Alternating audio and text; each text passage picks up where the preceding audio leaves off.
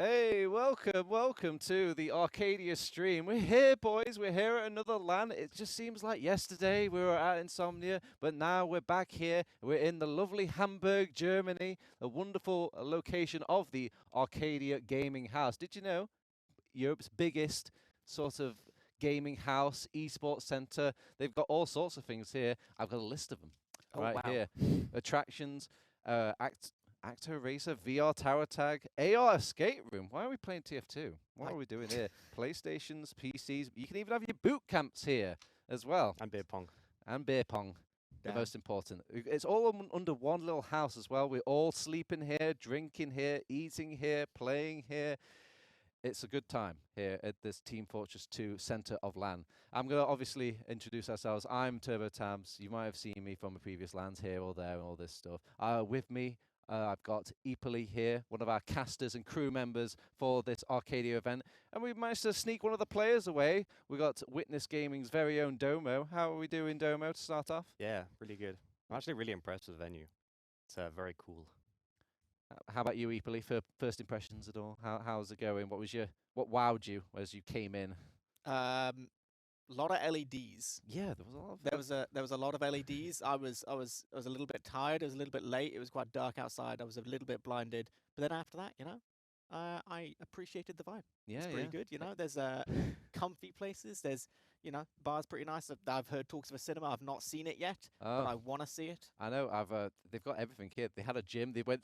Stinson saw me. He's like, Turbo, come over here. There's a gym, and I'm like, I don't care, but Actually, I'm not really bothered, mate. But it's all right. They've got everything to kind of cater all to the gamers' needs here as we go into our nice little sort of tournament format that we're going to be playing throughout this. It's no strangers between us or any of the players, yourself, Domo, where it's this sort of round robin experience. Then we'll go into a playoff bracket and all this. Yeah, the fight is always nice to get warmed up.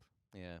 So it's almost like your forced scrims and all that. But before we get into the forced scrims, let's go into the four sections of talking about our little things. If you want to keep up with all the bits over at Arcadia, we've also got that you can follow them on their Twitch channel, Twitter, Instagram, homepage. If you just search Arcadia, you should be able to find them. Keep up with what's going on. And also you get to have like a little peek into the LAN experience. Because, I mean, Epoli, tell the people out there, they're missing out. It is actually, I've never been a LAN like it. Have you?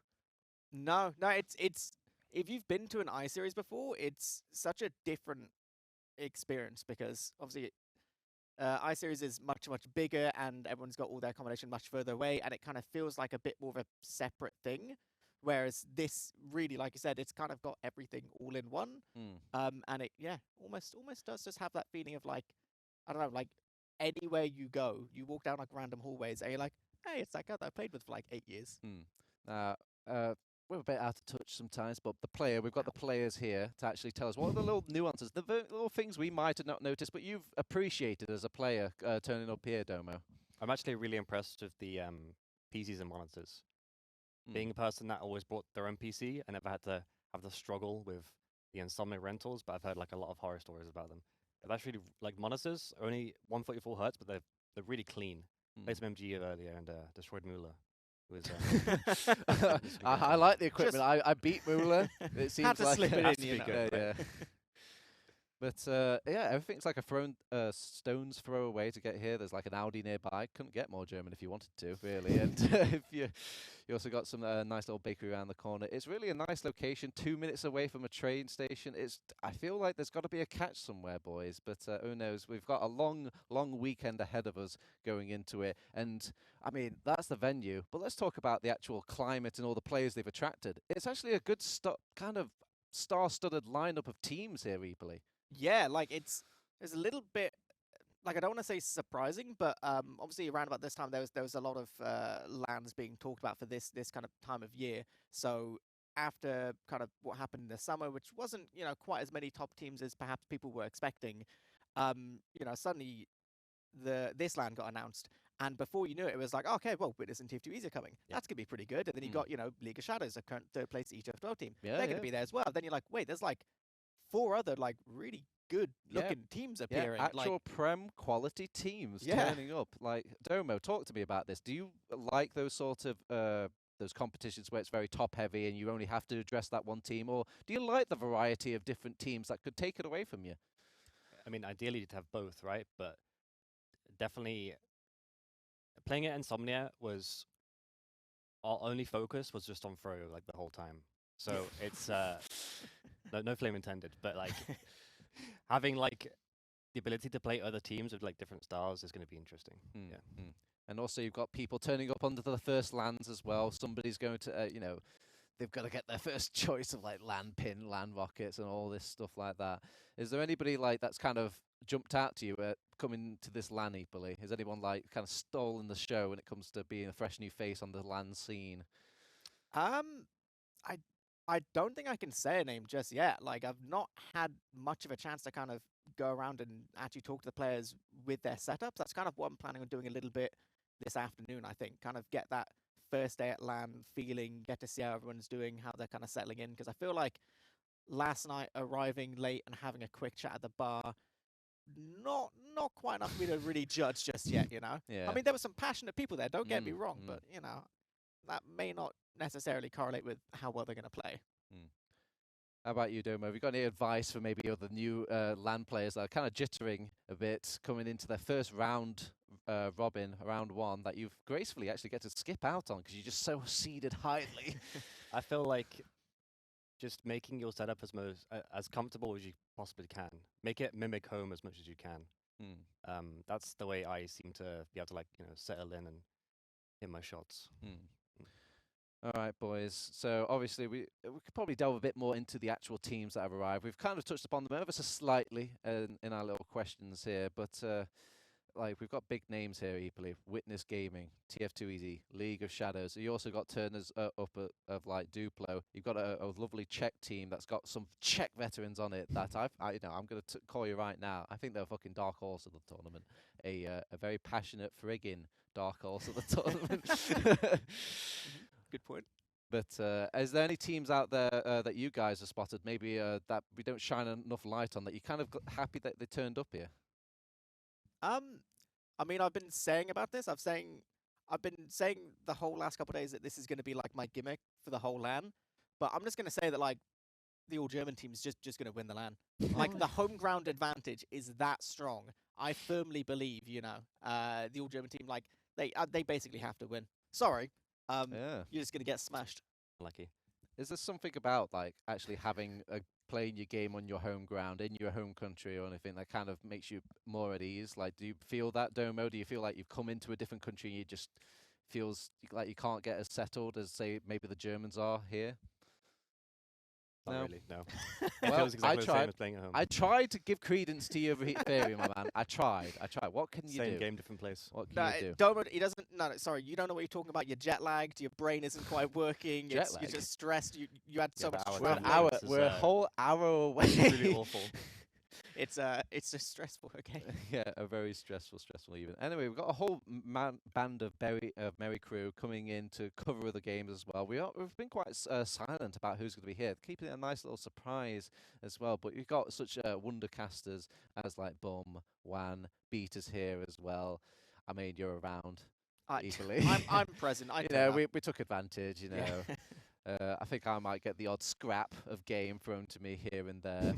And all this, and also we've got our own dedicated observer team. We've got Phoenix Red here, and you know it's going to be a good event when Phoenix Red are powering the whole thing. There they are, and there they go. But it's going to be good. What is you expecting coming into the group stages? Do you think any of these teams are going to branch away with it, or starting off? Any sort of wild predictions you want to get out here, apart from the German prediction you have? Apart from that, you know, Anything we can kind of expect here as we start the tournament? I think like as much as I don't want to give you too much credit, I think you're 100% right when it comes to the Czech team. And the biggest thing that I thought was really interesting talking to Ediski a few days ago, he was basically saying that SNH, one of their scouts, who is, I mean, apparently like they were just a completely unknown player to Ediski when he joined the team. He was just like, I've never heard of this person. And then I don't really know much about them. I don't know about you guys, but like apparently they've just been slaying in like every single scrim, like this kind of relatively unknown scout who in all of their games, like where they've been beating Div 1 teams, just slamming like 35 for 8 every game. and Ediski's just like, I don't know necessarily where those players come from, but Yeah. they're insane. So I really want to see specifically how they do in these group stages. You know. Domo, talk to me about like the mindset of a player that's going into like these stages. Is it really like no pressure at all, or is there actually some credence to getting these games like under your belt? I mean, obviously you want to win, but just using them as essentially a warm up for the later stages, I think is the best way to approach it. Yeah, don't have too much emotional investment, I should say. Is there anything kind of worrying when it comes to like say you're a top seeded team, you end up losing that, like Duplo just come out and like, oh my god, lack of sleep seems to be the powering effect of TF2. Is it easy to shake off those from a group stage, or does it bog people down still? Maybe some people, but not us. Oh right, okay. We would definitely Professional. take it on the chin, but also fix your mistakes quickly. Yeah. Fair play. And I think we're just going to start off with, is it just best of ones or is it best of twos? Yeah, best of ones going into the group stage. So we're going to be firing them out rather quickly. Yeah. I think there's about 4 or 5 rounds of our... No? 6. Squinting 6. See, this is why we have a player. 7 teams, 6 rounds. There we go. That makes a lot more sense. I like that you're organised, you know? We got no idea what's going on, but you're like, I'm pretty sure that's how many I'm playing. It's because I get all these questions from Muller. So hey, Dolma, how many rounds are we playing today? I have to know this stuff. Yeah, our first map coming up, first round, I should say, will be covering Duplo versus the is it Fugazi? I can't pronounce the name. No. I attempted it. You wanted to just call them the Czech team, but I was brave and I tried it. I feel like I did all right. You did. You gave it a go. Yeah. There was no prep work done before the stream but or anything. Anyway, it's gonna it's gonna open straight away with the Czech team onto the Swedish team. Yep. I am going to let you guys know, before we get into the game itself, we should break down these two teams, who are on these squads and what's going on here. Now, sadly, I haven't got the team rosters right in front of me. Well, probably the casters will get a bit more familiar into this, but you guys know of these teams. You've played with them. You've seen their sort of gameplay. Is there any sort of predictions you can make out of what the gameplay is going to look like, Eepoli? Like, do you really think the Czechs are going to run away with this like we expected, or is it actually going to be a close bout between these two? Like I've not watched, I've not sneaked any peeks onto like their scrims recently, but like purely based on what you'd expect, like you'd expect the Swedish team to be slightly more team focused because like they've played together for ages, comparatively, whereas Czech teams, they've got some. Well, they've got like a bit of a star-studded roster, but yeah, they are older players coming back, and then a couple of new people as well. So I feel like it might be potentially a little bit of that classic kind of star power versus team coordination type thing. Like I said, SNH on the side of the Czech team, and then Boulder on the side of the Swedish team. Because Boulder's just like... That guy's crazy. Yeah, always just been like a nutty scout. Like, I was saying yesterday that Boulder finding success in this Swedish team makes me so happy, because I was getting pounded by Boulder in mid, then I got pounded by Boulder in Div 2, then I got pounded by Boulder in Div 1. And just the fact that, just continuing to slay, I'm like, okay, it's not just me. Yeah, she's just a really good player. Your arch nemesis, and he just like, that's it, I'll just stop playing. And the man who's like, we've got him here tonight, he's going to pound you on the sofa. Literally. Oh my God. Anyway. I just think there's one factor which I think Duplo can exploit, and that's they have to shut down Lucas. If Lucas has a good game, Are you just saying because Lucas was your past boy? Lucas is crazy good. I think he has the best DM here of any demo. I think. Yeah. It's they've both got their own like sort of issues coming into the LAN. Obviously, Duplo, I'm not sure if you've heard on the grapevine, they came in this morning on a night train, so they've had no real time to sleep. So they've got that sort of caveat issue. But you've also got the Czech team where it's not like the team. It's kind of a mixed team. You got a mixed bag of people coming in, all this stuff like that. Who do you think has the hairier issues to going into this bout to fight with? Is it about just the lack of sleep, or yeah, just 100%. Yes. You don't even want to hear what problems the Czech have. The thing is, I've been to too many LANs to to ever underestimate how important it is to actually sleep. I'm sorry, guys. Just sleep is important. All right, boys. Well, we'll put you in no more suspense. We'll throw it over to our casters and we'll have a look at our first round game. It will be Duplo versus Fugazi. Czech team. Yeah, you tend to see people do it between mid and second. Obviously, backcapping last, rarely ever happens nowadays. People don't really fall for that, at least on Snake Water.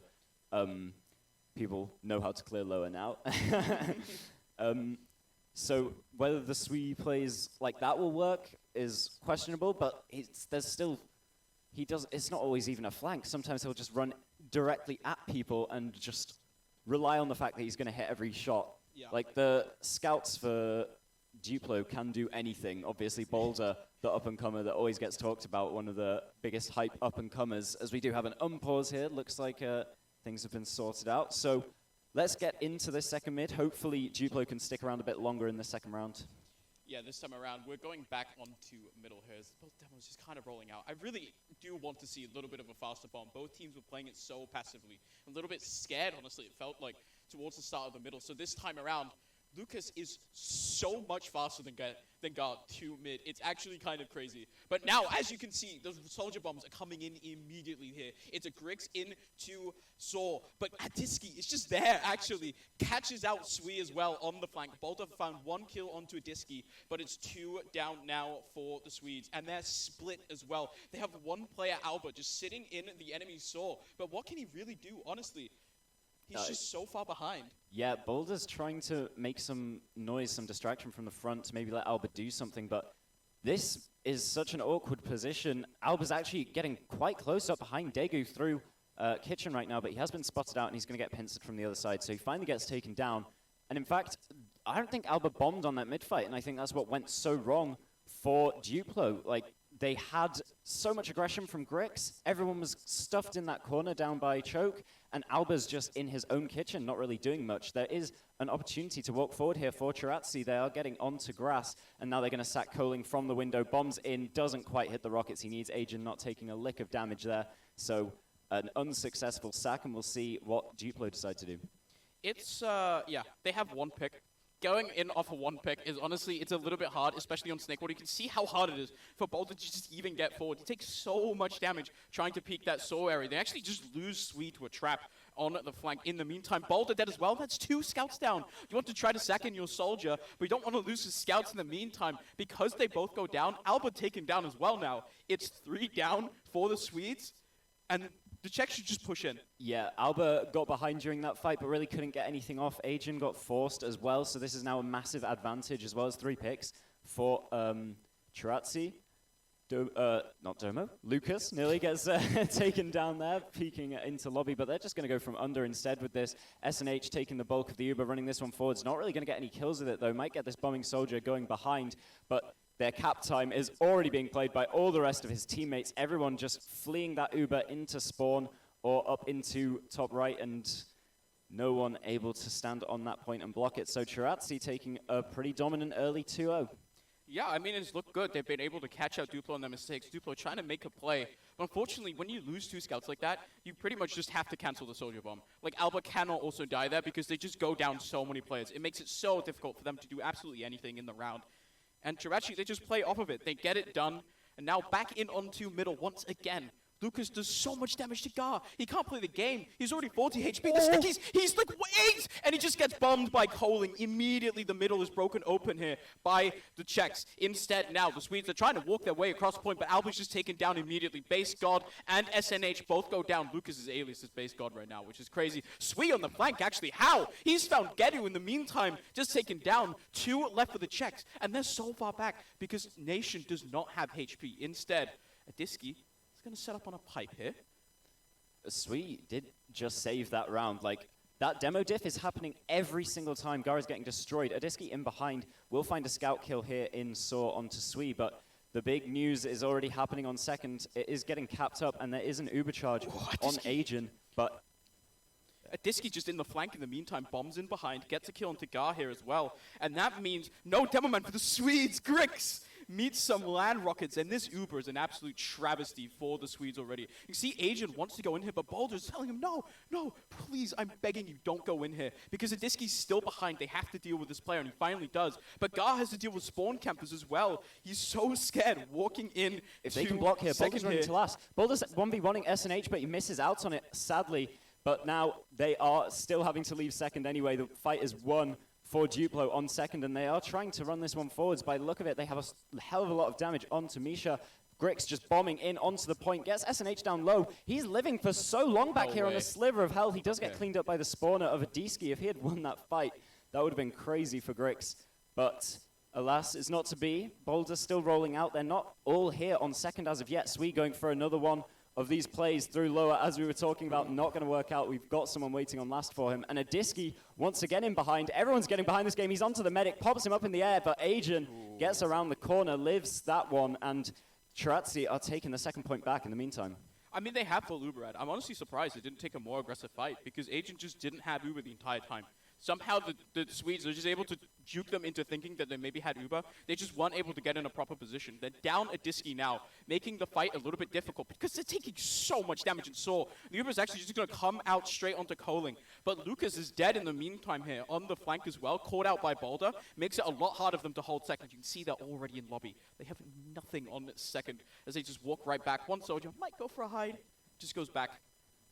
As now, the Swedes, they have a pick advantage. No Lucas, which means they're getting aggressive towards this right side. A soldier's bombing in, takes decent amount of damage, but Adiski doing a nice job. Look at Deku! He's up on the roof! No one's shooting him! And he's just somehow, no, finally he falls down. Okay, now it's no medic. It's 3 down here for the checks. As the bomb comes forwards out of the soldiers here, so much damage done by Alba. The sentry gun's at level 1, and it's not shooting a point. And there we go, Duplo are on the board. Yeah, so much for that 5-0 Adiski.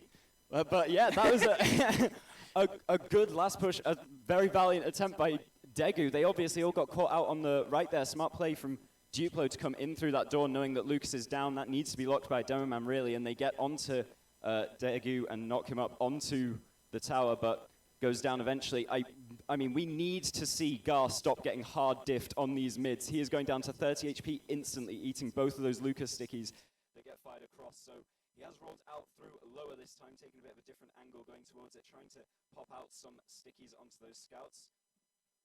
It's an interesting mid, right? They're playing it a bit slower once again right now. You can see the soldiers kind of sitting on high ground. No one really wants to bomb in. Alba has found his way into enemy kitchen here, as he's just going to slowly set up this bomb. He still hasn't been spotted. He just gets a bomb right in onto Degu, and it's a dead Degu indeed. Coling taken down as well here by Grix in the meantime. Now, the checks, they have to go forwards because they don't have time anymore. The heals of the Swedes will eventually just outlast them. They don't have HP, and the Swedes, they can back off for now. Duplo are stuck in their own Saw, but it doesn't matter because they found Lucas and they found SNH. Nation taken down as well, which means that with only 2 kills taken down, such a slow mid-fight, but it was set up so nice by Alba. Yeah, I mean, they get that one play, and then they just make it slow. That's exactly what you have to do. They play the blob perfectly, get Agent way back out into choke everyone in front of him. The feeders come one by one from Chirazzi, trying to get onto that medic, obviously, as they have to, and Duplo just play it well. They keep their med alive, they keep this advantage up. The sentry and sniper already going up on the last point, and the time is ticking down on that Uber ad, so we should be seeing Gar going with this any second now. Yeah, the Uber should be coming into lower right now as Gar. There we go, flashed Uber forwards. They're going to have to take down this medic immediately. So much damage onto Degu, and he's shot down mid-air. Now, the counter Uber, they find a sentry gun as well as the soldiers. They're forced all the way back. The checks are playing in a corner right now, but they're taking the high ground from Alba. He's just going to get taken down by the spam of Lucas. Now, no medic still up for them. The Swedes, they want to play this a little bit slowly, but it's actually just Grix who bombs in. Degu's now back up, and he's not getting piped down. Instead, the point play is here. There's so much cap time. It's a medic standing on it. He has the head, and he's not getting taken down. Gar, the only one on height, and he gets cleaned up here by Chirazzi. Such a messy fight. And in the end, even though they lose their medic, they manage to hold on. Yeah, they just play it way too slow there from Duplo. They get that medic pick early. You kind of need to take the fight before the medic respawns. You have the health advantage. You want to at least be getting those players down low, forcing them to go into the resup, and then you can start playing the point.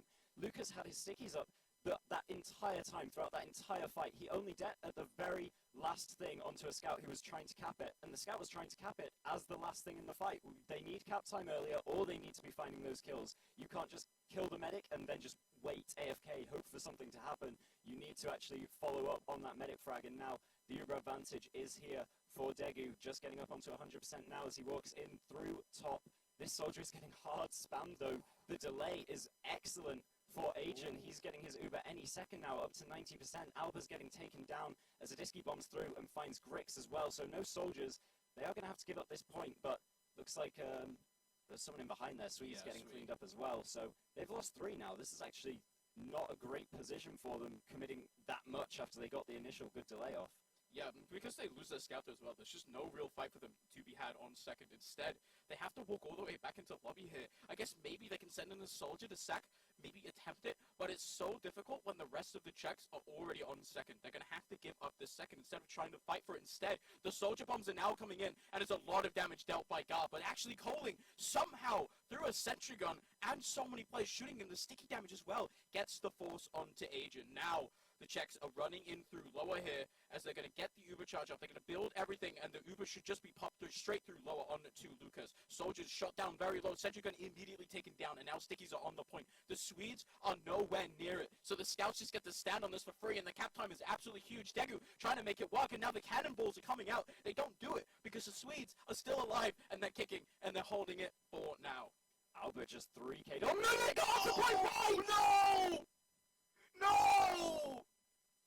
Calling just bombs through from bucket side, goes over everyone's head, lands on the point, steals that round literally from under their noses. There's 5 players right next to that point, and Calling just embarrasses them. Herpy is not here, but he is here in spirit. His spirit lives on in the Swedish team.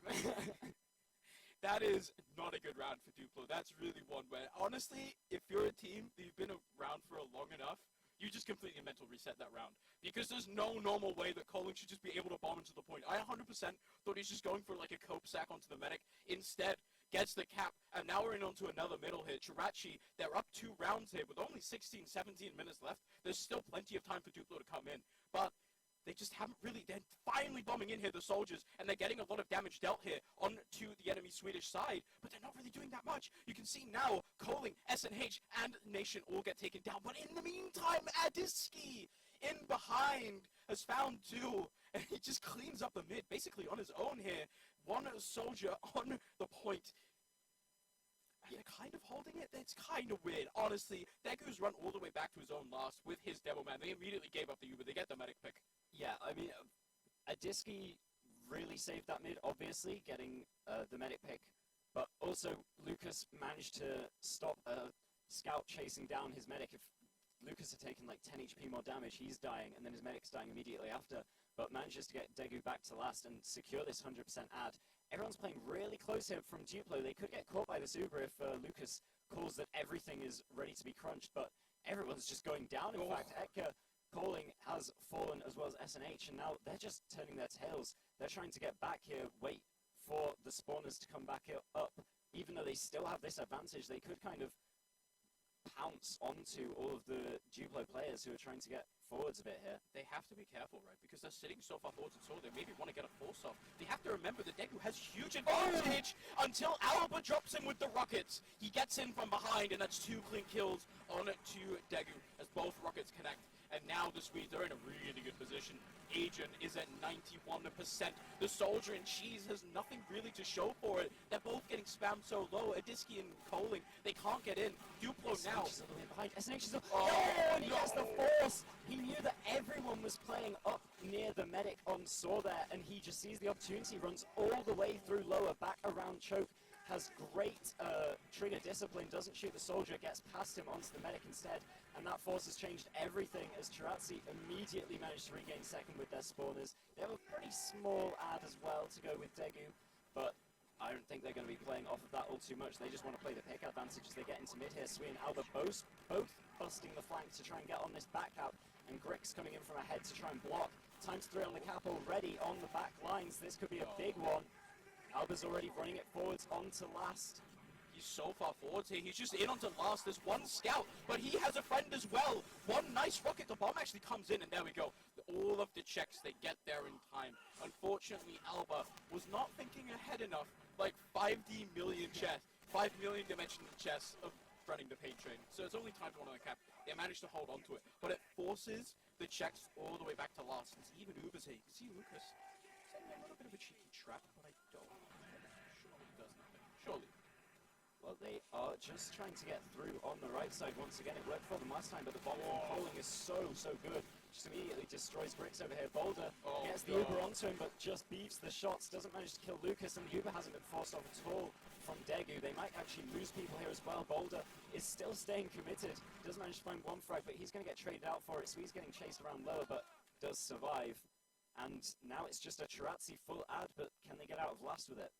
Popping Uber into Snake Water second is so difficult. I think it's Marxus who says, the moment that you pop an Uber in lobby, pushing out of Snake, you lose the fight. Pretty much every single time. You need to get through these tiny little choke points before you pop your Uber. You can see Lucas, he's sitting around 100 HP trying to get in. Soldier bombs forwards trying to make space here. You can see Colin just going to dance around here. Adiski trying to make something happen, but the force comes out. And this fight is not what you want from the Czech side. You've lost Adiski. You've lost your pocket as well. The Uber comes out, does basically nothing. They get one kill into Alba, and Agent now 80% does not have it quite yet, though crucially a bomb could change everything once again. But the soldiers are getting shut down this time around as Boulder and Gar combined to find a kill onto Coling. Heavy now on point, but he has to face invincible players that do not die, and Boulder with the 3K takes the round for Duplo. Yeah, good play. As soon as they get that Uber advantage, they know what they're doing. They take left side all but for free.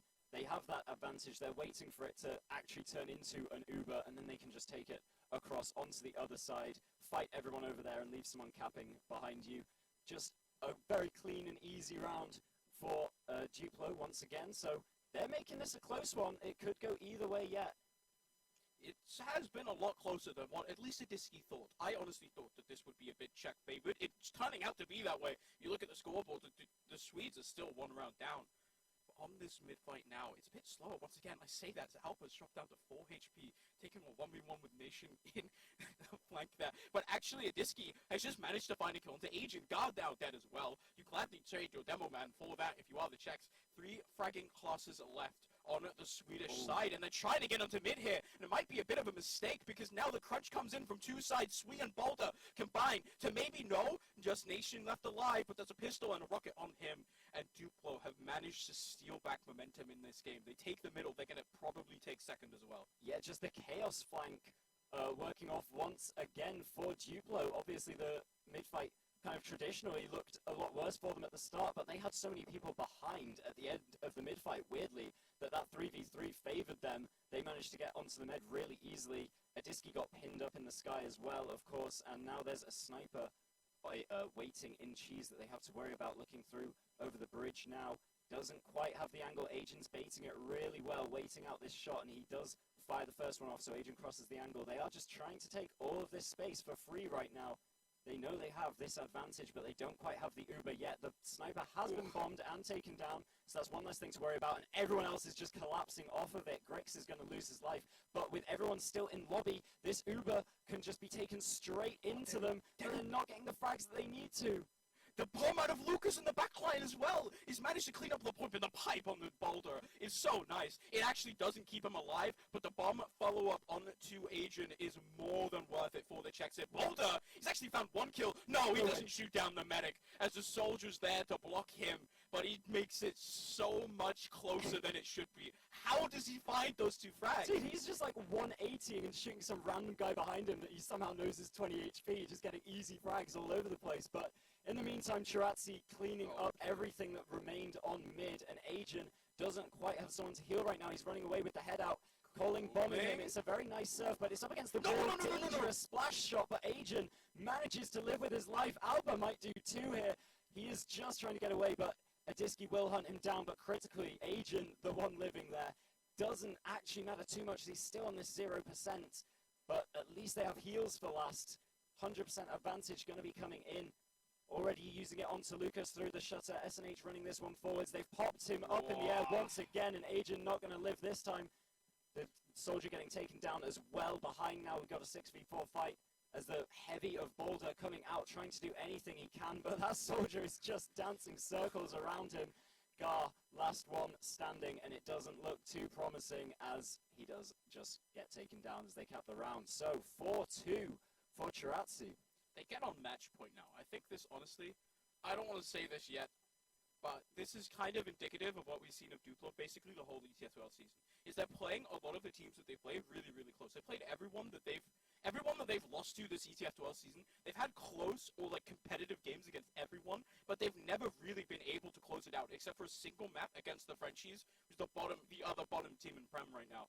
So honestly, going into this, we're seeing signs of life from Duplo, and this is kind of the problem with this team, is we keep seeing signs of life for them. They're going to have to show us some more here, because there's still 8 minutes to play for. The bombs are coming in. It's a decent start. We go into Lucas. Everyone in the Czech team is stuck in a corner. The bomb in onto Nation does not get Agent. Instead, now, it's Nation, Adiski, both dead. SNH, crucially, is with Degu, and they're back onto a last hit. Even Uber's, honestly, but Boulder, he just wants to walk forwards.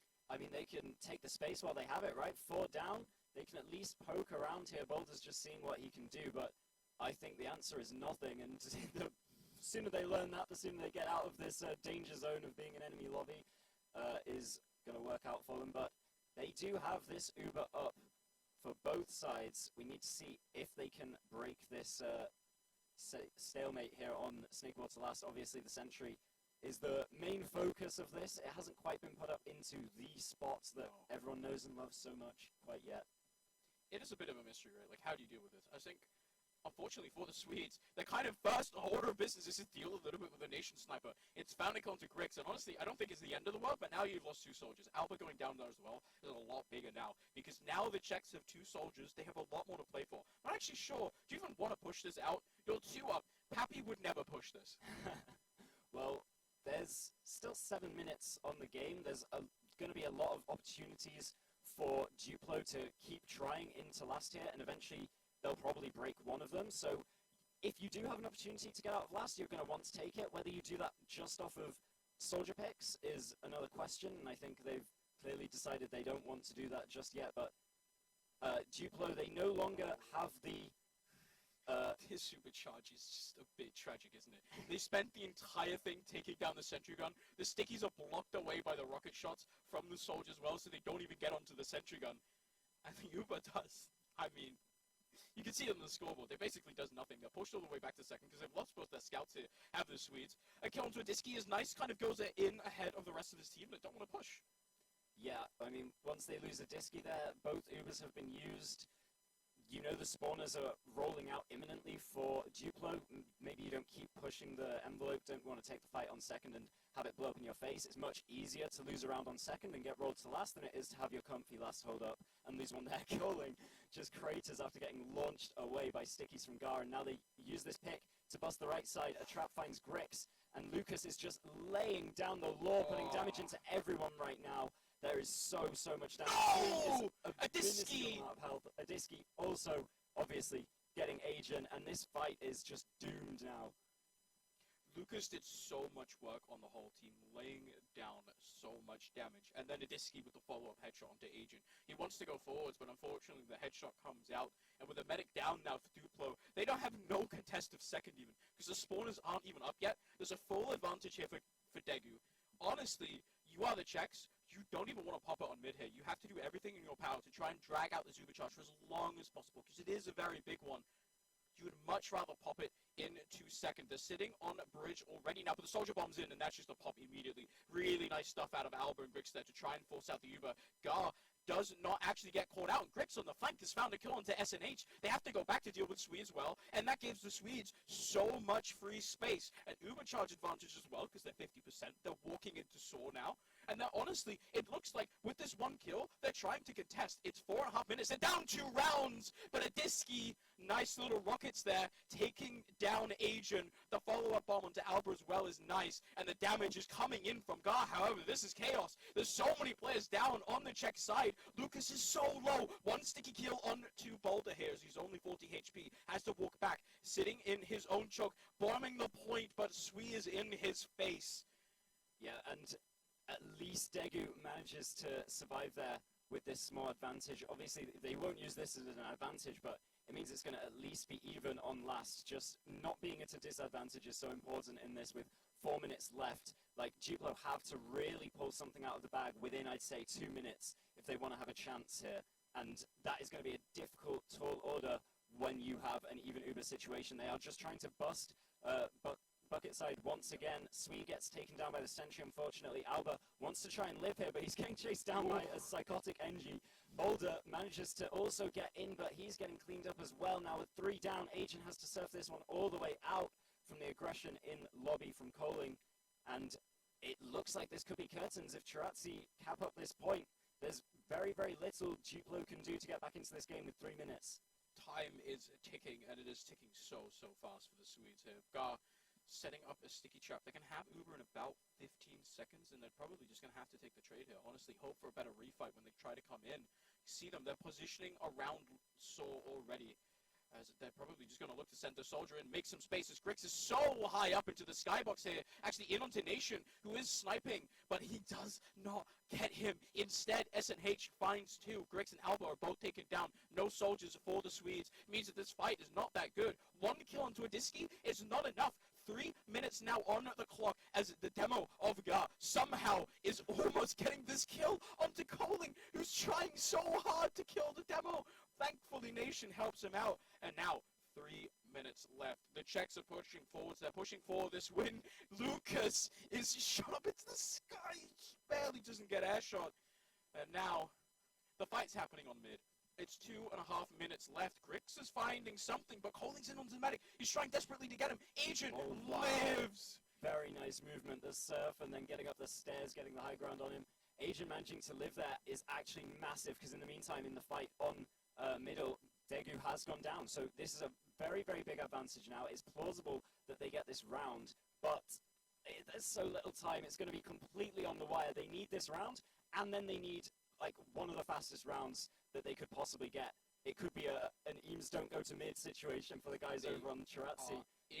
On to last already. The Uber still has not been popped. They're taking so much space because they don't have an Uber. They're pushing so quickly. They have an advantage, but they have an advantage that they only get to use in a little bit. But Gar's pipes do a lot of work. Instead, though, he's shut down. The Uber now finally comes out, but before it even comes out, Alba's already dead. Now, Adiski taken down. The cap point is huge. So much cap time already. The cleanup is coming out from the scouts. They're going to take the round, but now there is no time to breathe for Duplo. They have to go now. Yeah, it's possible, but the round's going to be at like 1:30 when it starts. They're only going to get to mid with like 1:15 on the clock. This is going to be a close one. Like, Duplo needs to instantly cause some aggression, and they need to wipe Chirazzi realistically. They have one goal, and it is the whole enemy team, actually, probably. It is pretty much the only solution, right? You have to wipe them to the point where you can just roll it directly into last. Because there's 1 minute and 12 now on the clock. The time is ticking for them, trying Duplo, forcing it to a golden cap against the Czechs, and the bombs come in already. 1 kill onto Coling. Onto Nation is a good start, but there we go. Grix and Boulder both get taken down. Now SNH is down. Agent has to stay alive against the Disky, and he's somehow alive. He's cleaned up, and now the Czechs, they still have their medic alive, but he is alone. He is not healing because Lucas stayed in lobby. Insaw tried to get the kill onto Agent. Now, it's a crit streak as well. They're 100% all eyes on this demo man of Gar trying to get in. They're capping the points. 30 seconds bump freeze. 30 seconds and a dream. Gar needs to make this first crit sticky work. The 80% Uber is about to come up any second now for Daegu. It needs to be popped off immediately. Here it comes. He does get one onto. No, Agent is dead! Agent got taken down by Disky on the flank. He's holding just in drop down, and the cleanup is coming out for the Czechs. 15 seconds, and Grix is shot up into the sky one time. He does not get air shot once again, but that is a wipe, and Chirazzi win. But that 5-0 roll that Adiski was talking about, nowhere close. The Swedes, they make it look hard. I mean, that makes this whole thing a lot more exciting. Like, this tournament is pretty much wide open below the bottom 2, I'd say now. I mean, with League of Shadows obviously having to play with a Merc, that kind of nerfs their level a bit. You kind of expect those 3, like the Witness, TF2 Easy, League of Shadows combo to be top 3. Yeah. Everything below that, I thought all of those teams could take maps off each other, and this just proves that this is going to be such a close group stage. All of these low-ranked teams are absolutely neck and neck. They really are. And we've seen it here right now. We're going to see it again throughout the day. On our next map, probably won't be as close. We're going to talk about that a little bit later on, though. I just want to point out, we don't looks quite yet. But my prediction is that Lucas is damaged. Yes. I mean, those first 3 mids were pretty much being like solo won by Lucas. He was just destroying Gar, doing everything he could. The soldiers were making plays all over the place on mid as well. There was so many mids that were won for one of the teams, and a soldier just manages to salvage it by some kind of flank or bomb, getting into the medic at the end. And of course, there were some Sui moments from Sui. Yeah, it was good stuff. Signs of life for the Swedes. I think we have to add the copium factor of like, yeah, they're tired. They were traveling on an overnight train. They didn't get any sleep. They're going to be better. They need to hold. And that's a 3-3 if the Swedes stand on the point and don't let Cole and It's true. jump over their heads. Yeah. Puppy, I hope you're out there watching. I hope you're angry that I mentioned your name again in this context. Because I know he's upset about it. I mean, if you're going to become a meme, you might as well get your name in the TF2 history books in some way, even if it is not exactly positive. I think we have to fill time, Mom. I'm pretty sure that's our objective now. So let's talk a little bit about the implications for this group now. We are happily throwing into a decimal moment. We don't have to talk at all. So we're going to ask very politely for our beautiful analyst desk to cover this game, hopefully a little bit calmer than we are. Every day, you don't see a team just kind of turning up, 2 hours of sleep, if that. Not even that. I don't think they even got any sleep. I think it was just, and it was that close, really. And to say how Czechs were quite convincing at the start, equally, I don't know. What did they get a second wind? What was changing and morphing in this game as it was unfolding for Duplo?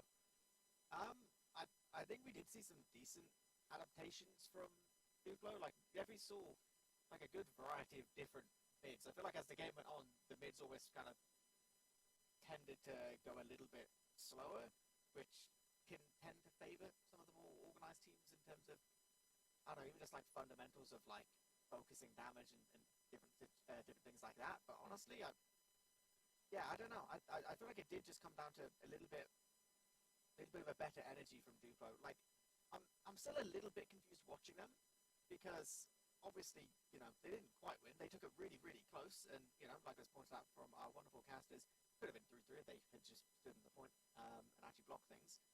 But it is a little bit odd because we've just seen some really, really awesome stuff from Duplo, but we've kind of seen some pretty big disasters as well. Like, it feels like from their scouts, it was a little bit feast or famine where, like, they either hit every single shot or they beat some really, really important ones. And obviously, you're not going to hit every single shot. But at the same time, I feel like we're not actually seeing the Swedes' full potential. Yeah, they're a very unique TF2 team in the sense that they have some incredible highs, some incredible like high ceiling plays that really knocked my socks off. Times that maybe before I was like, damn, I'm a Duplo fan and all this stuff. But then there's 20 minutes left in the game, and God, my mind cast back to that round where obviously they just got, can you even call it a back cap? It's just more like a front cap, capped right under your nose and all this. And those sting the most when you bring it to this close as well. They brought down to that last moment that realistically, if they had even just a bit more time as well, you know, they could have maybe pulled that off a bit smoother, a bit better. But I don't know. How can you iron out the kinks if you Duplo when it comes to these big things? Are they as easy to fix as they look on the surface, or is it just sort of their doom of their aspiration for their plays? To me, I think Duplo, based on that game, I think they will definitely improve as the day goes on, and they kind of settle into the rhythm of playing at LAN more. The biggest thing, obviously, you point out the kind of pretty embarrassing situations where they let Colin cap.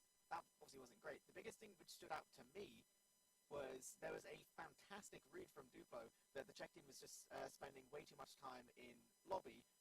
They had a huge Uber advantage. They basically took second completely for free, and then you had a sick Uber, which is basically able to be soloed on Boulder all the way through lower, catch them in lobby, and then they just kind of didn't hit their shots, right? Like, they managed to let Daegu get away with like 20 HP, which, you know, not to say Daegu played it particularly poorly, but he was in a position where he just really shouldn't have been and didn't do anything special to get away. It was just the shots weren't hit, and then, like, literally from that one slight misread, slight kind of mechanical misplay, they end up getting completely wiped. And it's just like, I don't I don't think that same situation will happen once they've settled into their groove. I think that might be a little bit kind of jitters and first game at LAN type stuff. Now, speaking on the other end, though, the Czechs, they were kind of hitting their shots. You had times where this huge dire situation would happen at, say, like a mid-fight or a connecting sort of change transition to mid, and then, like, you'd have one last man standing, a Disky, or you've got Lucas as well. It was kind of popping off, mostly on the mids, though, however. But, yeah, the sort of Hail Mary hero plays, you think, like, this is their candle, their play style of things. They should lean more on that sort of hero star power.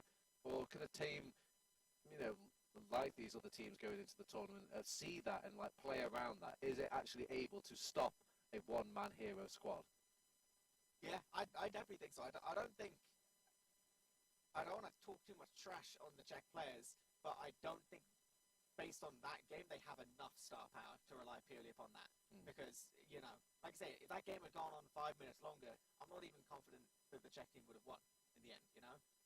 And I think, again, as the day goes on and teams settle into things a little bit more, it's going to be even more difficult for the Czechs to be able to rely on just that. So I definitely think both teams have something to look at walking away from this game. Granted, they've not got a lot of time because today's a busy day, but ultimately they're going to have time in the evening and they'll have time in the morning tomorrow to possibly look back at some of these things and even just discuss stuff now. So I think it should be treated as a bit of a learning experience, but yeah, I think that's ended up being a really interesting game to have as our first one. Yeah. So, okay, well, I guess our continued coverage of our round robin will continue here. We have to say goodbye to Duplo and the Czech team for now, as we will see them later on in the tournament, as we are going into our round 2. I think it's going to be Witness versus Big Bloke. So that should be exciting. Yours truly is going to be casting as well, but you're going to see them on the host segment as well, equally. So we'll see you guys really soon.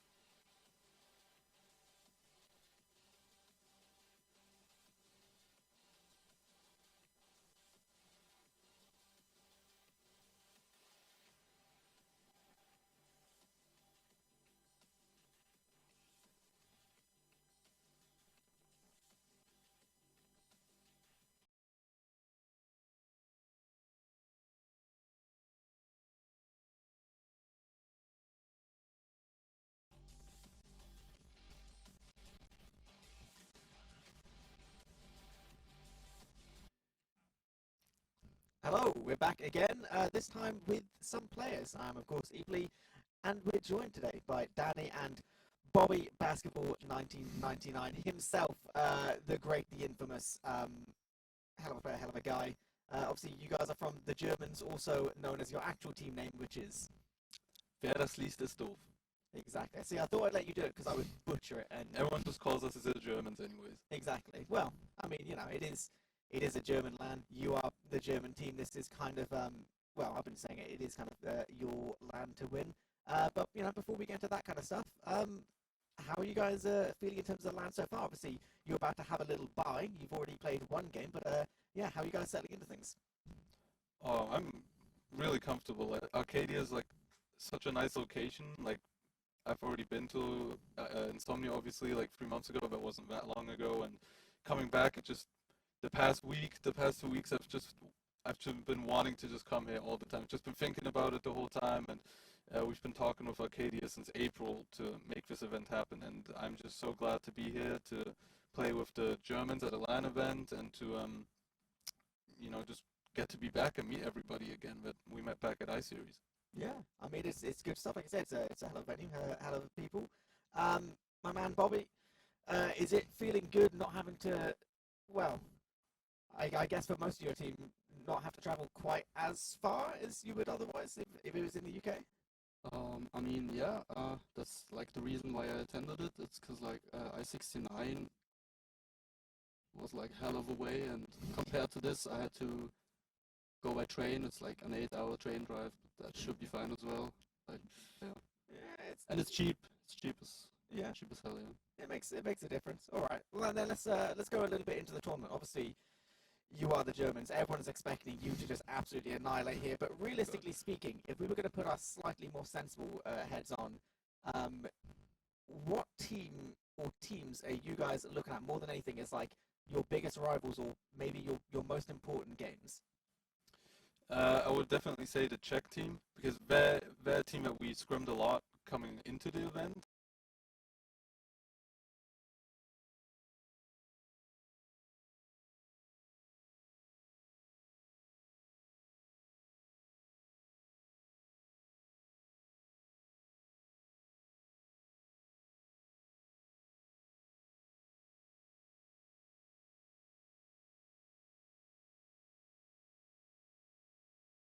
Way that we played online, and but we can all like convert to LAN and even step it up more with the 5 ping. Like we can beat all of these teams, and we can get like 4th seed, no problem.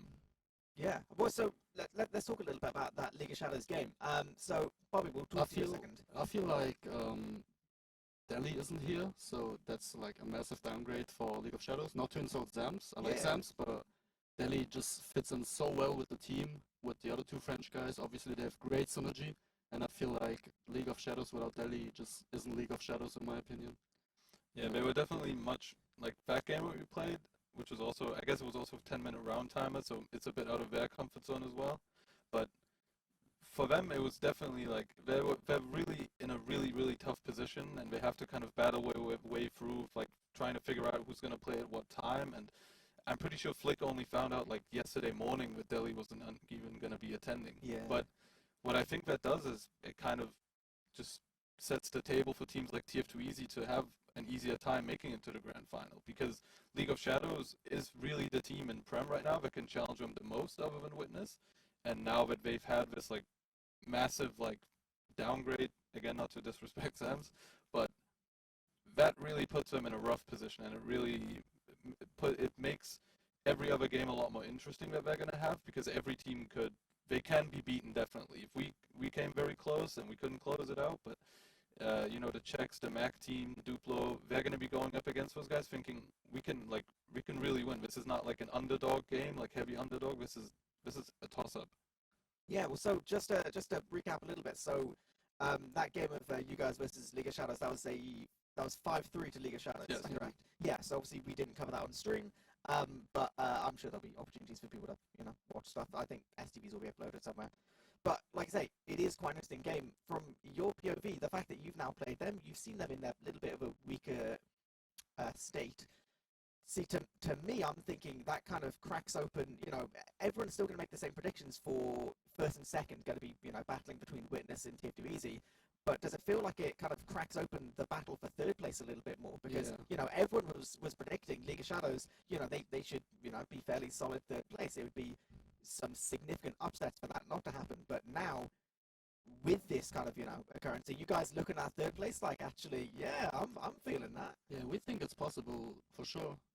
Not only us, we think it's possible that the other teams like Duplo could suddenly become third as well, because with League of Shadows being like they are now, it just like creates the opportunity for everyone to become third. You can tell like the synergy within that combo. Like obviously losing a demo is a big deal, but you can tell just how much of a difference it makes, like having Delhi as opposed to not having him, and Swatch. Like Sams is not an incompetent player. He's played at a very high level, but you can just tell by like the synergy that they have, and Flick not having Delhi around and knowing exactly what he's gonna do.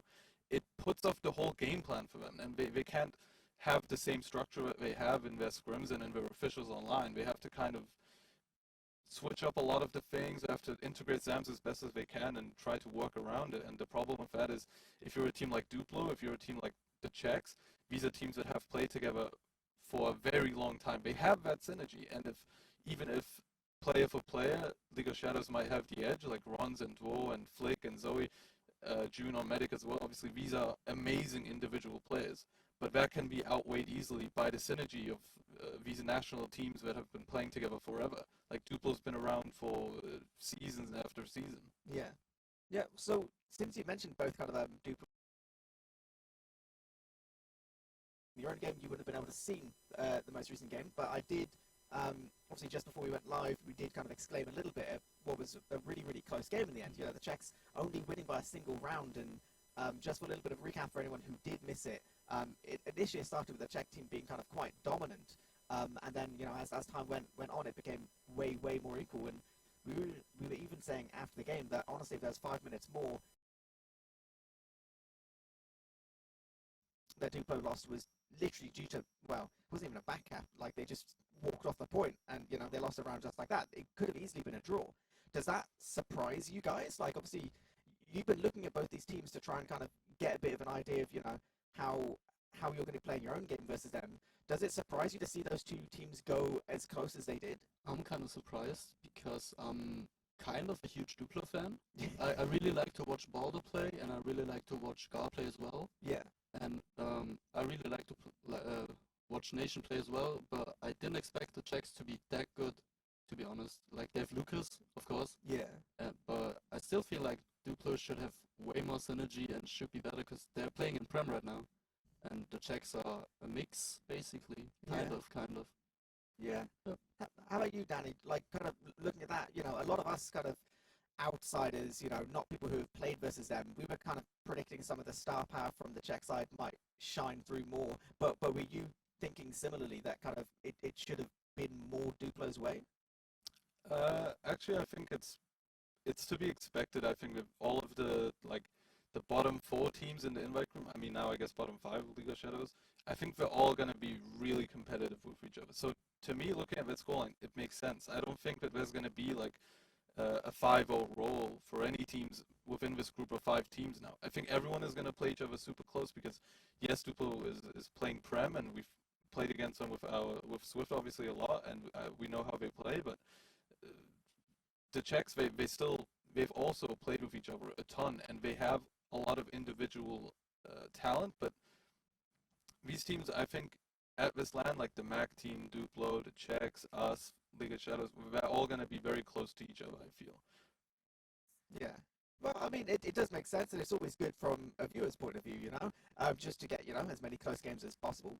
I feel like everything today in the group stages, because it's best of ones, it throws things up a little bit more in terms of, you know, obviously consistency always shines through in best of threes, whereas in a single map, weird stuff can kind of happen. And ultimately, today being group stage round robin, everything's just for seeding. From the point of view of you guys in terms of your team, how are you looking at these group stages today? Are you kind of thinking, yes, let's win as much as we can, or are you just kind of treating it more as like, you know, we don't care about seeding, we're just kind of trying to get some experience versus the other teams, or what's your vibe? Well, I want to win as much as we can because this LAN for us, it's obviously in Germany, so there's a lot of people watching us. They're sitting right behind us, and obviously we want to keep the vibes up. We want to make sure that people have something to cheer for, that we can win, and we can show them that, you know, even though a lot of us, like a lot of the guys on the German team, they've been rather inactive in the past couple of seasons, but they can still hang with like these teams that have been playing together for season after season. It feels amazing to win a round. Like when we were winning a couple rounds against League of Shadows, the people behind us were going crazy, and obviously you don't want to get 5-0'd with all these people watching, cheering for you, and then after the game they're telling like, oh, if you would have hit that shot, or if you could have won this push or something, you know, you just wanted to be like, oh, you guys, we're proud of you, you guys did great, and obviously you want to win for the people that are all watching. Fair play. Yeah, last little thoughts from you, Bobby. Kind of how are you looking at today? Are you kind of thinking the same kind of thing, or are you more kind of thinking big picture, it's all about tomorrow? I feel like I'm here to win too, also in the group stages. Because, like, I feel if we get our stuff together, we could easily become third place, and I want to prove that today already. Yeah. Well, absolutely makes sense. Like I said, it is the German LAN. You are the German team. You know, you're gonna have this in the bag anyway. But yeah, so I believe it won't be too long before we're going to be moving towards our next game. We're just, you know, dealing with the fun little technical parts of LAN servers and PCs and all this kind of stuff. I think there was some slight issues in terms of round times and this and that, but you know, it is what it is. I think that should be all sorted. So apologies for the delays, our wonderful viewers, but you know, we'll be sorting things out. So we're going to wrap things up in terms of this little interview section. Thank you so much to Danny and Bobby for coming on and having a little chat with us. Pleasure. And I'm sure we'll see you guys at another time anyway. I will give us just a couple more seconds to make sure we're all good to pass over, and then we'll have a wonderful little time.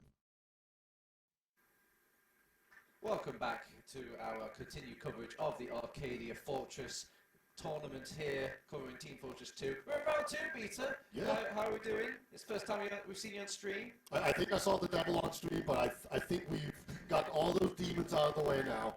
I hope it sounds better. So, yeah, we had a quick restart. Sorry about that, but it wouldn't be a LAN without some hiccups. So I'm all ready. And we've got a pretty interesting match, just in fact, we have one of the favorites. We get to see if they're actually on form, and then we get to see what Mac and his crew can do. Yeah. First. It is one of those games, sadly, like, as you divvy up all the games, all the rounds, all the round robins, some of them are looking a bit one-sided, but every now and then we like to almost throw kind of meat to the lion to see how they kind of shaping up. So it's no secret here over on the stream that Witness Gaming, they're the big baddie boss, they're the ones that have got the highest seed and done well historically out of all the teams here.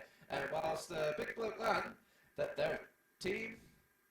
I mean, they've been, like, that group of players have played together quite a lot in the past. It's just, it has been like a season or two, and a lot of them are playing in Div 1 at the moment, and some of them are like semi-retired. Like Mac will just limp into LAN halls at this point. Like, you never know if he's playing. You've got some talent on that roster. Let me go through the quick rosters with you, Beta. You shout out if you've got any sort of hearted praise to say about these players. Sure. So I think the first thing I'll shout out is Hugo is on this Big Bloke LAN team. And Hugo is a really underrated soldier. Well, I don't know if he's underrated. He's just really good, and I think most people understand. Yeah, and something, and I think the stats about Hugo was like he gets a lot done with very little heal, from what I could understand. He's not a heel hog. So the man will get things accomplished as well. Also on this big boat lineup, we've also got Piggles playing that medic class. We've got Geordie playing Roma, Bloke or Leth will be playing Scout alongside App. And we've also got Mac, of course, on Demo Man. So, really, who stands out to you apart from, you know, the... Like Hugo and Mac are probably the big ones that I am expecting a lot out of, but there's no bad players on this team at all. We're live. So, we're live. No dilly-dallying. On Witness Game, we have Thomas, we have Ixie on Scout. Silentus is going to be the big carry soldier. Poppy is going to be playing Pocket Soldier. Domo's on Demo Man. And Mula is the unkillable medic himself.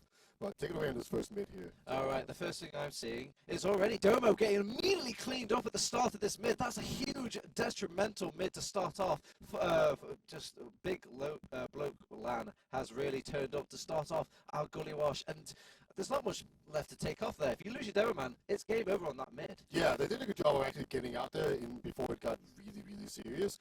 So Mula is alive. They can hold. Zach just sold it really far forward.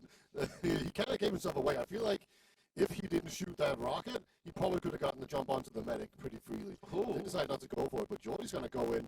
He's a lot, sort of jumping back and forth. Is this a crit streak? No, right? Oh, well... oh, it's just my screen glitching. My bad. It's interesting. Like, you could see how... crits. You could see, like, almost the disrespectful play of this game and going out. They wouldn't go that aggro, I think, for your average team there, but they feel like they can get away with these sort of little plays. And, I mean, Hakiago results, Tomas did steal a kill away and managed to weasel his way out. So what started off as a strong start for Big Bloke LAN has slipped between the fingers, Peter. Yeah, that was a crit streak. It didn't glitch out. They just did 0 damage with it. So that's why that went the way it did. Now in this game, they're going to be pushing forward. They are absolutely just... They have this huge Uber. Oh my god, they almost ran into the stickies from like the wrong side. Oh, Hugo trying to catch them kind of shy with this Crits Creek. They do pop off the Uber immediately, the hard counter to the Crits Creek, and from here they can just play the domino effect. Sadly, there was no sentry gun or any sort of thing to kind of greet this Uber charge coming into last as well. So it really was their last bearing plan was on this Crits Creek surprise here, Beta, and it didn't work out. Yeah, like... I kind of like the idea of just putting Hugo out there. If you just dip around the corner with a crit streak and the medic doesn't respond in time, you can actually drop in and turn it all around. Yeah. And you kind of have to do something. If you want to be more safe, you just go for the pyro and whatnot. I can totally respect just going for the winning play and then just having it not work out. But that's just one round, one safety round here for our Witness Gaming Seed 1, as we've got a long gully wash ahead of us, as they will start off another mid, and this time we don't immediately lose Demo, so it's already going gravy. And okay, well, I said too early. You kicked that pretty well, my friend. Oh my! That was real good. So once again, Mula is gonna be running out of there, but they're definitely not. The chasing. He's well. caught out in the in this sort of no man's land. Another rocket onto him. A scout as well. They will clean up Mula. That's a long respawn time for that medic. That means he's just going to be out of sync with the rest of his squad when he comes back. And F will beat Ixie in the scout duel as well. It's gonna be a single soldier trying to stop mid, but 2 scouts. They're gonna win that every single time. And I was talking to Mac yesterday, and they said they were going to go all out. They were going to play all out TF2. They're just all in every time. I mean, they are looking quite all right now compared to Witness Gaming. This is your first place seed here, Beta, and they're getting a little bit demolished. But you can see that all in aggro kind of paying a bit against them now. Walking in dry against. Yeah, there's a scout behind as well. And he has been picked off left. Not going to be long for this world. With no demo man and 3 players down, you definitely have to get out of this choke. They are still holding it. They haven't won it at all. Oh no, they're just literally coming in. Just dropped. Yeah, it's not even. Oh god, this is literally the worst case scenario. I don't know why they were kind of posturing if they weren't hoping to use the Uber. Maybe they didn't even have the Uber ready by that point. But yeah, it's easy cleanup calls now for Witness Gaming. The only silver lining, Mula went down during all that confrontation. Yeah, that is a really good point. That's going to mean that it's going to be relatively safe on last for a moment. The bad part is they are on last, and that's not where you want to be against Witness Gaming. They have a way of just clamping down on you. But hey, we're seeing it there. They're pushing turbo tabs. They don't want to wait. They're getting out there. They're doing so much aggressive pushing right now, and the Soldiers, they're doing their best. Silentis is going to get that one last rocket in. That should just stop this push dead in its track. Soldiers still in deep, though, because as we mentioned, you know, they don't do things halfway here. My God, they really are throwing everything in the kitchen sink, but they're just batting it right back at them. They're very easy. Oh, Xalentes coming in from the back, getting that cap time, all sneaky-like, and yeah, it's a second round already there. It's kind of a speed run TF2, it looks like, back to normal. Yeah, pretty much. What we expected coming into this, Witness Gaming, they are looking so good. You know, you never know quite how teams perform in their first couple of games at a LAN. Sometimes things are just slightly off, but this Witness team, they've just been so solid every single time. If they can just get these mids sorted, they should be in great shape. Yeah, this is a really good sign to see if Witness Gaming can adapt on the fly, though, just showing a bit of loss. And they are showing much stronger case than this mid. Not only have they neutralized all of those sort of bombers early on before they can get those jobs off, they've got some good solid flanks, good defending around Mula as well to keep him alive. They can really snowball this like they've snowballed that mid. Yeah, Mula has survived every single mid, and that is a big really important point to take away from this. And this time around, they just really pack around and make sure that nobody can get even close to him. There was like a soldier that thought about jumping, and he was already like halfway down in health from scouts already. But there was just no mercy at all. So they're getting ready to push in here. We see the sentry gun going up. We see the pyro. It's pretty far back. They're ready. They're teasing at the door. They will probably go now. I think they're trying to not pop through. Wow, that's a rare feat going in, but they will eventually pop now. It is a last push after all. Popping off, using and taking out the sentry gun. The big next best issue is to deal with these stickies on point. Mac has got the place carpet bombs. They do deal with the heavy weapons guy coming out to spawn. The scouts are doing a lot of heavy lifting for Witness Gaming, but there's just too many pieces being thrown in from that last defense between the heavy, the sentry gun, and Mac's sticky bombs. Yeah, they really got stopped very heavily with their momentum. Very often when the domain is holding in water like that, you want to put pressure on him, and they did send a soldier down there, but he just got instant-dead, and no one else was able to get onto him in time while the stickies were not up. So now we see this push coming in, and we can already tell you that they're not going to be taking it slow. They actually get the first pick. This is really nice. Poppy has gone down. That's a lot of spam that you don't have to deal with. Mula has been pushed out. And these pushes are great. They do let up an Uber for it, but they can actually just keep on pushing if they really want to. They can lock down the spawn and be in a great position. I know, you could just call this a regular good Uber, even though the Uber did come out at the tail end there. They were probably hoping to get a bit more greedy with it, but, you know, you count your chickens where you can grab them, because it is Witness Gaming at the end of the day, they Yeah, are capping off the second. They will hold on to this point. Dedicated Uber, a bit of risky here from Witness Gaming if it doesn't work out, but they managed to find the picks on this second point, and Left is hanging about in that lower. Will go down to Ixie on that flank. Yeah, Ixie, he's been losing some 1v1s, he's been winning some 1v1s, it's kind of back and forth. This time around, he wins it out. Hugo's holding really far forward, doesn't want to let anyone through this choke for free. Now that he has a second soldier, I think maybe, no, now they retreat. That's actually pretty interesting. I thought surely when you get the second soldier there, that's when you just strongman it and keep it forward. I guess they're just waiting for Mac to come in there and really lock down the choke for sure.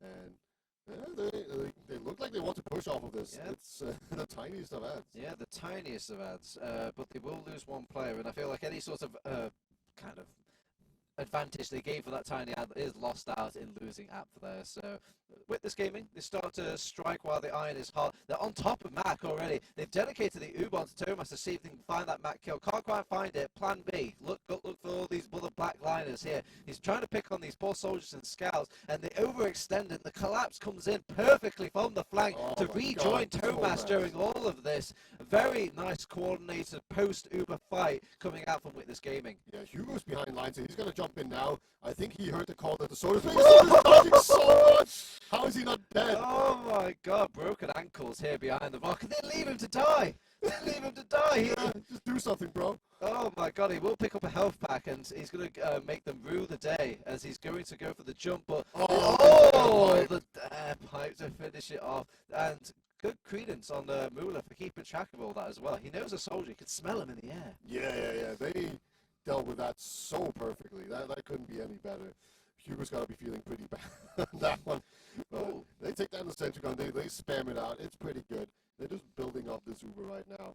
And Thomas is in, by the way. Everybody's in actually a little bit. Yeah, I mean, they're in respawn queue now, but they were in. I don't know what aspirations they had because they had Mula trying to build Uber during all of this, and they probably would have got a nice foothold control onto this. They lost Domo during all this. I want you to keep in mind, Mula's not healing. The Medigun is paused on the healing right now. yeah, he's even going to get taken down super late. It's the worst kind of death for a medic. So they're going to jump in, see if they can get the revenge. Not quite. And we are now back in a situation where Big Lane, they can make a really solid push out of this. They're only behind 2-0 right now, so they can definitely get back in this game if they get this push right. Yeah, they're playing very sheepishly, though. However, I think they've shown a lot of respect to the cunning nature of Witness Gaming. They find the two cunning players that usually pick off these players from the seams. They do have to expend an Uber, however, but Witness Gaming, we'll see this probably as a win rather than a loss. Yeah, they got a lot out of that. Ooh, oh my hello. god, dude, gets launched into the air so hard. Mac has gone down. That was, I don't know if that was a sticky or just another pipe or whatever that launched him. But he is so dead. Everyone's just flooding through this choke. And actually somehow, They're winning! Believe! They just got to believe. They just enter the blender and only red players go back. Solentis has gone down too. Ixie's the last one alive holding his last point. He's going to go for the Hail Mary double shot on the medic. Got the med. Push. That's one round on for Big Blow Clan. Yeah, just somehow get the Screaming Demo Man in through that choke. The Screaming Scotsman leads the way. Sometimes that's all the team needs. Airshot bait, you know, all of them That's looked true. up They in all the air looked, and they were like, ooh, YouTube. Yeah, this is going to be so cool. And then, Hugo just mulched everything. All right, well, Big Bloke Land, if you're an emotional team, you've got to be riding high right now. If you've got to make you believe in your abilities. But Witness Gaming, maybe the brains are going to start hitting into gear. That's a lot of damage to start off our mid coming out of Domo here. But Domo's been having a rough time in these mids, usually getting picked off straight away. They won't be the case, however, this time, as Domo's got a nice, strong foothold along the side of the rest of his supporting crew. Yeah, it's they have definitely solved these mids at this point. Another really nice push forward here.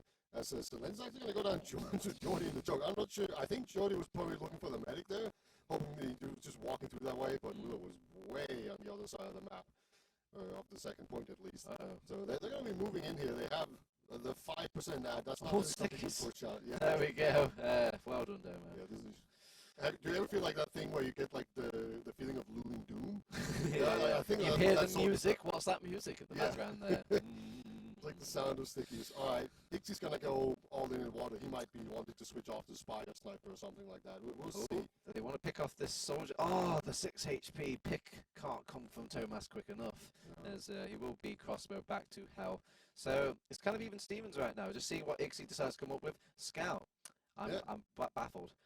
Yeah, maybe it wasn't as suicidal as I thought. Maybe he just actually thought he could get something done in water. I do quite like having double scout on when pushing Gullywas last. It's really powerful to send one scout into water, pressure it a bit, have a soldier that's like kind of half jumping in, at least threatening to jump in. The demo man is spamming. It's going to be a lot for the team to deal with, and at some point, that rocket does a ton of damage to the scout trying to sneak into water there. That's absolutely a denial. He will survive with his life. That's pretty fun. And coordinated. Big bloke land right now, but just looking like big base land. Like, look at it. They got the Spencer, they got the Pyro defending the Sentry Gun as well. I couldn't think of a more cushy defense they could have right now. Yeah, like, no, you can't even add a heavy and be better off. It's just such. It's like basically the 7-hold, right? If you try to jump through the shutter door, you'll just get pushed back by the super hard. Hugo's actually going to go down. Oh, no. Both soldiers down. Oh, no, they got time on point. This is literally going so badly for Witness Gaming. The only positive is they got Ixie during all of that chaos. The Pyro is delaying this Uber for a good amount of time, but will also go down as well. That's like 3 or 4 players down for Big Bloke Land, and it's just poor little Lonely Mac on the last point. He's doing a good job of dodging all this damage though. But Sticky's back on the point. The surgical rocket coming through, taking out the man. It's 3-1 in this Witness Gaming match. Yeah, just like we saw, as soon as those 2 soldiers went down, the scout put pressure on the point, got the Uber for that. I'm not sure that Uber was even worth it. To be fair, but Medic panicked and thought he had to pop. And just the pressure immediately was too much, and Witness Gaming just pushed in off of that. Very clean push out. Not quite sure how the second soldier died, but yeah, credit to Witness Gaming for capitalizing on it gloriously well. Domo, he's finding his footing a bit more on these mids as time goes along. He was being picked off at the seams, but this time now, the scouts really prioritizing their positioning in his life. So the soldiers have been isolated so well from Witness Gaming here, and you can only really say that Big Bloke Land have had maybe a little less of an easy time to deal with their soldiers over from Papi and Solentes, and they managed to win the point just from strong arming those soldiers off alone. Yeah. I have a question. Uh-oh. Has Mula died yet? Oh, he's definitely died. Remember when he died, I mean, on a mid? No. Yeah, right? Like, every single mid, he just survives. I'm sure he died on that last push, but there are times where they get a bit greedy, and I remember they just sacked, like, 5 people ahead of, like, an Uber, and then Mula dies, usually on the credence of his own team. But... Yeah. All right, we have an Uber push coming in here. They get Mac and water with the Uber scout. That's really nice. That's going to allow them to put so much pressure on right now. Just we see Tomas on the point. It's going to force everyone down there. Soda's going to be able to clean them up. Really, oh my God, these Soda's doing so much work. How did Tomas not hit a single one of them? Oh, that's some beef. Oh no, Hugo. Get it. Gets a ton that kills himself.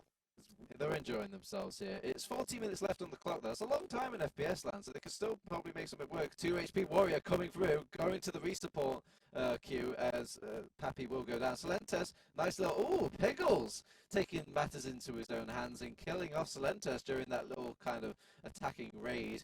And, God, everybody's here just bumping into each other at random places of the map. If I was Witness Gaming, I'd be hanging back, you know. They're threatening. They've got an Uber charge here, Beta. Yeah, they're showing They've used them. Respect. Why? Yeah. Why did they use the Uber? Okay. They saw Tomas, and they know Tomas always has a medic. Oh my God! It's the ultimate big game. brain. Yeah. And Witness Game, they're actually going to come back in here. They still don't have an Uber or anything, but they know the that pressure Mac so well. Yeah. They get Mac. They it's getting a bit loosey goosey because they backed out over on Big Bloke Land here. But yeah, that just goes back to that Uber charge being used so early for no reason, really. I mean, yeah, sure you see Tomas, but I want to see some more like particles before I start popping off with Scout. Yeah, it's pretty unusual not to have like 2 stickies at the feet of the demo man or something, so you can just fly through. That's basically your only real opportunity to lock out a team from the choke, which is what you want to do when you use Uber into mid.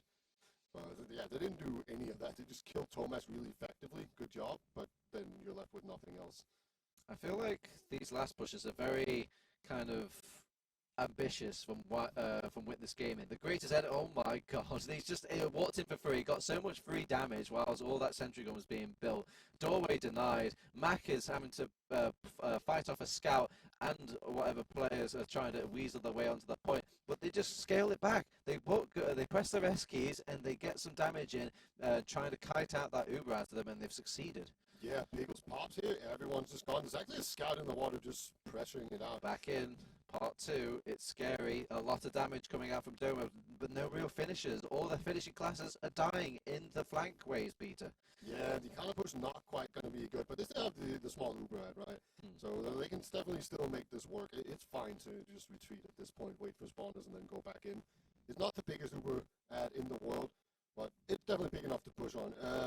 Who's actually pushing now? Is it the team that just has the big Uber? This ad?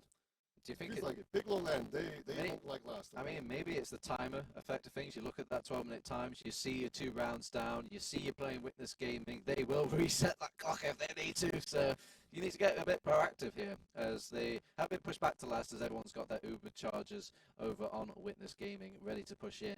Being a bit kind of cautious and greedy about it, though. They want to get the 3 picks. They're letting them in kind of for free because they have the heavy weapons guy from such a distance. They have to pop first. Wow. Even though they got that Uber charge later, those stats are going to look so weird on the medic stats later. Yeah, I thought they were going to use the Uber. I don't know if they didn't realize that they had it and they just wanted to get the Uber out of them.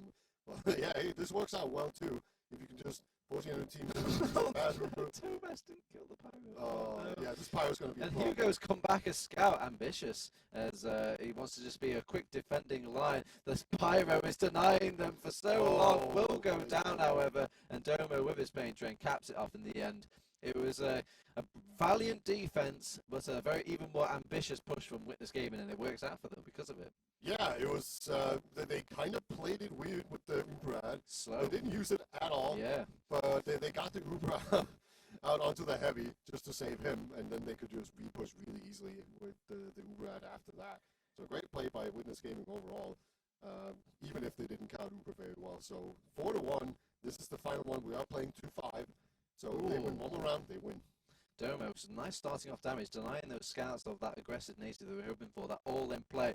Pappy with a nice surgical pick-off on that weak Geordie, as he will lose his life now to the scouts, and Silentis' play never really worked out, it looked like, but you've got 2 Witness Gaming scouts against off the opposing chariot. It's Explosion versus 2 scouts. They're trading a piece. They will find a pipe. That's usually the biggest sort of outlier in all these duelings between a demo and their scouts. It's those wild pipes coming out. Tomas, he's not done. He wants to get this demo man. He will get him. He's still hungry for more. Piggles is on 91%. He's pieced out. I'm out of here, kid. Have a soldier. Yeah. Tomas, he spent all his energy trying to get Geordie, and Geordie did a really good job of just jumping around. Tomas still kind of in. Oh, all right, he gets directed by Hugo. Man, rockets there. That man was like playing Keanu Reeves in Speed. He could not stop moving forward. He has to just keep going at all times. Yeah. Oh, Silentes spotting a weakness at the door. They're just taking the spam and they're taking the kills. Silentes still flanking around, keeping them guessing. Will he will out of the door? No, Geordie got his number. Yeah, looks like with the game they're trying to put pressure onto the choke at the same time. Not going. Hugo's actually going to take the very aggressive soldier Uber in through here. That's hard. And yeah, this is a problem with soldier Uber in 2022 is that you can't lock down chokes with them. If you had a demo man in there, you could have just locked down the choke. I mean, would have got 2. You got to give credit to Witness Gaming that they were out. They were like, as soon as they saw them get in, they were out. They're back in now. Let's see if they can replicate it, though. They find Mac early on, but they trade for Domo by leaving a scout behind. But that scout's got to be surely dead. Yes, as they just do a little swing back and forth. They're actually back in for a fight. I like this play. They're not done yet. I don't like this play anymore. I don't like the play anymore. They're just being strong-armed. Piggles even goes down as well. Maybe if they play things a bit slower, wait for a bit more respawners during all that. Soldiers coming in? No, Geordie cannot find the medic, so that's a nice little, let's call it an air rocket just to be nice to him. Somebody's hiding in the forward respawn. It's Mac Daddy. Ooh, Do you think you'll do do it? Hiding in there. That's a bit risky, though. You know, you've capped last, and now they could go a bit. Oh, wait, Mac went down. Turbo? Mac went down during all that. That's why I thought he would switch out. Oh no, that's a. What a way to end the game. The Mac play did not work out. What can you do? But, so I guess we've seen a good example of throwing the meat to the lions here, Vita, and looking kind of sharp apart from some of those bits. Hit him in the head a little bit. Yeah, it's embarrassing. You fumbled it every now and then, but overall they did all right. Is there any other sort of weaknesses or sad kind of things that, or highlights? Maybe you could even tell about Big Bloat LAN that They had that one really successful push and choke where they just pushed through. The one where Mac got sent to Mars basically back. Right, and then everyone just powered through. They actually just overpowered them in that one. That wasn't really a big ad of any. All right, call me out if I'm wrong here, but the DM for Big Bloat LAN, pretty good. They were actually doing, they were trading. This is the first seed. It gives you credence and the hope and all this. Maybe if they just hit the notebooks really hard in that TF2 session of get Cadus on the phone or something and learn a bit more like what they need to pull off and what to do. They could probably take, them. I don't think they're going to like anything Cadus has to say about their play style. Probably not. No. I don't think it's happening. I'll just say, the Witness scouts were really good. I think that was one of the key differences, and then also just how good Witness were at reading the situation in the game. Do you think this was the first round that Witness game got to play? So do you feel like... They had a bye. Yeah, their first round was like a bye. That's why we had Zono on the couch for a little teeny tiny bit. So do you think now that there was a bit of rust on some of these scouts and they have to get used to things and all this stuff, does that change your mindset of these, or do you think... it makes it a little bit better, probably. A little more impressive that it was 5-1. Just because the first game at LAN, the computer is wrong, the chair's the wrong height, and everything's just slightly off. It takes a while to get used to that kind of stuff. So I don't know if they've had a scrim or not, but usually it takes just a little while to get really used to the LAN atmosphere and being able to look over at the screen and maybe it's slightly wrongly positioned. That kind of stuff. So, Witness game is looking good. Yeah. But at the same time, I feel like Mac's team could definitely... it's good. I feel like all the lower teams are stepping up in a way that are going against people's expectations, actually taking rounds, good fights, good solid mechanics of things. Obviously they're a bit lower because some of those lows are low. A cap will be given there here and there. Some people just turn off their brains and literally go all in and all this. But it's still the goods are good, but the bads are bad. Anyway, I think we'll probably change over or something at some point. Just waiting for production to kind of tell me. I do believe we have a player. We have a short break right now because it's the lunch break. I think we might have an interviewee. Okay. We have interviewees. All right, so I guess we're going to throw it over to our interviewee section. Not yet, though, but we've got them coming up. We have to get them in the lift and pummel them up, Yeah, they're not taking this. Yeah, basically. And they don't do this with the free volition. We have to chase them around the room, actually get them. Okay, so talk to me, Peter, about some other aspects of LAN while we wait for these players. When you do these 4 scrims, and we've seen a variety of maps, the teams get to pick and ban their whole maps. As a team... Do you think it's your objective to kind of go through the whole maps, or do you feel like you come into a LAN nah, we're not picking this map? I feel usually when there's pick bans, you have this map where you just go, we're not playing that. Because that just immediately makes it so that there's one less map you have to practice. Yeah. And, usually have a pretty good idea of just we can't play Bagel or something. We're just no, all our games are bad. Let's not try to learn it, we just ban it every time. Yeah. So it's one. Ladies and gentlemen, to the caster's desk. I am one of your casters, TurboTabs. Back with me again is Beta. Beta, we had a little break. We had a couple of snags here at LAN. Unheard of here in the LAN space. Yeah. Can you believe German internet is bad sometimes? What can you do? It's what unbelievable. Can you do? But we finished off round 2 quite lightly, quite quickly. Witness Gaming kind of sped run things, and you just caught a bit of a tail end of us ranting and raving, missing. So it's not like you've missed out on anything, and it does mean we've kind of equally delayed things to round 3. I call it a perfect transition. I did say there was a small break, like a lunch break.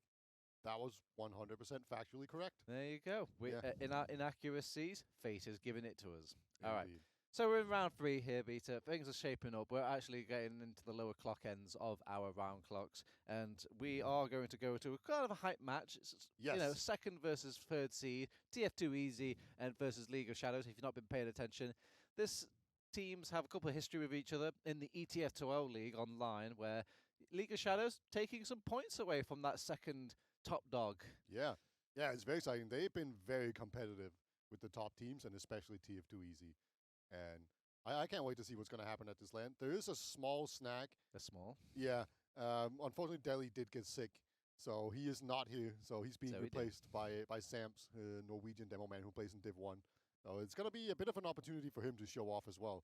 So that almost makes it more hype for me in some way. But the rest of the roster, I believe, is Ron's on Soldier with it's Zoe and Flick on Scout. Yeah.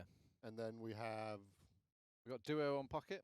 Oh, it's Duo, right. Yeah, it's the other 69 brother. And then we got June and Medic as well. Yeah. Over on the TF2 Easy side, hopefully I could do this without even having to look at my notes. It's an old team. But yeah, it's Mo, Alexi and Ghazi on Scout. We've got Josh and Nubby playing those soldiers. Josh, the major, on that Pocket role, of course. We've got Medic will be...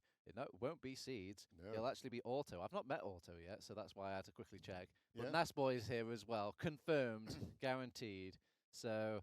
Yeah, what two teams, what kind of legacy, and what map we're going to. We're going straight to CP Metalworks here. Ooh, exciting. We're really doing a tour of duty here, Beta, going into our rounds here. Round 3, baby. Let's see who takes it. Yeah, this is always about, like, can the demo man completely shut down one team? Looks like Sam is not really having much luck containing the TF2 Easy team at this point. But yeah, Ron's immediately jumps in. Bro's gonna actually get the nice follow-up, but all the frags right now are just going in the favor of TF2 Easy. June saw that coming a long time ago. Out of there really quickly. And was B-hobbing into last. Gonna survive, it looks like. But that's the only good thing I can say. TF2 Easy, they're in on last here during the time. Yeah, I always like this play where soldiers push ahead and kind of keep an eye on the enemy team, see what shenanigans they're going up to. Spam that sentry gun as it's being built, kind of annoying. So very nice little play. But it does leave Nubby a bit weak for but a mere moment. Doesn't quite get the kill finish onto that player, however. And they're looking to set up the push here. Yeah, they're going to Uber the demo man and the scout. Even have the soldier in it, so it's just a full team Uber basically. Oh, going to put a scout on the point. Stiggies have been dead now. That could be a good thing, but the counter Uber comes in. That should clear everybody off the point for quite a while, but Josh is still behind. Like, this could be trouble right now. Yeah, he's probably beckoning to his team to come in now. And Josh holding the line, really keeping them an awful place to stand around and defend this point. I'm shocked at the amount of impact he could have had from that position. Yeah, it's just, when you can crunch around on a team like that, it's so good. You know, I've heard Josh. He's pretty loud, so he was 100% just screaming, just get in, yeah, over and over again. And yeah, when you attack from the front and the back, it works out really well for you in Team Fortress 2. It's called flanking. It's a very common tactic in the game, and there you go. That's why it's so powerful. You have another mid.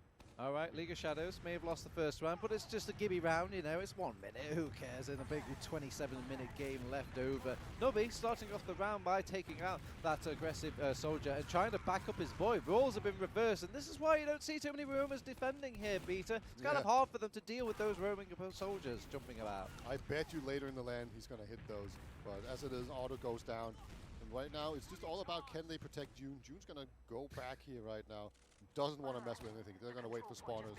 Let TF2 Easy get the mid, and then it's just going to be another retake here coming out. It's interested to see how TF2 Easy want to approach this. A lot of people will just kind of hide one off one soldier. It looks like they're doing that with Nubby now, and then see if they can get the force out here. But would they retake the fight as they're capping mid is what I'm curious about.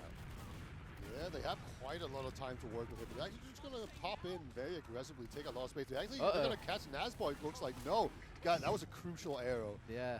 And that I like the scout also taking kind of space with his demo man, like trying to get him out there. A lot of teams would be like, oh, you're too late, fucker. So pay the price. Yeah, that's not my responsibility, but no, it kind of is at the top level. So yeah, great job there. I think it was more Alexi that came in there and just body blocked a little bit just to make sure that Nasboy could survive and they have to fight another day. They're going to be pushing in now. They have the Uber added, but they don't have Uber yet. They're on 90%. And if June is not careful, it's going to get picked off really quickly here from the jumper. All eyes on the jumpers. They spot the first one. He's fairly obvious, really, hanging about. Oh my God, the collapse and all the sort of haste and kind of carefulness of keeping Auto alive. They lose everybody and then lose Auto anyway. Yeah, that's sometimes you just need to be much more aggressive. And the back cap. Yeah, the cap is in. Oh, going to be rolling that's a into wipe. last. Yeah, full wipe, but it was a very late wipe, so to speak, right? The They're last going in. minute They game. popped in already, Beta. There's no sentry gun set up. There's no countermeasures on this point. ×2 on the cap. So much cap time. And they're just baiting so many players on this point at this. And they could just bounce them up. There you go. There's that little small cap window of the thing. A common strategy. Get so much cap time, then just knock them off the point. Yeah, and especially when you have a demo alive, like Sam's was just absolutely crushing the point that entire time. Assorted was spamming the point as well. Like, sure, your scout goes down, but it's easy clean up. It's the oldest player in the book, and League of Shadows, they're back in this turbo tabs. Yeah. It was a gimme round indeed. Yeah, that's got to add a bit of like stilling confidence to the rest of the squad there, because it was just really a kind of a worrying opener for League of Shadows, but a sigh of relief has been made as we carry on with another mid here. And the Scouts are getting a bit of a better foothold on this mid in comparison to the ones previous. Josh trying to go for a nice flank around, but quick, decisive rockets coming out for Rons will deny that aggression. Nubby was the one that was actually really turning heads. We'll get the Judas Rons not pick. getting out of line. Oh my God, Gassy goes down. That's a bit embarrassing. It's not going to change the fact that June goes down, but it is going to make it feel a little better. Yeah. A bit of sugar with your bitter tea as they have Zoe going out. They haven't capped the midpoint during all this chaos and chasing, however. That is the con that they've decided to play with over on TF2 Easy, but small price to pay if they can still convert this out here on the second point. It's just Zoe right now trying not to let anyone walk through for free, and it's kind of worked out. It was pretty ballsy of him to just run around with 2 explosive classes. It's just eat 1 pipe and you're done for, basically. But yeah, not quite going to be able to do it. It's the even Ubers. So usually what we see in this. Okay, so he just rushes him down. He's going to eventually die, but that is a great trade. Scout for a Demo Man. Demo Man is the most important class in the game. Well, outside of Medic, at least of the combat classes. And whenever you can pick that with a Scout, it's absolutely worth it. Now, would they actually push off it here? It is a kind of a tall order. Defender's advantage, they would say, in a game of TF2, because you also have to kind of figure out where the hell are all these players hiding? Could you get backcapped? All this stuff. So I understand why League of Shadows don't want to push, but they still should probably push. Yeah, these corridors are always really difficult to push through. Like, getting the Demo Man specifically does make that a lot better. Oh, it looks like Josh is in the corner. That medic has to pop. Poor placement there from coming out from June. Usually you see the medics like to stay in that shutter door, prevents jumps like that, because you just go into the bunker. Gassi's behind. You have to keep an eye on this. This medic could get picked off. I don't think they know. I think you see a couple of people going back, but I don't see like a search party exactly going out for him. I think Gassi's going to play it cool here. I wonder, he's actually really dedicating all the way back. Zams being clotheslined on the side of this flank. They do overextend one scout, but not really punished it. Actually, the overextension has caused an overextension on League of Shadows, and they turn it around here and abuse it. And here's that Gazi flank all the way, paying off dividends. When really, it was just more like turning up to the celebration party. Yeah. He really didn't do much there. He came in the end, and yeah, you showed that he was there.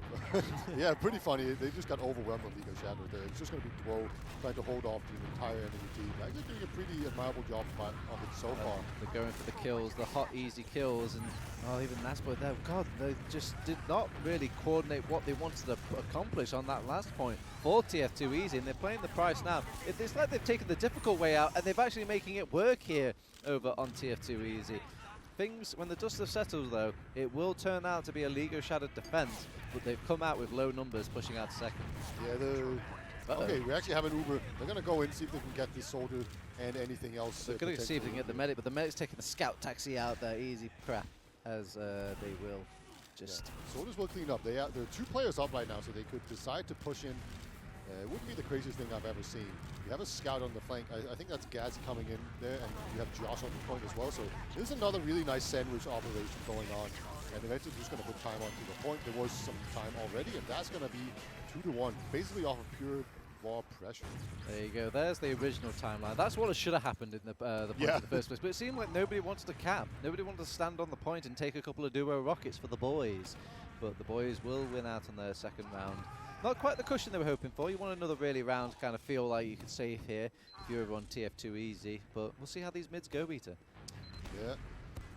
Not really any soldiers that are super aggressive. They're actually going to try and hold on onto mid a little bit. But right now, it's just players trying to get behind. Scout's going to be the first one to get taken down.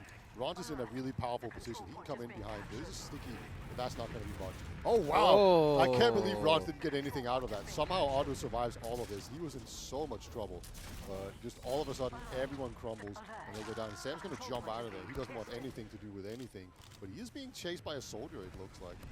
Man, in all the kind of like a kid in a candy store, he had so many options to choose from there. Ends up taking what feels like a sly rockets, and then it was curtains for Rons and that mid really with his death as well. So TF2 easy, walk away with another mid, because commanding a foothold here, because if they really wanted to, they could slow the pace game of this game right down, and they'll be in a cushy position.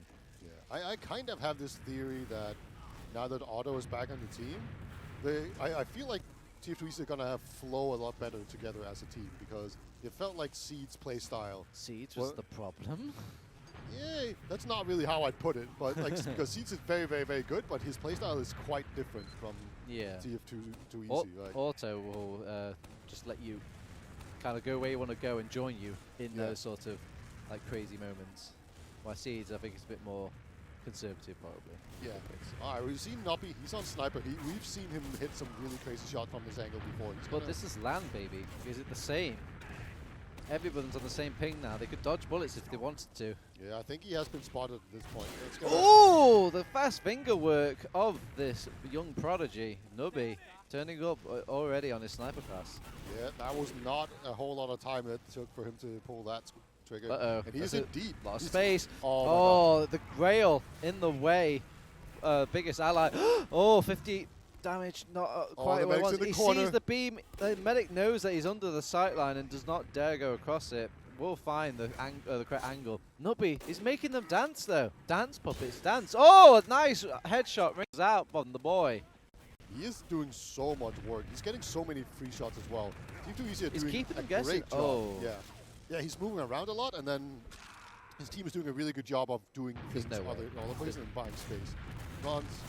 Okay, not going to double air shot gas either. That would have been pretty stupid, to be honest, if he hit those. That was kind of patient, really, to see TF2 Easy back out and take the midpoint ground instead. A lot of teams would want to be tempted to just hold the doorways closed, even if the flank kind of busted in a little bit. Yeah, it's pretty difficult to get away with.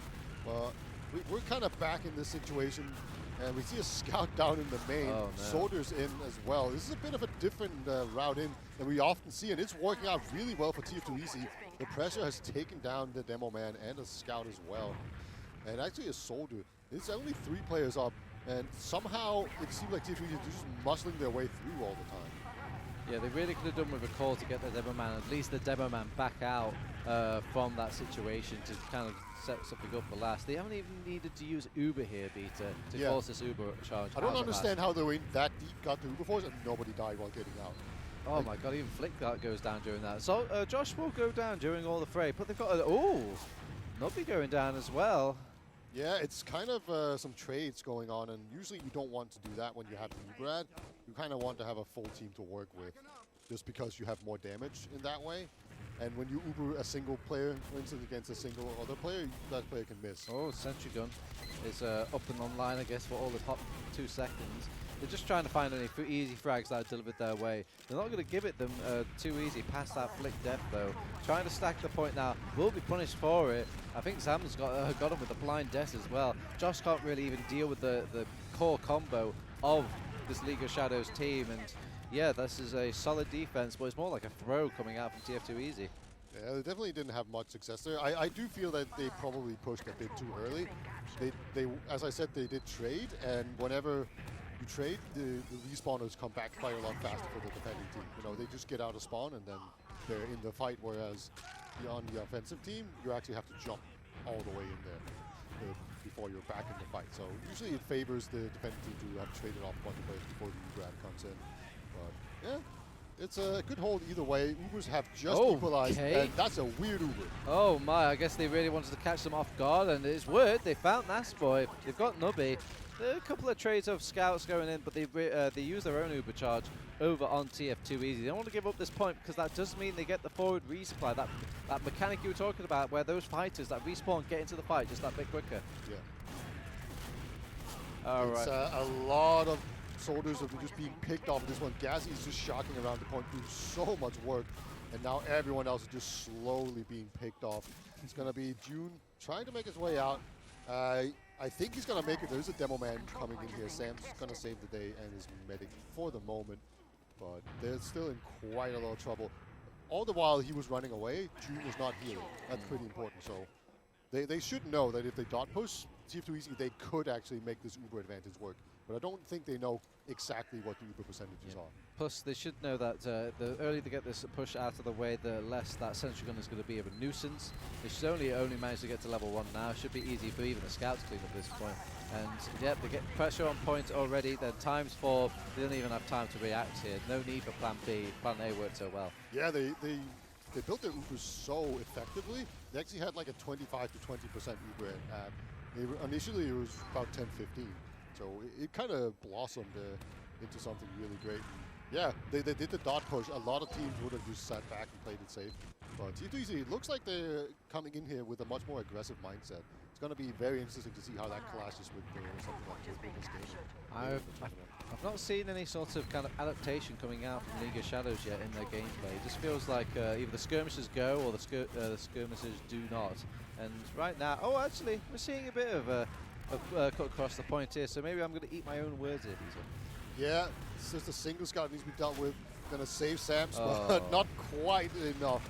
They don't want to give it up, but eventually they should lose this fight, I feel like. They are taking a lot of players with them. It's just going to be Nazboy left. He's at spawn, but yeah, look at that. It's not a... They got June, and you got to give them credit. They took a lot of men down with them, you're right. So it's what seemed like an easy, decisive victory on that mid League of Shadows just slips through the fingers from, what, 1 or 2 players? Yeah, it's not a huge advantage that they sit with. They just get the midpoint, and that's basically it. They can't push into second. They're not going to have the heals or the positioning to actually make that work. Even though TF2 they're pretty slow to actually get out to the second point, it's fine. They'll make their way out there. There's no real pressure coming in. So this is a bit of a stalemate going on. Nazboy, I imagine at some point he's going to get Ubered in here and see if they can catch someone with his Uberad, because it is a 50-ish% Uberad, probably a little less than that. But you can see they want to go in here, but they're walking through the sticky traps.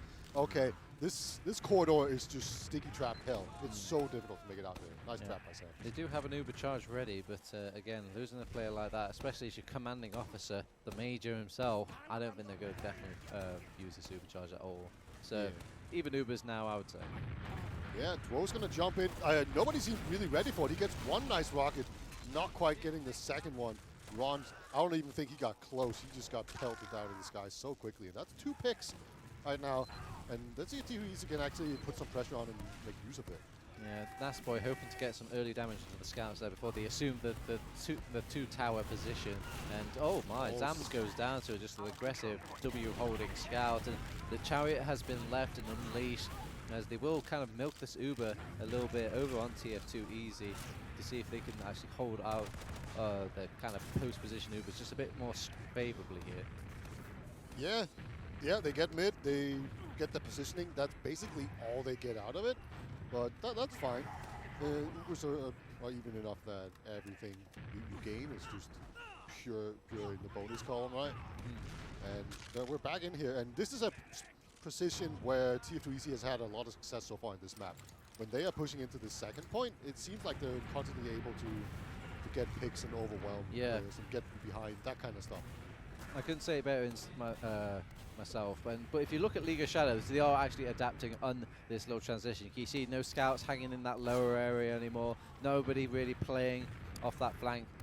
Well, I say that, the scouts were playing off that flank, but at least they're not like being punished for it. Yeah, they're not going in very deep right now. Usually the problems that come across it is from an overextension trying to punish an overextension, so maybe they'll realize this pattern and then not fall for it.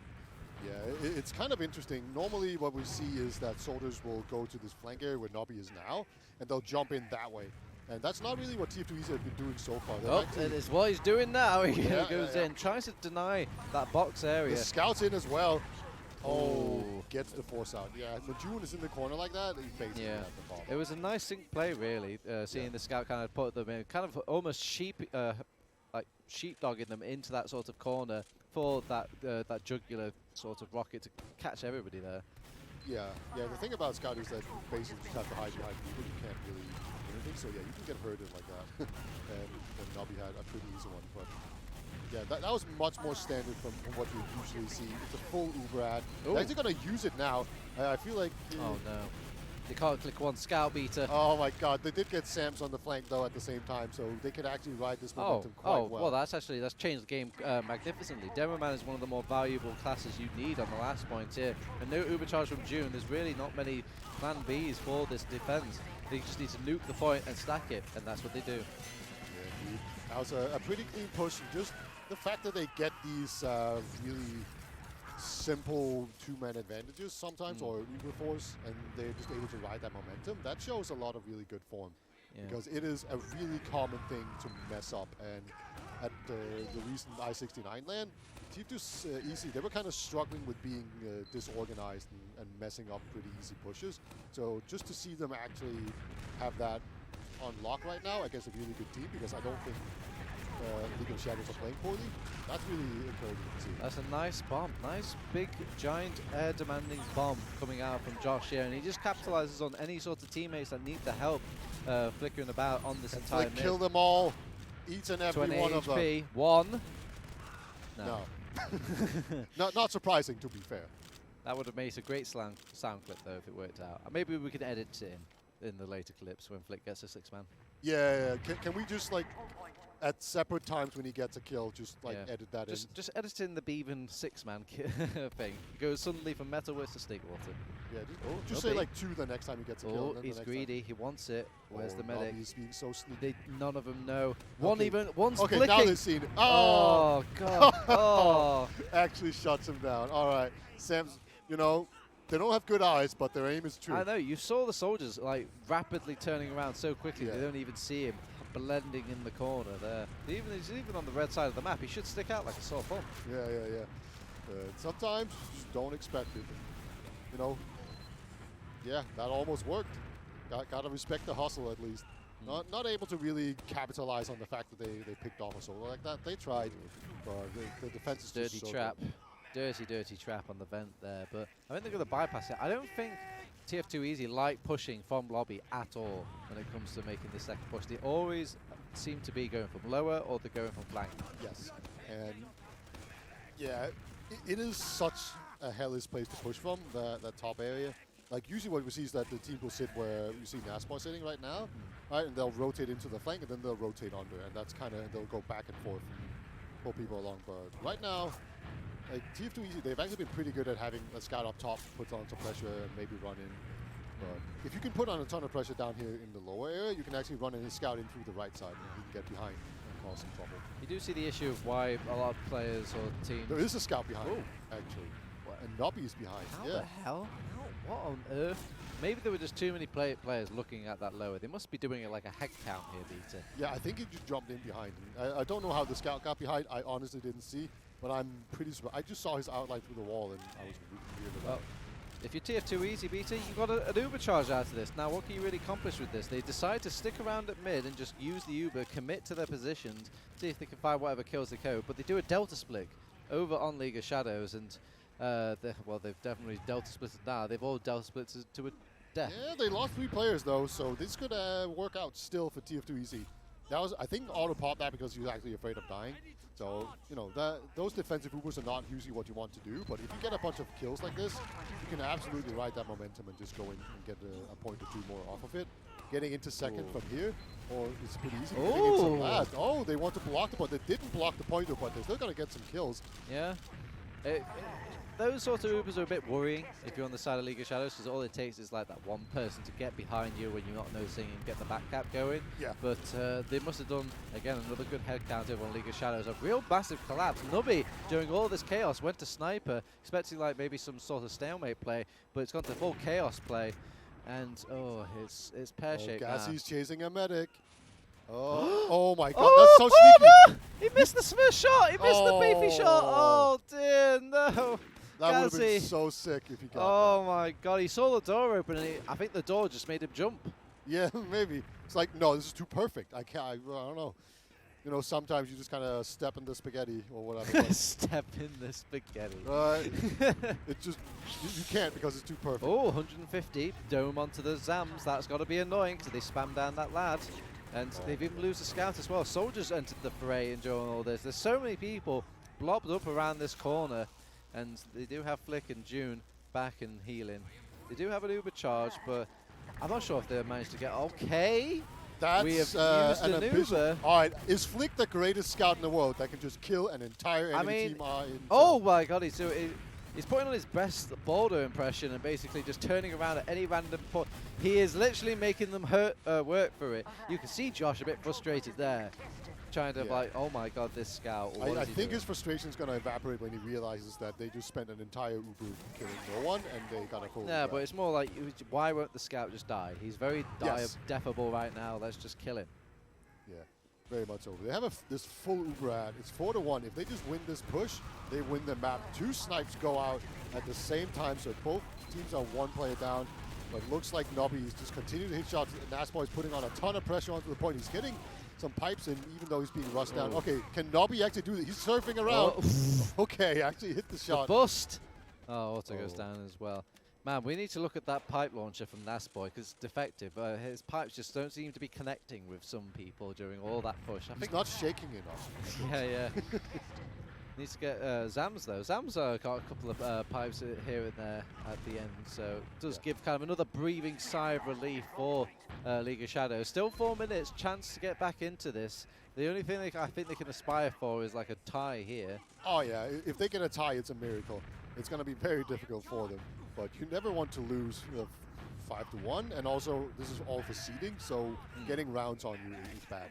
So, you know, if you can ease the score in there, you can probably get a better seed, and you can end up like dodging TF2 easy or witness gaming until the finals, right? Push, especially with the climate that the group stage is going at, it's looking like a fierce competition for 3rd place between all these teams. So League of Shadows need to grab them where they can.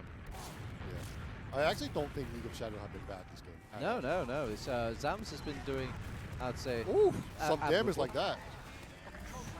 It's they're all put into an awkward place, and now they're just relying 100% on their DM at this point for TF2 Easy.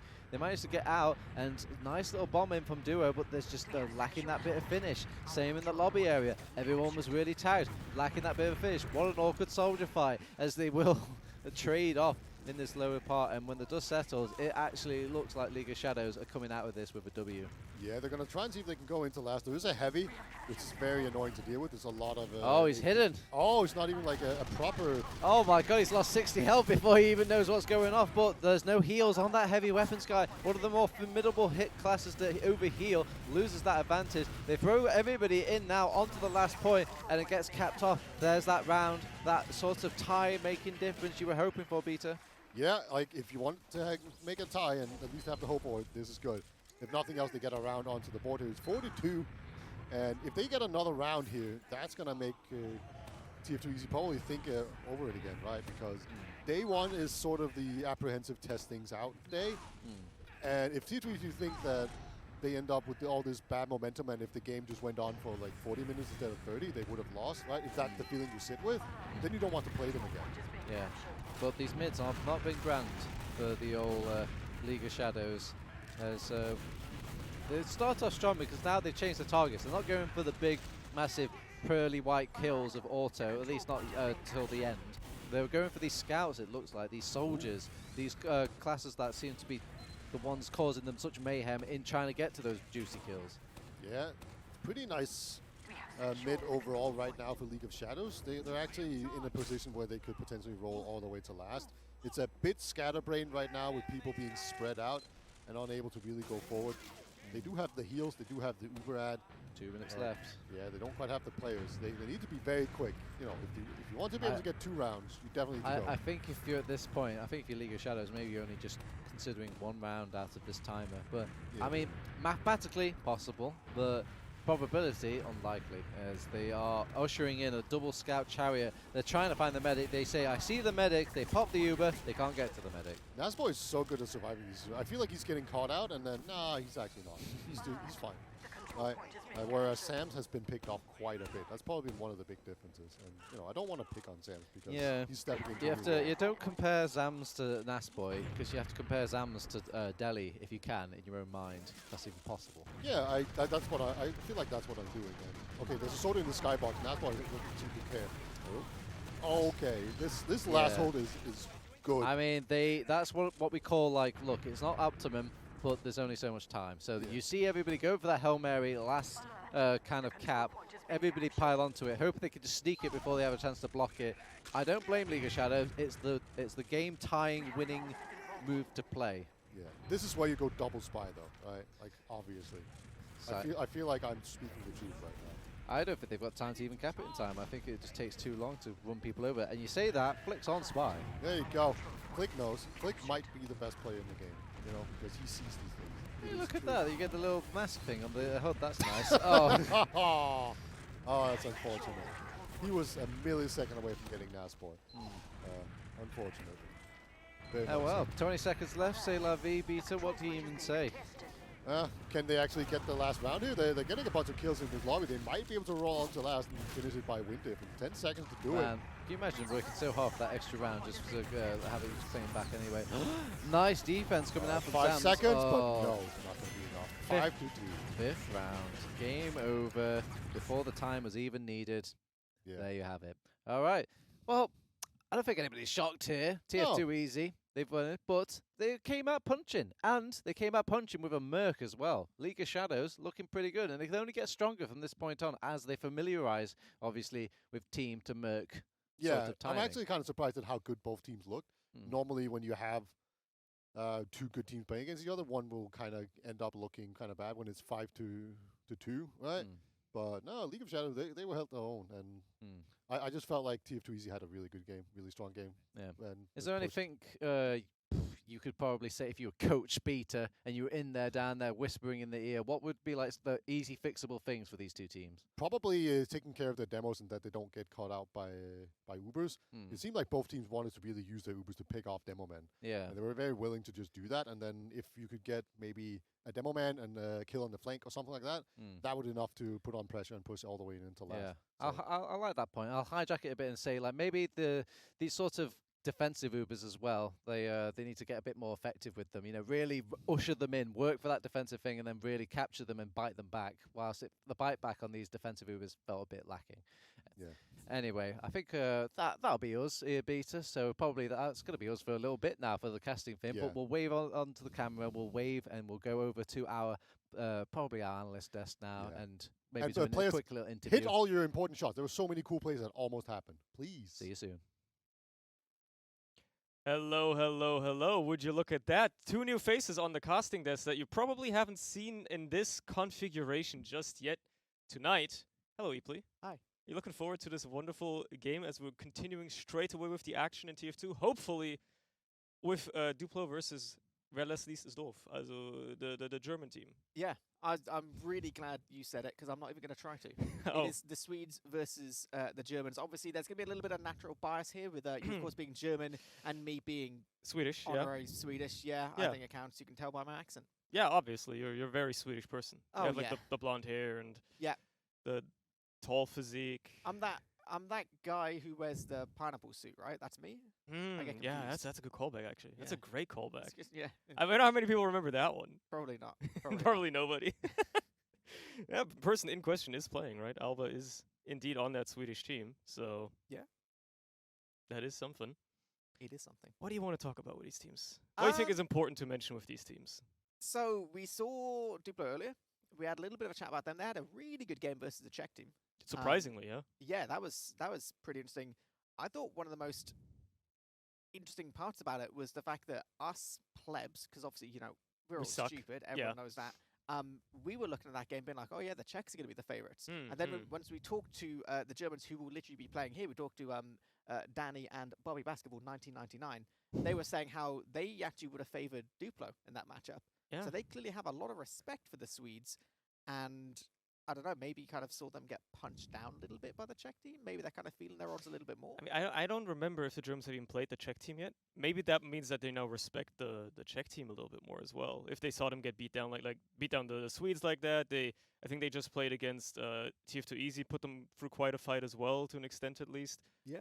I don't know. You're going up against the Swedish team though, and you had at least a bit of respect for them at some part here as as the German team.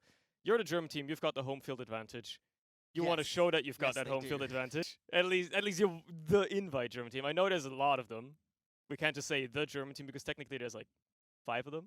But yeah, but they're like the only relevant German team. The one in the invite bracket. It's fine. I mean, I can say it's the only relevant German team because the rest of German teams aren't listening because they're playing their own games. True, they're probably playing right now. They wouldn't know what you're saying. I can say whatever I want about that. What? No, you can't do that. It's illegal. That wouldn't be allowed. But yeah, I mean, I am kind of interested, like having talked to obviously, like I said, Danny and Bobby a little bit earlier, hearing how they're approaching the group games. Like they both just want to win everything, right? Yeah. Makes a lot of sense, especially now we've seen League of Shadows, arguably looking a little bit weaker than some people have thought. With obviously Zams in for Delhi, that's kind of the little bit of the storyline now, just being like third place is fully up for contention. So yeah, I think this is one of those games where it isn't the be all end all, but it is something which, if not immediately important now, will be incredibly important tomorrow when it comes to actual like knockout games in the playoffs and when it really matters. Because like at the end of the day, obviously seeding is something. Yeah. But really, for a lot of teams today, especially if you're Duplo, who they all arrived this morning on no sleep, so they at least they were saying for the first couple of games they were all not even here mentally. Yeah. Supposedly, at least that's what I heard Alba saying. So yeah, it's mostly like warm-up practice, getting used to the venue, the jet lag, whatever it may be, depending on where you've traveled from. Obviously, for the Germans, that's not an issue. But yeah, you got to get used to it. It doesn't really matter at the end of the day. You're using it as practice time, using it as training time. You're getting used to what's going on here. And then tomorrow it matters. Yeah, exactly. And I will say, speaking of the whole Swedes not really sleeping properly, I did talk to them a little bit about kind of 50 minutes ago or so. And they were explaining about how on this sleeper train they were on, like the desks in the LAN hall are, well, you're not going to be able to see really, but like, like if that's ours, take a guess of what that means. There was 2 of those for 6 of them. Now, cozy. That's not great, I'll be honest with you. For Swedes looking to travel to Germany in future, do not take that train, for God's sake. Please don't ever do that. Don't do that to yourself. But yeah, anyway, we've been informed what map we'll be going on. Yeah, we will be playing Gully Wash. I love that map. Gully Wash. It is, I mean, I say Who it every doesn't? single time. Gully Wash is the best map in the pool. Every time I say that, Moralexi's just like, no, it isn't. You're lying. But then again, what does he know? I don't know. He's not playing right now. He's not playing the map right now. Exactly. So how would we be able to gauge his opinion on it? Like clearly, what he should do is make like a nice dissertation, video essay type Nerd thing, essay, and really explain why Gully Wash is so bad. Yeah. Because in my opinion, it's a great map. Yeah. It has a very unique last point. Yeah. Pretty much no other map is even remotely like that. Yeah, I mean, we can list the good reasons, Yeah. Mid is good, it's good for soldiers, it's good for demos, it's good for scouts, Everyone gets a little bit of time in the sunshine. Oh my God, we're just gonna go. Let's just get in here. We're not actually looking at sunshine, but speaking of sunshine, they do want to start playing, and these players are rolling out to mid right away. So let's see how this first little mid is gonna look for both of these teams here, Germans and Swedes, seeing what they can do. Nice little early bomb in here by Grix as well. And he manages to get in deep. Balder gets a kill onto Stefan as well. So that's 2 frags already for the Swedes. They've lost Agent and Gar on their side though. So it's not looking all that amazing. They really want to get onto Bobby here. They really want to get that medic kill. And he is already out in dodge. He's getting chased a lot, but he's got these couple of remaining players, Philip and Voxy, keeping him alive. And well, for the time being, it looks like he has indeed escaped into last. And he's going to keep that Uber alive. But it's still a bit of a dangerous situation here. They certainly didn't win mid. Yeah, absolutely not. It looks like they do want to contest second, and thankfully, because of these spawners on the Swedish side, Germans will be keeping control. I will say, a bit of a blunder there for Philip, the German side. Their demo man, he really got himself in a poor position and ended up getting himself caught out super late. But moving on to the minute, it's actually Germans looking to go all the way through the choke. There's no one really playing close since they got that frag towards Grix. They can keep on going, it should be good, but Bobby's going to have to get forced off there. I hate to see that. When you want to get into mid there, I mean, you have the Uber ad, so at the very least you use it without dropping it. But now you're going to be in such a bad position because Agent is going to get that Uber anytime soon. You might be able to get mid off of it, but these Swedes are just going to wait for Alba to come back, and then they're going to immediately bully their way back in. They might already be trying, creating some space here in choke, seeing how far they can maybe prod it. Maybe they will even realize that Big Door is left pretty wide open for the most part. Maybe they'll be able to just send somebody in there. No, they're just sending it through choke. There you go. The Uber comes in. Are they going to be able to actually follow up on anything? They find a couple of kills here. Ignis and Danny both so just taken care of. Oh, they can keep for on the Germans, going though. Yeah, Shockey's behind. See, Shockey's going to be annoying here, but you can see the combos are just absolutely battling out towards choke, and this is just more and more frags for the Swedish side. It is literally only Shockey. He's so close to getting this, but sweet! Oh my days! He does he is the flank scout. He walks behind a lot. I guess he knows how to counter it as well. He did the very thing here that he usually does to the enemy team, and just barely saved his team from getting back cap. But just with that alone, like pulling a player back, Shockey buying a little bit of time for his team here. Is it going to be enough? Well, we'll have to see, because right now they're trapped in forward spawn or already on last, just trying to maybe bow their way out here as the Swedish strength keeps rolling forward. They finally find a frag onto Alba. Almost get Grix down as well. Swede gets taken care of as well. So yeah, they're trading players left and right, but looks like Sweden still kind of has a bit of an upper hand. They are just like pulling their way into lobby here. Just going to use the Uber onto a boulder. He is the guy that does that. He is the pocket scout. He just runs those chariots, and well, I guess he got a couple of kills. Crucially, he got Bobby. There goes Shockey as well. He's gonna win this one. Oh, don't tell. Okay, Boxy was almost gonna win that one. That would have been nasty. Then he does clean that kill up, but still, pretty good Uber for the Swedes here. I mean, they got Bobby. Yeah, I mean, they get that all-important medic frag. We're now getting some super scrappy fights right at the end. It's actually almost the Germans, I don't know, even overextending there. Like, it wasn't fantastic for the Swedes. It wasn't terrible for them. They've got that Uber advantage, but I don't know. I feel like they could have almost done a little bit more with it. They're not going to complain, you know. This is a 30% ad, but they're happy to move it forward a little bit. I mean, they know the Germans have to be on last year. There's no chance for them to get out, right? They have to hold this. They have to hold this as well as they possibly can. And naturally, it's going to be on the Swedish team to try and make the move. They have to. The ball's in their court. They're like 5 minutes into the map almost now. They have a prime chance here to take us into last, and they're going to try to use it through Shutter. They get juggled a little bit by the Stickies. They take their sweet time, getting some ground finals, and gets taken care of. They find a frag onto Danny as well. That's going to be some crucial counter-aggression on the point. Missing. The Uber, however, is there for Bobby. He's going to use it off. He's going to be able to keep us heavy, and everybody else on his team alive. Just pressure these Swedish players back. Surprisingly, they only lost both of their soldiers during that push, though. Despite it going not that well so far, at least. They've only lost a couple, but here comes the cleanup sweep from the Germans. They find everybody taken down. Just like that, they wipe them. Yeah, I mean, it's such an issue when they go for these 30% Uber advantage pushes. Like, the Swedes are absolutely going to go for that play, but ultimately they didn't get anyone over point. They didn't get point time, and they didn't even keep them in spawn. They kind of achieved, like, nothing there at all. Similarly, Alba on the forward spawn, buddy, yes, maybe a little bit too telegraphed for a play there. They've, yeah, these Germans have been around the block a little bit. Stefan, also known as Shockey, one of the, I think he has one of the most played Sixes games, kind of, yeah, ever. He has like 300 and something. It's like insane. He's literally ancient. I'm pretty sure he's been playing this game longer than some of these people have been alive for. there's a good chance that he might have played this game before some of the people that are in this land were born. We're probably approaching that point. Anyway, currently the German push is going horribly. They have lost half their team. Bobby is close on an Uber. He's actually going to have to use just to get out here, basically. They're trying to run away. Voxy isn't even able to clean up either. He just gets dropped out of the tail end. And that's a wipe for the Germans just like that. Ignis is the only one left alive. He just spawned and has to run away again. Yeah, classic little case of trying to do too much at the same time. Too much with too little. It's a little bit tricky, and now they're finding themselves in such a terrible position. They're all the way towards last. They'll get the spawners in time for last, but you can see the Swedes, they're so happy. They've got their massive Uber advantage. Second's going to be completely free.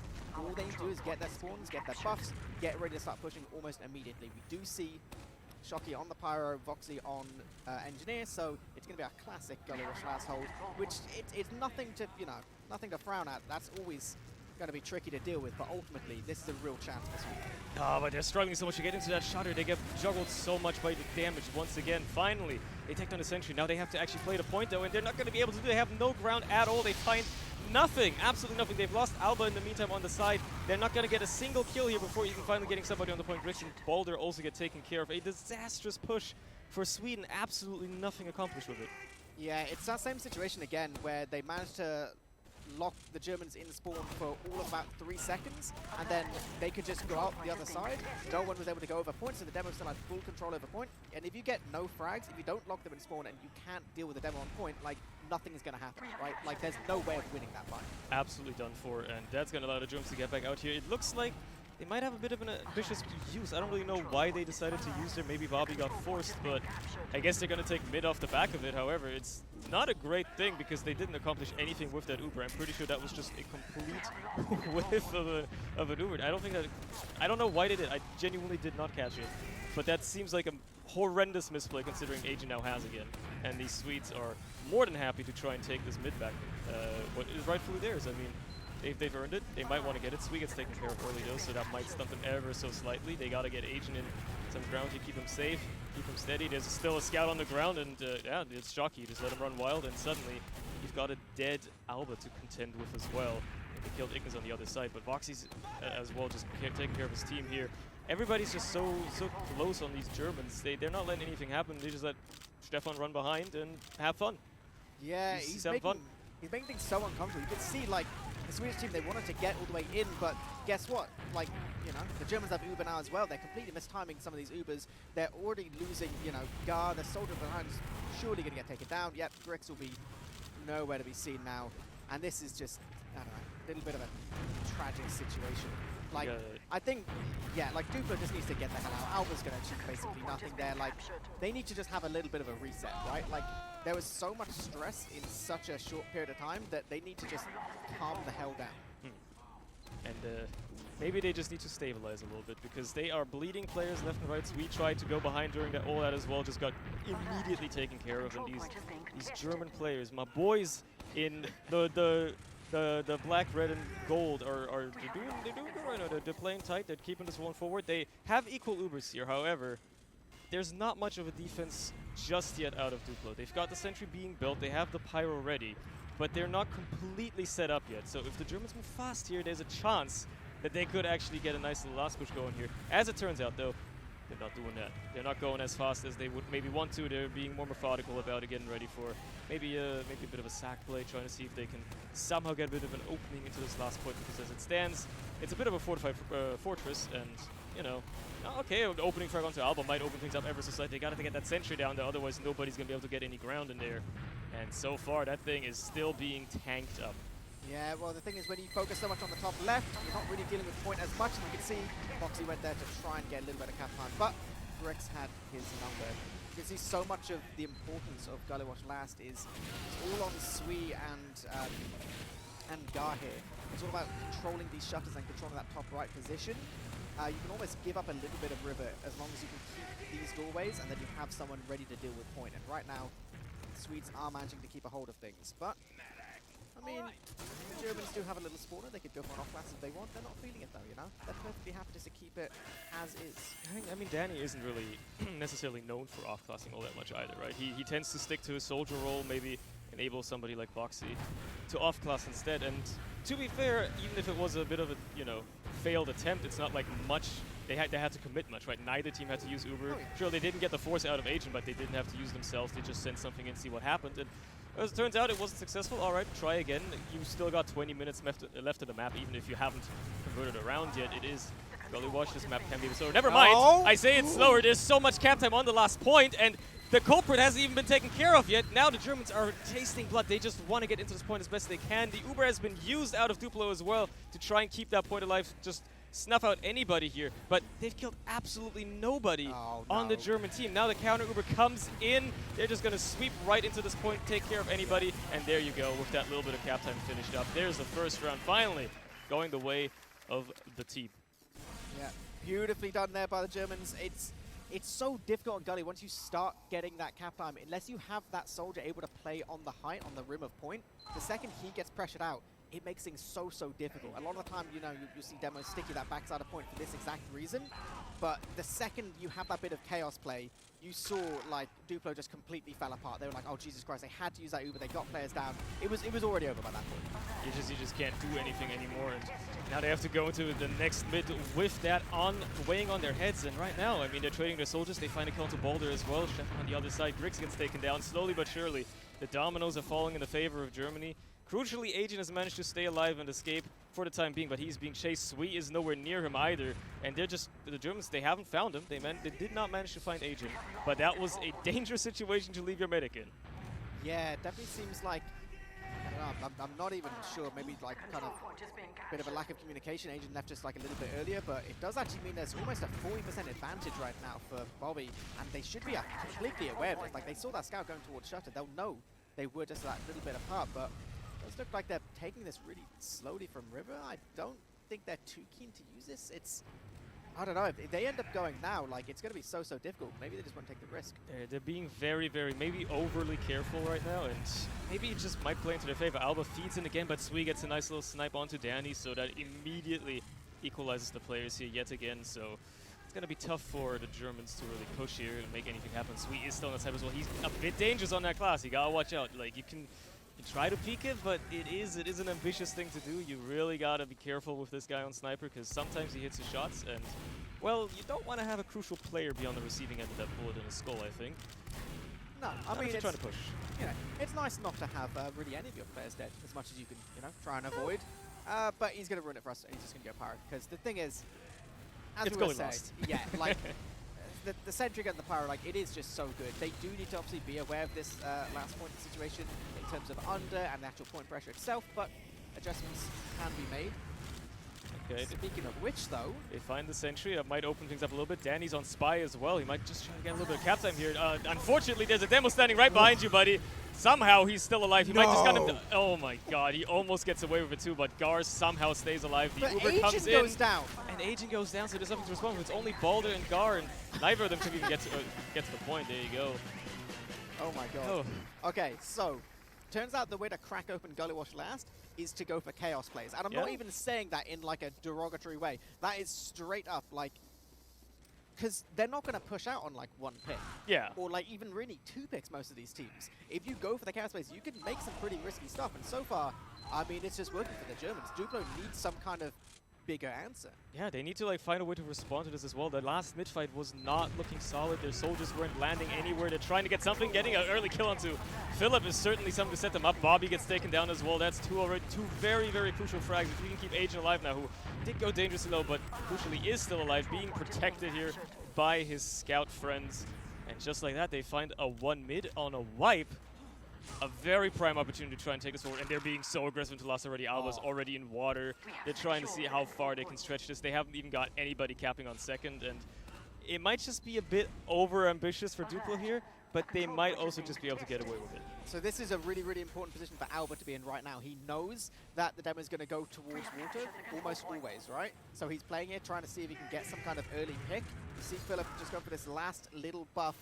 If Alba can pick him off before he goes under, but the soldier's already there and waiting, so might be a tricky little position for Alba, but yeah, Trades he's going to go down there. Trades it. Oh well, they found frags on the other end. Philip gets a nice little 2K on the point that takes care of both scouts, but it's not enough to keep himself protected from the onslaught of the remaining Duplo players. Agent is just walking in no man's land, keeping his team alive. It's only really Danny trying his absolute best. He gets taken care of. It's now just the medic left. He's going to get meleeed down, and there you go. They find a responding round just that quickly.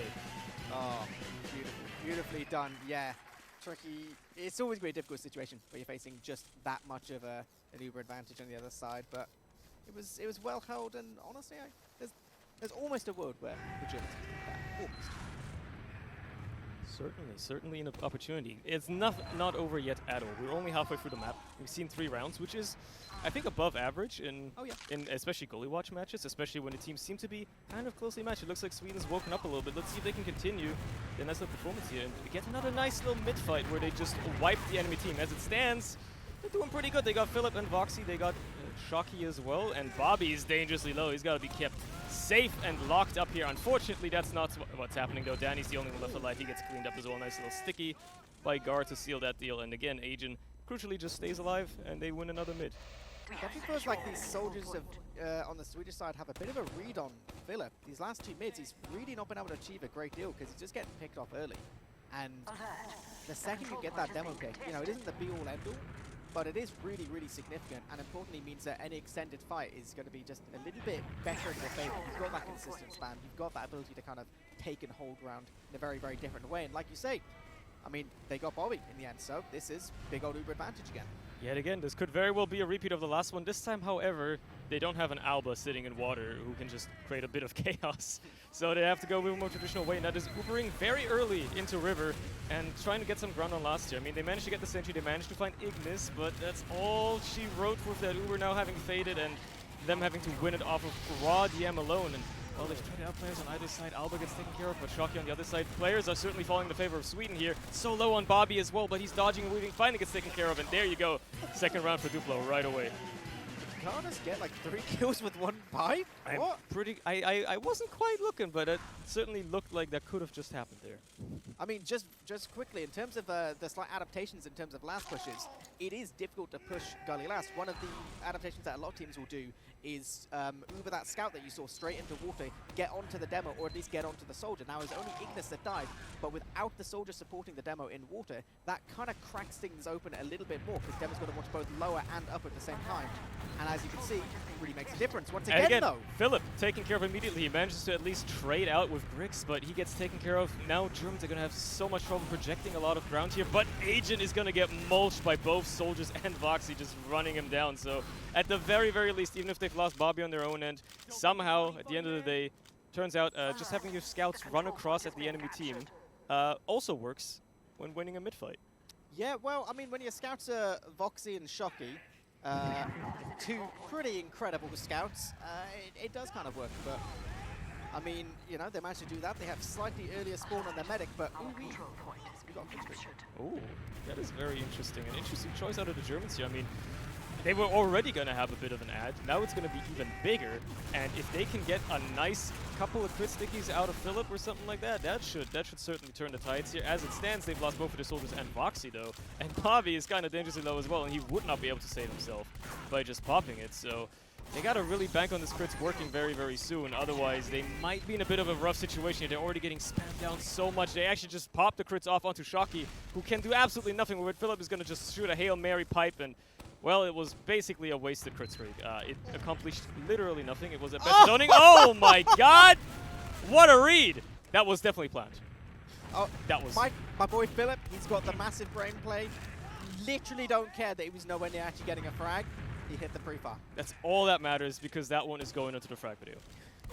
Even if it wasn't a kill, it was a beautiful shot. Don't care. That's all that matters. And for some reason, it's good enough for Germans to still hang on to mid here. I mean, they've been doing fine with that. Swee's in behind, he's being a bit of a nuisance, but Ignis and Voxy take care of that very, very quickly, and now they're going to be able to just continue looking forward again. A player down for Sweden means a player up for the Germans, and they're still running the crits as well. Looking to maybe get it through big door here. Philip is primed and ready, just seeing if he can charge up these stickies. There's nobody to really shoot them at, because everybody on Sweden is just holding above them on the riverside, on the battlements, and they've lost Ignis already, just trying to maybe make a little bit of space here. Stefan is trying to follow up against the kill, finally gets Alba taken down at the very least, but they just have to back off again. And with that Uber coming up on Agent, as long as he realizes the crits are a threat here, as they are, they get completely nullified. Yeah, you could see how hard they were trying to find opportunities there, but it just wasn't happening. We do have, once again, a little bit of a chaos play with the Germans. It's going to be all on the Swedes to actually keep themselves focused on what matters, but Shocky's getting that frag, Soldiers in as well. Danny Bull just like get taken down, but Ignis with the follow-up. These Germans, they're so good at creating this little bit of chaos, and ultimately, that was all they wanted there. They wanted that frag straight onto Agent so they can keep playing with some kind of advantage. Now, granted, Bobby's not actually healing right now, but it is something. He's also completely left alone and might very well die. He's got people chasing. He's able to keep himself alive for the time being, and he's still on the crits as well. So, and he's probably hasn't had a chance to switch, right? Considering he just ran away. He hasn't died yet.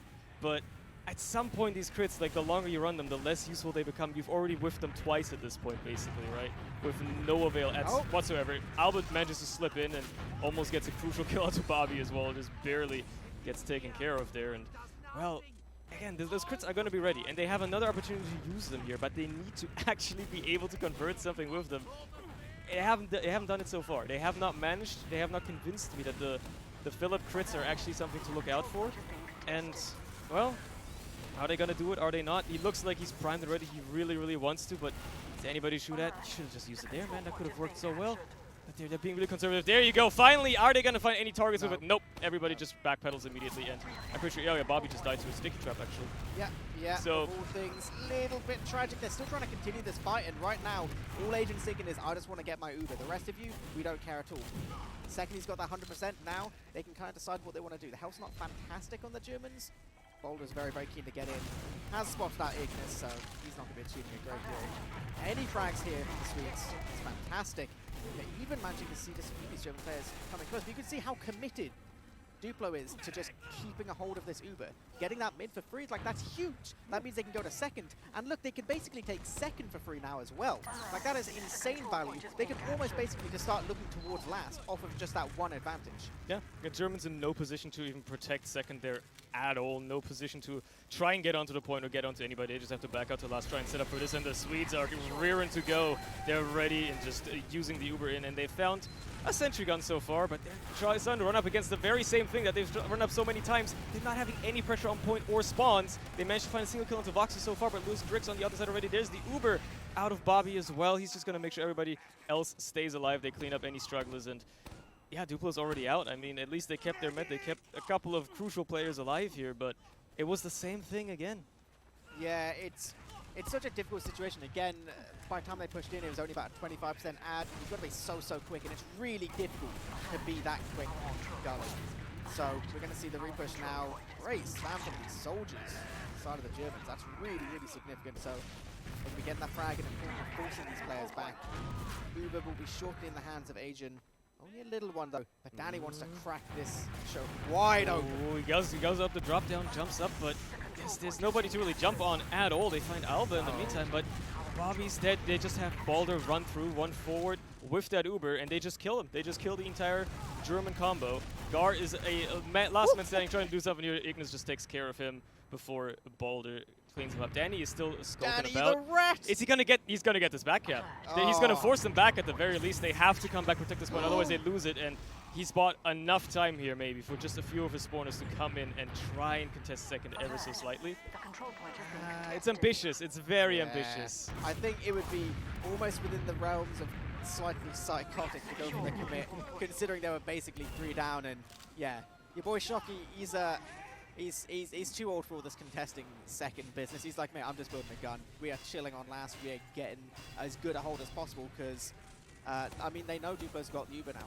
It is only going to be about 35% by the time they come in. We've seen them mess it up before, but they get another chance. Show it to me, boys. Show it to me. You know you can do it. You've had so many attempts now. You can finally convert one of these pushes, and so far it's looking okay. They've traded out a couple players on either side, and they get the point pressure down just enough to pressure people off of it to convert another round, taking the lead for Duplo here with 5 minutes left on the clock. I will say it did seem pretty weird from Gar's POV. There was kind of pressure towards point with the scouts, which is, you know, definitely well done.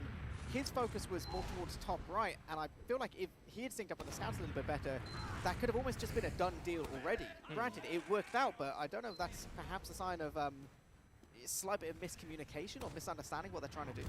I don't know, it took a bit longer than I feel like it should have. That's very much true, but it's certainly not over for either team here. Germans can still come back into this. They have to convert another round in the next 5 minutes, which is actually totally possible. And so far, I mean, getting a single frag on mid might be all they needed. There's still a soldier stuck in. Alba gets taken care of as well, so make that 2. And they want to roll this forward as well. They're already into second. They're trying to take as much ground they can. Gar dies the sticky trap, but gets nuked down by Danny. He almost lands on the medic as well. Just barely gets taken care of by Boulder, but Agent gets cleaned up by Ignis anyway. And now Boulder is running behind, doing his best Sui impression.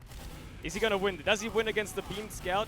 Oh, he's hitting some nasty meat shots, but he can't quite close it. It is Shocky you're going up against at the end of the day here, and maybe sometimes experience does beat young teamness.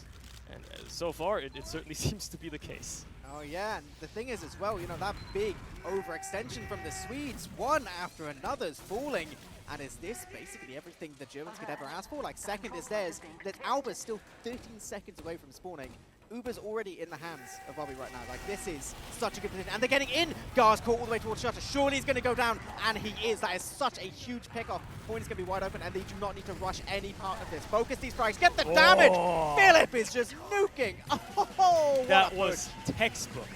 Beautiful. If you were to print a textbook on the science of last pushes in TF2, this is a prime example. That was absolutely beautiful, perfectly executed, and maybe also a bit of poor positioning out of some Swedish players. But sometimes the enemy's mistakes play into your playing well, and that time it was enough for the Germans to equalize. I can feel the energy coursing. They know they're tied up. They know there's 3 minutes left. They definitely would not want to tie this. They want to win this. They have a bit of momentum. They just got to keep it rolling forward. It looks like Philip is going to die again. I was almost going to say maybe he doesn't die instantly on mids anymore, but that was clearly wrong. He did still die, and they find a kill to Grix on the other side so far, but they've given up a lot of positioning for it as well on the side of Sweden, actually. They're just backing out. But wait, when did Bobby die? I didn't even see it. When did that happen? So much kind of floor positioning played by the side of Duplo, and they were really, really happy to play it chill. Even now, they're playing it chill. They know they've got the super advantage. Obviously, the Dream Ready team in this situation is just to try and get through the free. Soldier does bomb in. Not quite. Not quite far enough. Unfortunately, Danny's going to be cut short there. Agent, knowing what to expect, stays behind his scouts and his demo man, just make sure that they keep him safe. But they want to roll this forward. Duplo also know how little time there's left. They have a great opportunity to actually take this into last year. They're being very, very aggressive, taking some ground on second, trying to get into lobby. Philip trying his best to maybe put up some cheeky stickies, but that's all they can really do. They got to get this sentry going, they got to get this last hold going, and then also turn into a coast-to-coast afterwards if they don't want to tie here. So it's looking very, very dire for the Germans right now. They have to not just hold this, and a bit of a disadvantage situation. However, they are going to get the Uber ready here. They've only lost Voxy so far. Again, no point pressure by the Swedes so far. They've lost Grix already, and they're in a very bad position with that Heavy just rolling out vulnerable. Nothing can take this Putis off the point, and that's a nice last hold just like that. Yep, it is. Like you say, 2 minutes on the clock, and with Garn, Grix going down. Actually, Albert, there's no projectile classes at all for the side of Duplo. With Ubers being basically equal. Like, Germany needs to just be like going forward. Like, second needs to be theirs. They need to deny as many of these spawners as possible. They could possibly deny both these soldiers just about. Sorry, Albert and Sweet. Yeah, that's going to be really, really significant. They can look to keep on going to mid, right? Like, they have to be fast. This is the kind of stuff you want to try and take on these free little opportunities. It's going to be difficult, though. Yeah, the second they lose one, they've got to cancel. They can't afford it, because you can see now the combo from Duplo is getting all the way through choke. A lot of damage is being dealt. This is turning scrappy, and the Germans are getting scared. It's a wraparound of a wraparound of a wraparound. I think they're on the red, no, they're on the blue side again. I've kind of lost track almost where they went for a while, because they were just going in figure eights around one another. But for now, they're going to have to be on last. They're going to have to hold this, and Bobby does have an Uber too. He does just barely. I'm pretty sure Philip was 0.2 seconds away from getting meat shot to death there. So he does stay alive, and in this post-Uber fight, Germans have to win. But Alba's underwater. Oh, what a rat play. Oh, this is a very rat play. He does get spotted, though. He's gonna get rat trapped out of there. They take care of that. They don't want to lose to that. Losing to that would be a crushing defeat, but with 40 seconds left now, you have to convert all of the points here. I'm pretty sure there's no chance for the Germans to win anymore. There's only a chance for them to not lose at this point. If they can get the second cap, they can probably guarantee it, and a couple of frags here to seal the deal, especially onto Agent, will certainly help with that. Oh, wow, they're actually fragging a lot, considering that none of these frags matter anymore. Dude, look at Foxy go! He's been unleashed, my man! Why didn't you use it in the last 29 minutes, you know? He's good, but now he's just suddenly on it. Why didn't you do that previously? To be fair, I didn't like discount them. Theoretically, they can still somehow win this, and they're making great pace right now. They're trying to get this cap as soon as possible. They have to get into last within the next 8 seconds and somehow convert this point. Is it going to happen with the Uber coming as well? Gar's got it all stickied up, but he's going to get pressured into water. There's almost no cap time. Finally, second has been capped, but it's not enough, and it's going to be a tie between Verasistov and Duplo. Jesus, that if there was like 5 seconds more in that game, that could have gone very differently. Yeah. That could have been a different story entirely. Damn. Wow. I'm speechless. I don't even know what to say. These, you know, ignoring the kind of witness TF2 easy side of things, these other teams, seriously good games today. Yeah, I mean, this is a toss-up, as we've been saying, for third place. I'm pretty sure anybody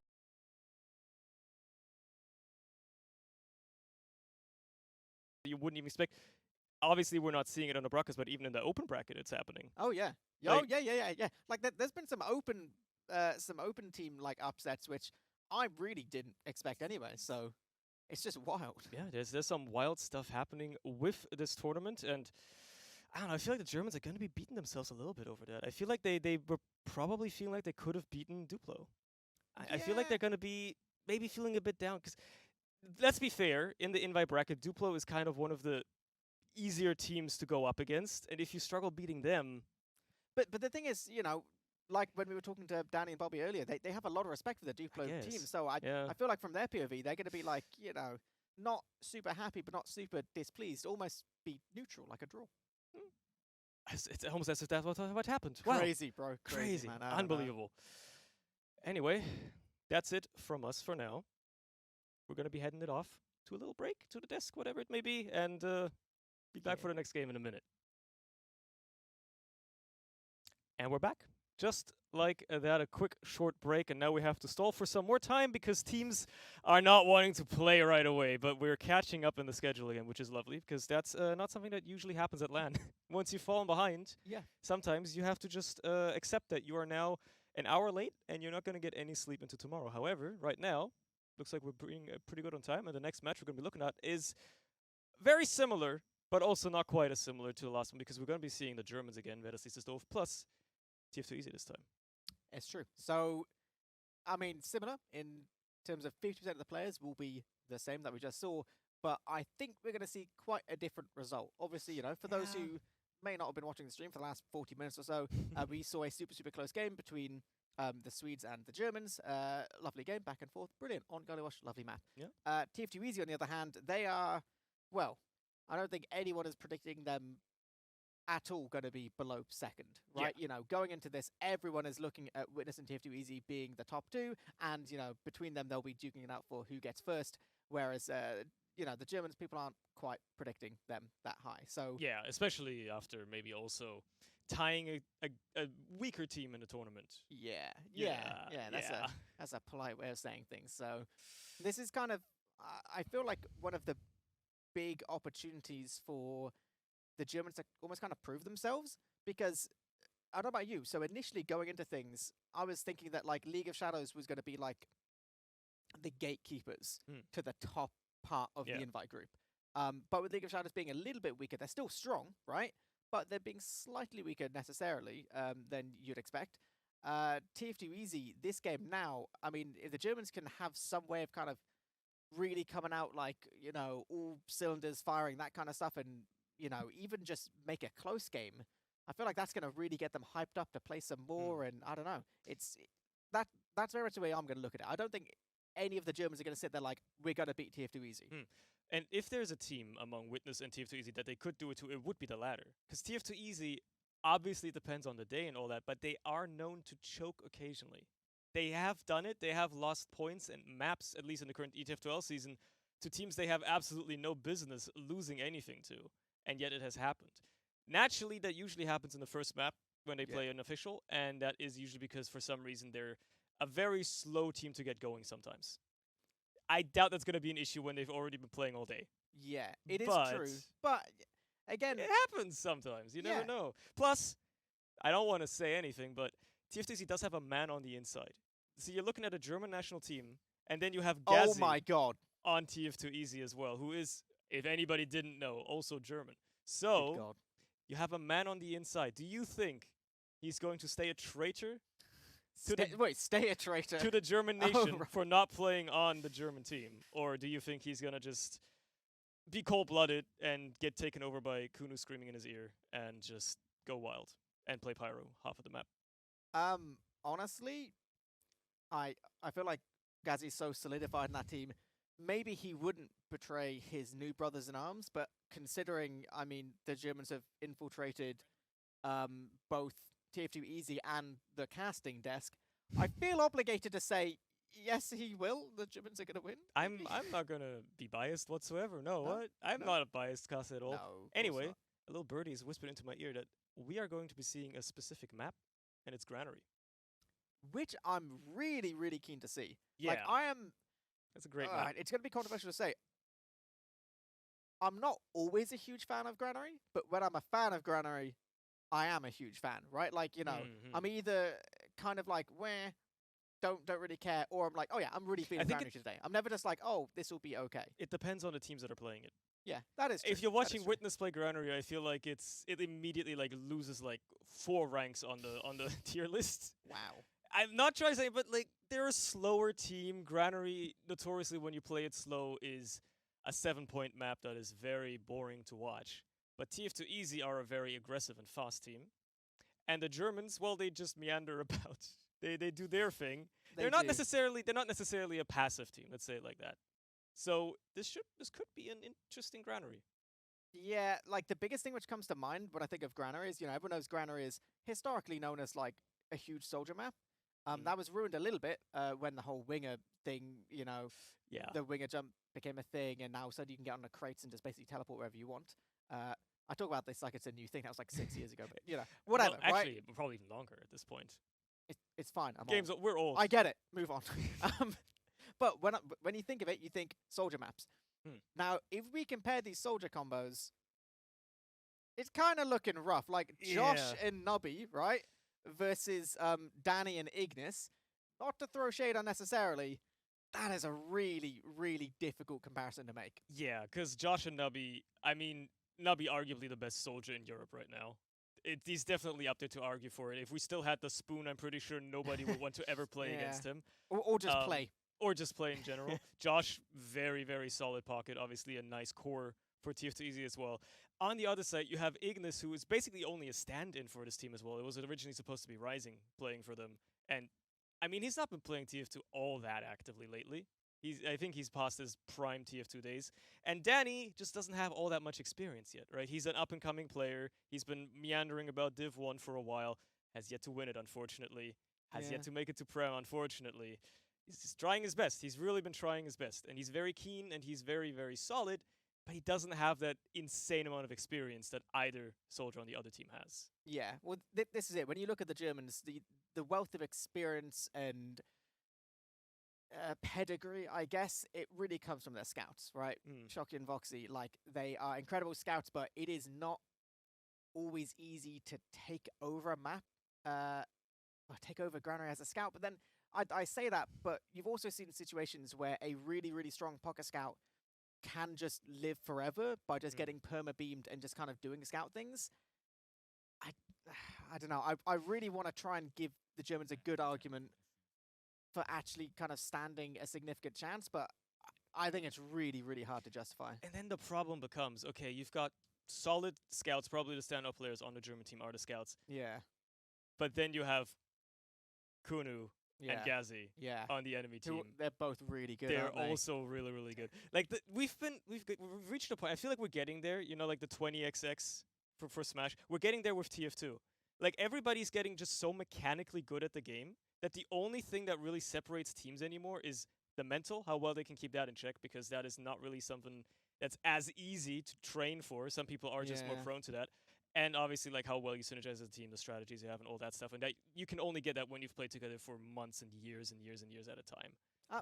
Well, there is a third factor, and that is your ability to deal with technical issues, which one of our players is in fact having. One of those words. Classic, right? I wonder if it's Josh's monitor again. Because it's been that at least 2 or 3 times this entire afternoon already. So interesting. Maybe his monitor has exploded again. I wonder if he might just be turning it off and just being like, what do I do? I just want to like buy some time to like chill for a bit. I have a fantastic photo of, it was like, you know, when some of the delays were happening and, you know, all his team's there, it's like, you know, playing some DM and the server getting ready to go, and Josh is just like fully laid back in his chair, mouth open, half asleep. And I'm just like, my man, Josh has an energy that I always respect. Everybody has their own pregame rituals. Exactly. Some people need to like keep themselves warmed up, keep their adrenaline flowing, hop on MGE or DM and just 24/7 gremlin DM. And some people like Josh, they just sleep between matches. Yeah. Because the thing is, he needs to conserve his energy because he needs to scream during the match. Josh's strength comes from ultimately controlling his team with what is quite an incredible volume. You know, I was standing behind them watching one of their games earlier. It's their game versus League of Shadows, I think it was. And my God, that man, he's got a set of lungs on him. Mm, Yeah. I wonder if that's like an Irish thing in general. I mean, I'm not trying to, but I think it's like kind of what they're known for. They're being loud and being able to scream a lot, maybe. No, not trying to say anything. I was just putting that out there. I'm sure he would get it. He would get it. Anyway, yeah, I don't know. Maybe he can just play with his monitor turned off. Maybe he just needs echolocation. He could he turns on like You could do that. closed captions and like it tells him in text to speech where everything's happening. Plays the game that way. I'm sure that's not a problem. I don't think that would be a great idea. I mean, that has happened before at LAN. I think I bring up this story a lot. There was some iSeries quite a few years ago where Tezik back in the day, I believe Coleman, their medic, did play with his monitor off for an entire map. It was only about a 5-minute map because the other team played with an illegal amount of a certain class. I think it was heavy. Oh. And then after losing, the other team just went to the bar. I don't think he even left the server. They were That's just the like, spirit. I can't play with 6 heavies. This is ridiculous. And then just walked away. Yeah, well, that's the spirit. You got to do something, right? You gotta have fun in your own right. And if you can't to have it, fun. if you can't have your own fun, Throw your toys out the pram you make it. and give up. Just not allowed to do what I want to do. All right, screw you. I'm not playing by your rules. I'm not playing at all. Pretty much, yeah. Yeah, I don't know what the situation is in terms of these technical issues. I'm going to hope they're getting steadily resolved. We do have an all-star admin team down there of DCS and some other people who I don't think I remember the name. Probably ripping their hairs out by the end of the day because of all the running and stress work they have to do. Yeah. I can't imagine it's easy work. They're like the unsung heroes usually of this stuff. Yeah. I mean, let's not sing for them then, I'm not able otherwise- to sing. I can't sing. Because otherwise they'd get too much respect and admiration. I don't know. I know. Do you not wish that upon them? Do you not want them to have that? Are you depriving them of what would rightfully be theirs, or Yeah. you're evil like that? You're an evil Yeah. person. You can't give current or ex TF2 admins anything. Unless they give you medals. I guess so. I don't think I should have said that. No, chat's gonna be. I feel like there's gonna What be medals? some. What are you talking about? What's that? I feel like there's probably people that have started playing in ETF2L in like the last couple of years that never even gotten a medal. They don't even know what they could get medals. Probably. Oh my lord. I've just had the word of God himself whisper in my ear. The players are about to ready. Oh my lord! You know what we don't have? Yeah, We well connect that's on that. fine. We That's can, fine. you know, Whatever. we can. Yeah. we don't need it. Who needs visuals? Let's make a prediction, right? Now this is gonna be crazy, right? Because right now you need to choose between your head and your heart. Even if I choose with my head, I'm still 1/6 correct at the end of the day. For God's sake, this So- is such like mainline copium right now. I mean, let's be realistic here. This should be TF2 Easy's game. Yeah. Obviously, unless they're just taking the piss and not taking it seriously because they realize, it's the first day of LAN, it doesn't matter anyway. Yeah. It should be like a 5-1 at most for like maybe the Germans can take a round, maybe they can come out swing and have a cheeky little strategy. It won't work more than once. No. They'll get one round going, and we have been lied to because the players are still not ready to play. No. I'm gonna relay the exact wording. Got baited. There's more problems. LAN boys. LAN. I love LANs. Okay, genuinely, right? We joke about it. If you've never been to a LAN, do, because I'm sure for you it's nowhere near as funny as it is like actually being at the LAN. Yeah. There's something about the energy. Maybe I'm insane. I might be insane. There's something about like it is it's called Murphy's Law, right? Anything that can go wrong will go wrong. Yeah.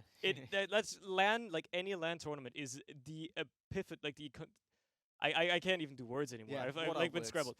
It's the definition of Murphy's Law. Literally anything that is possibly able to go wrong. Like at some point a stray photon is gonna hit some cable and gonna bit flip, and then like the whole building is gonna like lose power again or something. That's one of the most incredible sentences I've ever heard. A stray photon is gonna hit a cable, it's gonna bitch flip. I mean, that happens all the time. You got like neutrinos coming from space, bit flipping. Why do you think there's like?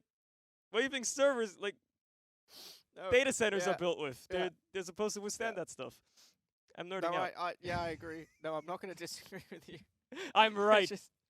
I just wasn't ready for what you were saying. Good. That means it's working. Oh my god. Okay, right. So we've done our. Well, no, sorry. It's my turn for a prediction. Yeah, I've done my prediction. Yeah, you've done yours. Yeah, TF2 is going to win this game. I think the only interesting prediction is whether we think the game's going to end early. You think it clearly will with a 5-1. I think it's going to go on to the full 30 minutes. What's the scoreline going to be, though, at the end of it? It's going to be like 4-1 or something. Hmm. Or like 4-0. I think it's going to go the whole way just because Granary is a map that you can slow down a I little bit. guess if you want to slow down the pace. Actually, right, okay, while we're here, Theorycraft, right? I don't even like Theorycraft. Win session. So the whole thing on Granary, right? You can slow down Granary, yeah? Mhm. You can stand around, you can make nothing happen. Cool, awesome. Do you think the Germans will do that so as to not lose more? Because that's something which always kind of tilts me when I do see it, right? Mm. Because you're just like, right, we don't want to get 5-0'd, awesome. But if you're 2 rounds down, and then you just really slow things down to the point where you're like not really taking any risks, You're just What are you wasting doing? everyone's time. Like- You're wasting like, what are you everybody, doing? including your own time. like You could instead Y- just lose. action. You could just lose like real men, and then take I that do that. extra free time you have to, like, I don't know, get something to eat. Yeah. Have a fun time. This is the second last match of the day anyway. You have only one more afterwards. I think this is round 6, right? I think that's what we were told anyway. So, like, you can get it over with quickly, knowing if you're Get gonna it get over rolled. I'm just thinking, right? I'm just thinking, sometimes I feel like people can get in their own head with these kind of games, where it's like just because if you're losing, you need to make adaptations to try and not lose. I Yeah. agree. However, your adaptations still need to be in such a way as to achieve something, Yeah, right? if you're just sitting If you about, play to not lose, you ain't gonna win.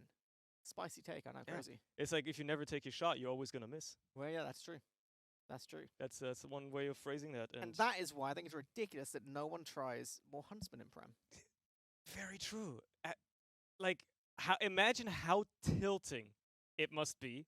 You just turn a random corner, like you walk through Shutter on Granary 2nd, Exactly. and you instantly get headshot by a stray arrow that was just randomly fired off in your direction. Exactly. That is, and again, if you are the underdogs, I don't know why I'm suggesting just the most insane strats to the Psychotic. Germans right now. Yeah, like really just like dangerous to your health.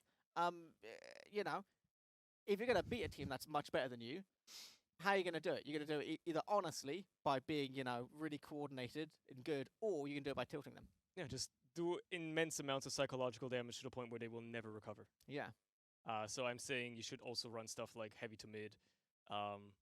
However well that might work on Granary is completely up for debate. I but mean, it is a thing. I think actually no, has still not done that, like, Yeah. somewhat frequently, especially at I-69. Yeah, 7 did that. So Yeah. maybe you can actually. Oh God, we're giving them like ideas if they were like. See, the problem is, right, if there's like heavy to mid, then ultimately all that ends up happening is it just becomes an off-class disaster. And then it's like, sure, you have the heavy to mid, but then, I mean, Gazzy's going to go pyro, and yeah, the heavy wins that fight, but then it means your soldiers don't get to play the game, or your soldiers don't like you, and And then you might have like a Kuno sniper, and that's just gonna shut it down. yeah, then Nubby's going to get, Or Nubby sniper. Nubby's going to snipe. Probably So Snubby, yeah. I feel like we're in real time both creating solutions and finding The problems with players them. are taking so long to start the game. We're just making up our own headcanon for what's going on right now. I don't even think we need to play the game. We've kind of theorized everything that could happen. I feel like here we've anyway. gone through every single possible reality that will transpire in the next 30 minutes. Yeah. And we've just like deduced. Yeah, I mean, there's What no. if we're just wrong though? That would be hilarious. Like we're all wrong, and just like the Germans just win like 1-0. Like, we're so confident right now that TF2 is gonna absolutely roll the Germans. Yeah. And then they like get one freak round early because they just catch them off guard with an amazing mid fight or something that Yeah. they've been scheming, and then just park the bus for 28 minutes. It would be the most boring match in TF2 history, bar one that goes to a golden cap. That's true. A 0-0 that goes to a golden cap is probably the most boring thing you can imagine. But it would certainly be the next step down. Yeah. Well, And it would be boring in the moment, but afterwards, when you look back, you'd be like, dude, that game was crazy. that is man. incredible. That game was That would be an crazy." incredible feat. I would probably immediately run downstairs just to see the TF2 Easy players' reactions. I feel like there would be violence in the LAN hall. Oh my god. There might hope not. be some form of violence, whether verbal or physical. Or just like, emotional violence. Where someone's like, I Crying. don't think you played well, and then someone gets really upset. Well, I guess it's proven objectively by who wins, who played the better game, right? There's no like, I don't think you played well. If you win, you win. That's true. Winning is all that matters at the end of the day. Is tournament or talkament? Talk. Evidently. Yeah. Talk.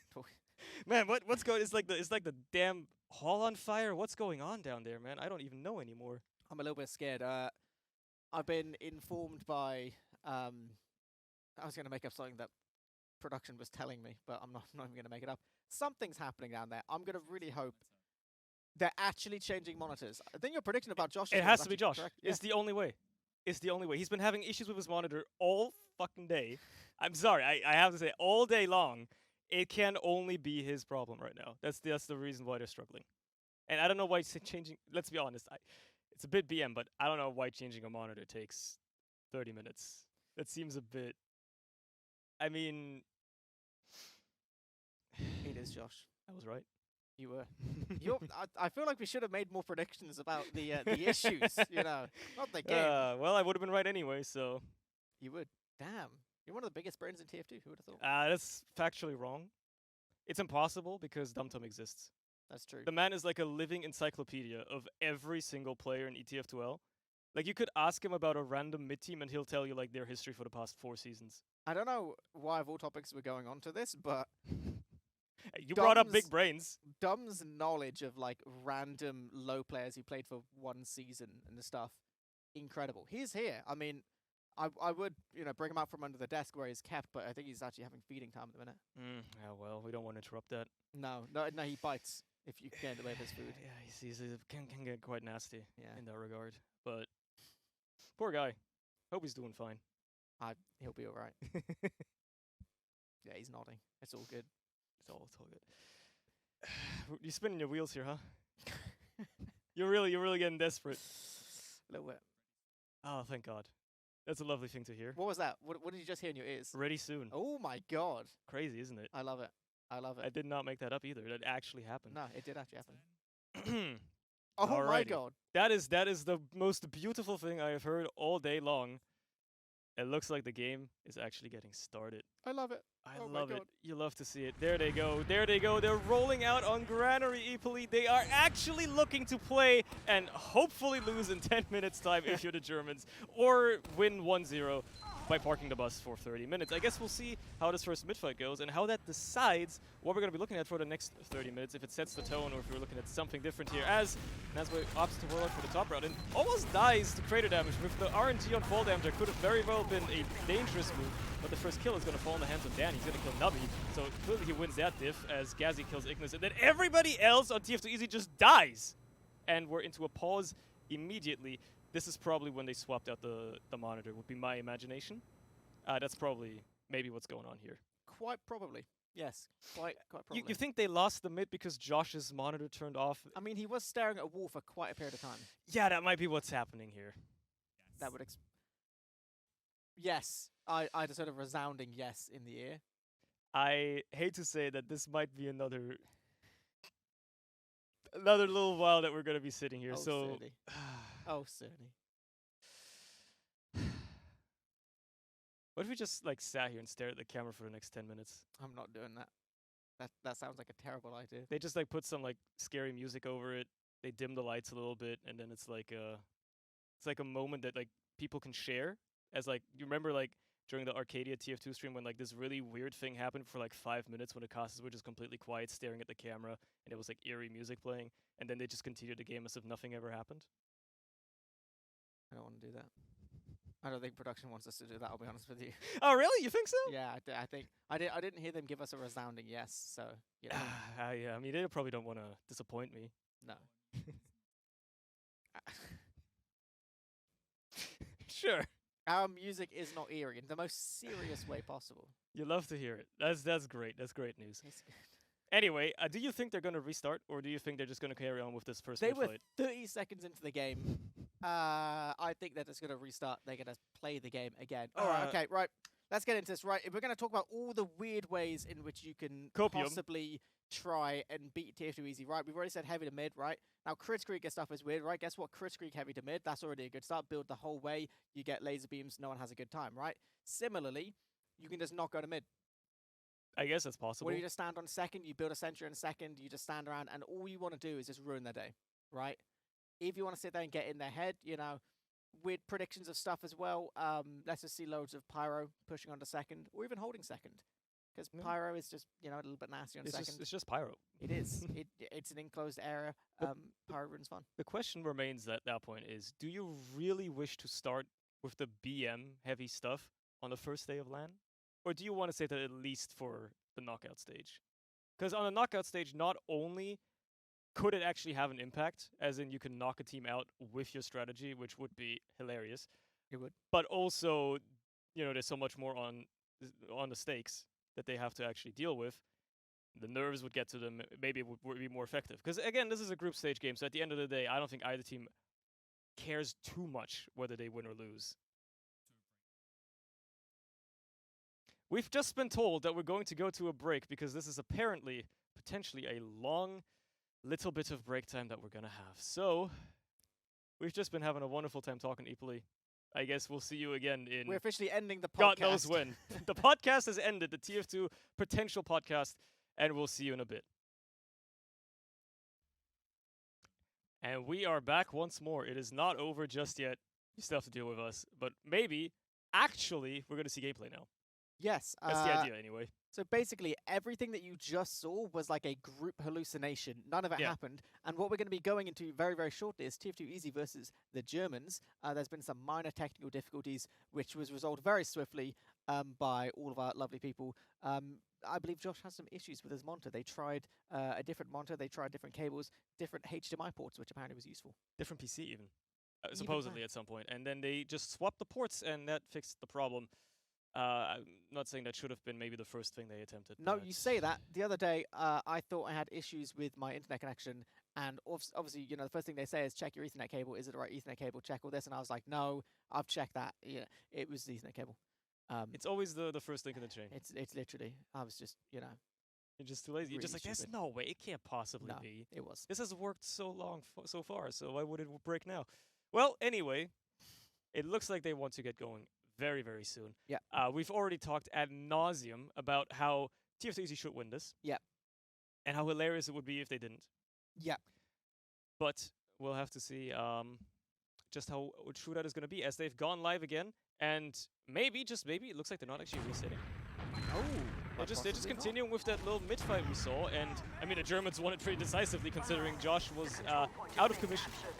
That is very, very true. So we do see right now, Bobby does have his Uber. They're pretty happy. Second, firmly in control of the Germans. They have a moment just to try and buff up, get themselves all happy, and then go look to push straight towards this last. We do have Gazzy on the engineer, Morale on the sniper, and they're all the way in. Yeah, the Uber's already all the way in. They found the sentry so far, and that's about it.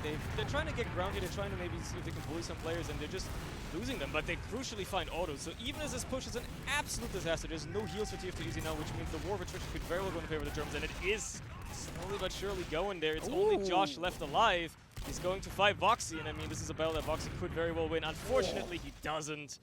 And Josh keeps it alive for his team. So far, TF2 Easy are not just going to lose their first round of Granary just yet. I'm going to say, guess what, Sonny? I reckon his monitor's working just fine. That's all he needed. He could see that guy. Like, I'm very sure it gives him like some sort of like superpower. He can see in the future now. I reckon so. Why not? Why not? But the thing is, with all of that, it is actually only the tiniest of Uber advantages in the hands of Auto, basically to the point that they have no chance of really pushing off it. And with almost all of the players dying, there was no player advantage either. So it actually will be continuing a little bit of a stalemate here. So being equal, we do see the gun going up in what I believe should be a fairly traditional point, most likely towards the old little pipe, which is great at denying things. You see the boy Nas having a good time.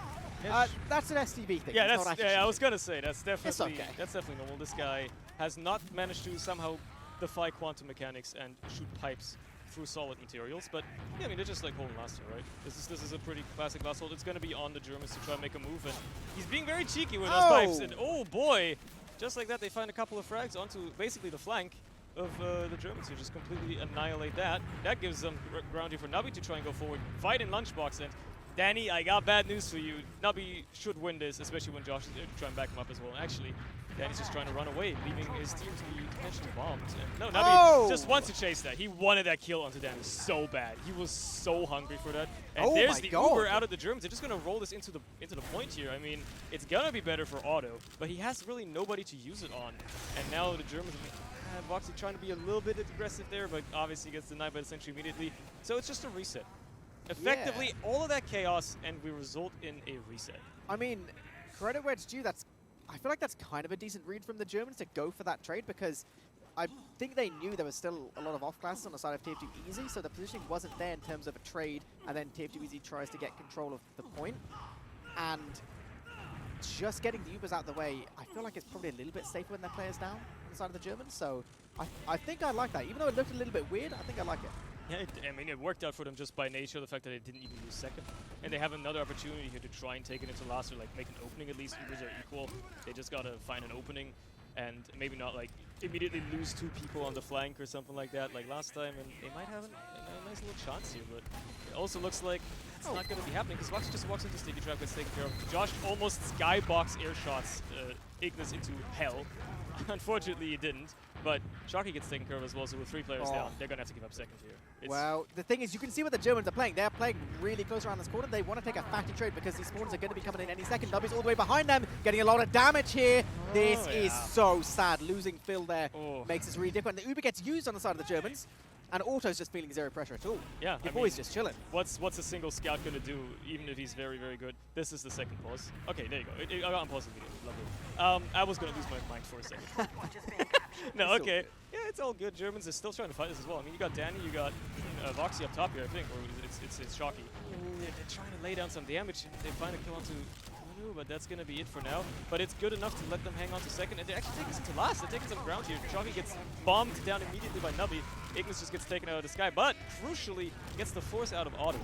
Yeah, so at that point you can see the Germans, all they were looking to do is commit in terms of providing distractions so they can get onto Auto. Now, Uber has been forced out. We do still see TF2 Easy trying to move towards the point. They're trying to take some position. It's not going to be easy, though, because the Germans can start doing the spam. You can see a little bit fearful inside of TF2 Easy. They know this Uber's going to be in the hands of Bobby any second. They're actually backing straight up to last because they need to get some kind of solid hold-up. No time for a sentry gun. And importantly, only 28 seconds left on the round time. So it's do or die time for the Germans here. And losing Voxy early in this push as Kuno just snipes him down is... They gotta go, though. It's gonna slow them down. I mean, they gotta go, but they might be able to wait for another respawn wave if they're very, very ambitious. There is technically overtime if they get some cap time, because it's not the end of the map, it's only the end of this round. But it looks like TF2 Easy just want to play for the round reset, and so far, I mean, Nubby gets in behind again. He gets some massive damage onto the combo, but doesn't get a kill. No follow-up is there, and yeah, they're just gonna play for the round reset. Yep, I mean, it's not entirely unpredictable. It is grounding last. It is a little bit of a difficult one, but yeah, you can, you know, it is what it is. That being said, I mean, 6 minutes in, and the Germans are really feeling like they're kind of holding their own. Yeah, they're holding their ground. They just struggle a little bit with converting those last pushes, but to be fair, they weren't foregone pushes whatsoever, and they got pretty close at least once. So it's certainly doable. And if they find their way into this, have another beautiful mid this time, it's going to be a bit different because TF2 is actually has 6 players. So we'll have to see if they can get another wonderful mid fight going, or if it's going to be a completely different story as the teams start duking it out. Soldiers are flying all over the place as they do. Nazma's going to get the first kill onto Bobby, crucially, with just a random death. I'm pretty sure he wasn't even trying to kill Bobby. Bobby just happened to walk onto some random stray sticky, and with no heals for the Germans, it is quickly collapsing, although Otto has also died. And in terms of positioning, it might actually be a bit better for the Germans as they're just rushing across the point. Ghazi and Nazma both get taken down. It's only Shocky that dies on the other side, and Nubby dies as well. There you go, they win the mid. That was really, really well played. Again, a little bit of chaos energy from the Germans, and I really feel like Shocky and Voxy are doing some fantastic work here. But also, I want to shout out my boy, Philip. He's hitting some crucial stickies and pipes. Yeah, that's kind of wild. Like, we're seeing the tiniest of advantages here for Auto, but the Germans, they want to take this yard position, which we always talk of kind of almost being a point within itself. And it's certainly something they're going to get pretty easily. TF2 Easy will be forward on the second point, though. They're not going to give that one up just for free, because that would be asinine to do. I guess, you know, they're not completely insane yet. They will still try to hold this in the usual way. They got Josh spamming out a lunchbox, the usual stuff, basically. And Well, I mean, the Germans are going to have to find a way to break this somehow. They know that the Ubers are roughly equal, so they're going to be trying to take some ground now, see if they can maybe bully Josh out of here. Well, they do, but they also almost lose Ignis for it, so it would have actually been quite disastrous if he had died there. Voxy dying instead, and Ignis gets taken care of. Josh just gets into Bobby? My man just walks through a doorway and is completely uncontested. Like, Man's the a Germans wizard. are falling to pieces. He's a wizard. He just managed to sneak that rocket in, and I mean, Danny trying his best to somehow get a force out there, just manages to only kill Josh, and it is crumbling for the German team. Philip's already out on mid just with some cheeky stickies, and they're just going to try to salvage what they can here, maybe just run and not feed any more players. He's going to lose Shocky, which is probably the opposite of not feeding players. Yeah, like, kind of just an unnecessary death as well. Like, I guess, just thinking he could maybe try and do something, but this is just all momentum in the hands of TF2 Easy. They can keep going forward. The sniper gets, I mean, he takes a shot, That's doesn't dangerous. quite connect, but they're just going to keep on going. Look at this, this is still basically 50% advantage. They have second cap. Like, this is TF2 Easy's opportunity just to get all the way in. There is a sniper, there is a heavy. They may even just use all the way in just to try and jump through. They're milking just a little bit, but Uber's getting used, and you see Nas going for the big bomb, but ooh, what a headshot from Voxy. They're just losing player after player. The Germans somehow magically holding this, and the flank from Danny picks up auto. It's only Kuno left, and I mean, he's got to pull out a damn miracle here if he wants to make something happen. A lot of danger on Bobby there, actually. Just very much confidence in Voxy to clean it up. Fortunately for him, he does. But that could have been a bit dangerous. And there's a counter sniper out of nothing. There is, but there's already aggression on him. They're aware of how dangerous that can be, and they take care of it immediately, making sure that that guy cannot get anything done. And they're just going to keep this rolling forward. Immediately, everybody else in TF2 is like, yeah, okay, scram. We're not doing this. This is a lost cause. We're going to get back to second. They might even be able to hold yard, to be fair, considering. I mean, they do have Uber Disset, but they have players for the most part. They can at least spam for a while. You know, make this not a free entrance for the Germans, but they can't do as much. They got to get out to second. Nas putting down some cheeky sticky traps. And they just have to leave. They just have to get probably to last if they're not like careful here, because they might get the Uber in time. And Germans, they're just going to flank around Lunchbox. They're going to see what they can spam out there. They get spammed back, especially with Voxy dying as well. They're just going to have to give it up and hold yard. Fair enough. yeah, I mean, it's already good value on that Uber advantage from them anyway. Now they are seeing TF2 Easy playing towards his left-hand side. It does look like they're going to be going all the way in. Those soldiers have gone down. Uber has been used on the side of the Germans, so they're basically exchanging that Uber for the sake of 2 soldiers. It's good, but you need to be aware of like the rest of the combo. Like at any point, you can just see more Alexi and Nasboy just walk all the way through. Looks like they're going to be getting bombed. They surely have to use hit. Yep, they will. They'll get 1 frag for it. 1 scout is now all the way behind, but there's no chance at all of getting on the combo of the Germans. Surely not. Surely not. Surely not. No, okay. The Germans are just running away, and Voxy, crucially, is just on second here. He has 2 soldiers staring him down right away, and he's going to try to go for a bit of a back cap here. If they don't stack mid or come back for him, this could actually be very dangerous. He's dodging and weaving. Josh can't quite get him off the point, and he's getting so much cap time still. Finally, he has to give it up. He's realized that health isn't good, but he's pulled back the entire team of TF2 Easy. They were trying to fight mid, not happening. He's now just being a little annoying mosquito on last, and he's got people searching for him as well. Single-handedly, completely stunted that push from TF2 Easy. They couldn't do anything. He's still being cheeky, just chipping damage. Dies to a little free fire by Josh. I'm really sure that was just read like an open book. But single-handedly, maybe even saving the round for his team there. Potentially, yeah. It's kind of crazy how sometimes these tiny little bits of timing can make all the difference. So we are now seeing equal Ubers with Foxy spawning, be equal players as well. 3 minutes left on the round timer, and we're going to go back just a little bit of chilling for a second. Most likely, we'll probably see the Germans moving towards this left-hand side once they've got all their players there and buffed. Let's see what they can do. They're just trying to do the same old again as they have been. However, this time it is going to be equal Uber situation into second. They're not going to be able to just bully their way in off of the back of the Uber ad alone. And TF2 Easy are aware of this. They're holding pretty aggressively. They're probably perfectly content with even going for bit of an exchange if they so have to. Again, they seem content with playing for the round recess. They've done it once already. There's 2.5 minutes left in the round, so they've already burned through half of it, and if they have to just go for another reset, so be it. Nabi is going to put down some damage in Lunchbox, just slow down these German players ever so slightly. They really want to bully their way in on that side, but facing so much aggression, so much opposition with all that spam coming around the corner. Danny trying his best to peek and just hits the wall. Sometimes you just have to point that out. That wall is weak though right now. Like I swear, any second now it's going down. Sometimes you just gotta It happens to all of us, right? Anyway, they're gonna give up Lunchbox. They're gonna try to get back on TR here. Maybe rotate over, and Ignis dying on the flank is gonna maybe throw a bit of a wrench into the German team's plans here, because now they have no chance in actually pushing in, and they have to contend with maybe TF2 doing the same on their side. Now he just launches himself into Stefan, just takes him down completely uncalled for. Danny tries to do the same on the other side, just waddles in and gets 2 shot down by Gazi. They are slowly but surely beating down players. And now they what just is have to this book it. genius play from Nubby? Oh my God. He is completely above them, and the No. 2 rockets. No. At least he pops. But that is a nasty force to have happen to you. Yeah. And oh man, you just have to give it up now. Now it's really a question of where TF2 Easy want to take mid here. Oh, we do Oh, see wait, once back cap again. Mate, these back caps. It is so annoying playing against these scouts. And look, he's just playing them like a fiddle right now. Somehow, he wins. What? He wins against Gazi as well. Just pulls back the entire team from TF2 Easy just to deal with one guy. This man is putting the He's a menace. He's putting the entire team on his back right now. It is unbelievable what he's doing for his German team here.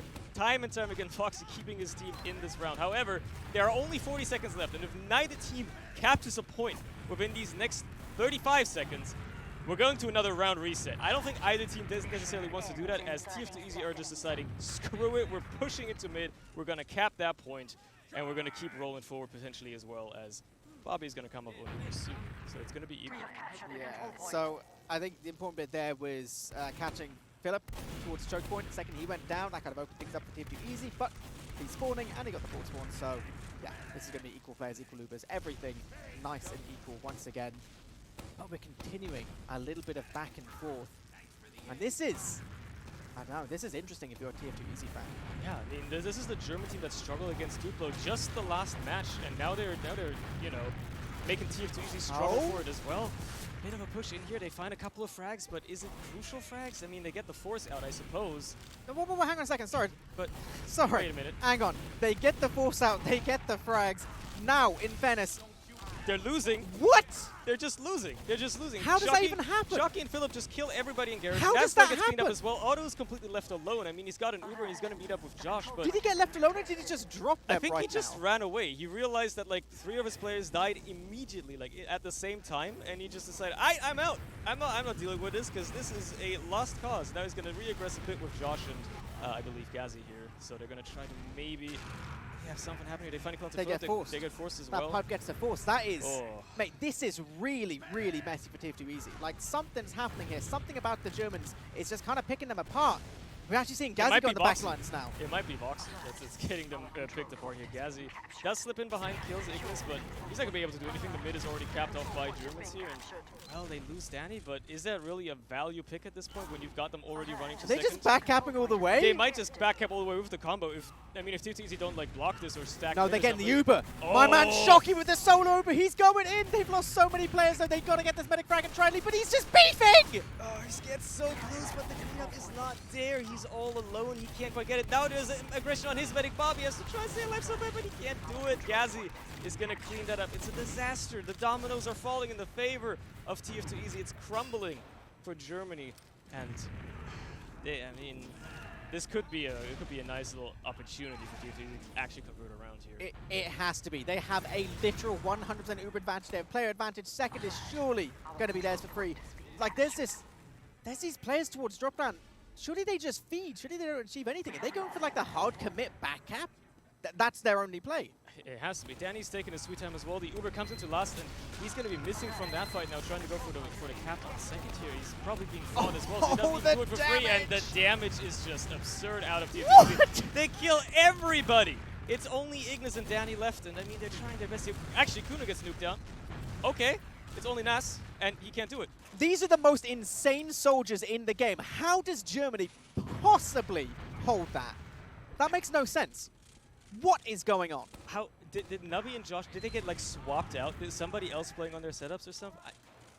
They are not up to form right now. I feel like they are not playing up to their form right now as they should be, because these pushes should be converted very, very easily. Honestly, like, I'm going to give a lot of credit to the Germans right now. They Yeah. have some kind of magic. Mate, you know what I said? Home ground advantage. It is the home ground advantage. I knew it would come into play eventually. It didn't work as well as it could have against the Swedes, but maybe it's just because they're weak on Goalie Wash. Maybe Granary is their map. Maybe they just... This is all they've been practicing all week as they were preparing for LAN. They're going to have to hold this last, though, and Nasboy's just going to get floated in the air. He doesn't die, and they find the Sentry Gun, but they need to find Frag as well. They find Ignis, they find Philip, and they're just going to play the point. Nobody walks on it by the Germans, so I'm immediately eating my words. And finally, after almost 20 minutes, TF2 Easy take the first round. All right. I feel like you saw that from TF2 Easy. It was only about 25% advantage, but they were just like, you know what? We are not messing around anymore. We're getting on that point. 96% was Bobby's Uber right at that end a little bit there. TF2 Easy knew they had a tiny little window, and they were like, you know what? We're actually getting this round. All right, boys. Second mid of the game. Third. Well, third. You're right. Third, technically. Round reset. Second round that real matters. mid. Yeah, the second one that really matters because the first one was a toss-up anyway with Josh crashing. So let's see how this one is going to go. Again, so far, the Germans have won all of the mid-fights, and let's see if they win this one again, or if TF2 Easy find a way to actually respond to it as they're making their way over here. Vox is going to get the first kill, but immediately it's followed up by onto Ignis and Vox himself. Nasboy gets taken care of quickly, so they're going to be missing a bit of power and damage projection here for TF2 Easy, and they're all like kind of boarded up and just getting nuked down. Josh Otto taken care of. There goes Morale as well. It's only Nabi left, and he can be dangerous if left unattended, but he is very far behind right now. Just kind of being a bit of a nuisance as the Germans have won yet another mid-fight. Can I just shout out how one soldier on the high ground for the Germans made such a huge difference there. Like, he didn't even do anything much other than just shoot rockets at the ground, but having that high ground is absolutely huge. How's Nabi alive still? This is... They're going to start sending 2 people back for him, and they're just leaving him unattended. Okay, no, they have people looking at him, they're aware of him. They're not going to let this guy get away with anything, right? Surely not. Well, Uber's been used. Foxy's gone all the way in. Nasboy's got taken down. Suddenly, all of the Germans are actually peeking towards last. There's one player behind. They need to be aware of him. They still need to get this cap off on second. But as long as they deal with that, maybe they start pushing on forward. Auto still only on 60%. The Germans need to be really coordinating with the damage right now. They've got second. They can't play through the point until they start dealing with some of these players. But it's starting to fall apart just a little bit. And you can see now, yeah, the Nubby's still behind. It's causing so many problems. They left him unattended for too long. He's going to try to do a cheeky little bomb into the shutter here, but nobody's peeking him. And everybody on the Germans is rotating out the other side, except for Voxy, who decides to just hold W forward. He diffs gas once again, and he just keeps getting away with it. He has no respect for these players, and I love to see it. He actually doesn't care. He just keeps getting away with it for some reason, and they let him get away with it, and he's just being annoying and getting into the mental. Unfortunately, this time it wasn't enough for them to actually win or anything, because, you know, they're still down around. There's 10 minutes left. If you're the Germans, so you actually got to start converting at least a round.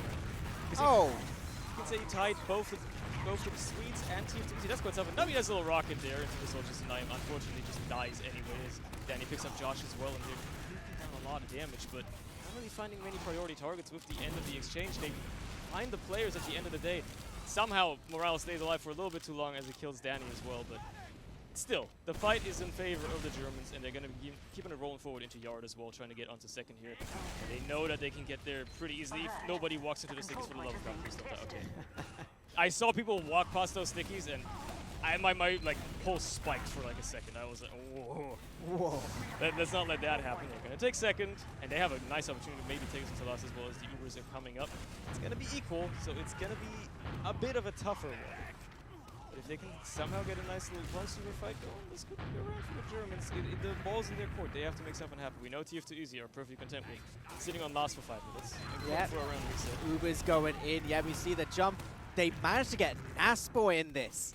That's actually really significant. They can go for this repush if they want. They do still have to deal with the gun. Foxy, as always, being the thorn in their side and just living once again. They've got to be fairly quick. They've got to look towards this high ground. All the way in the left for the Germans right now. Yep, you see them trying to take the high ground now. They're trying to get in. They're getting so much damage. So many players. It's playing towards point.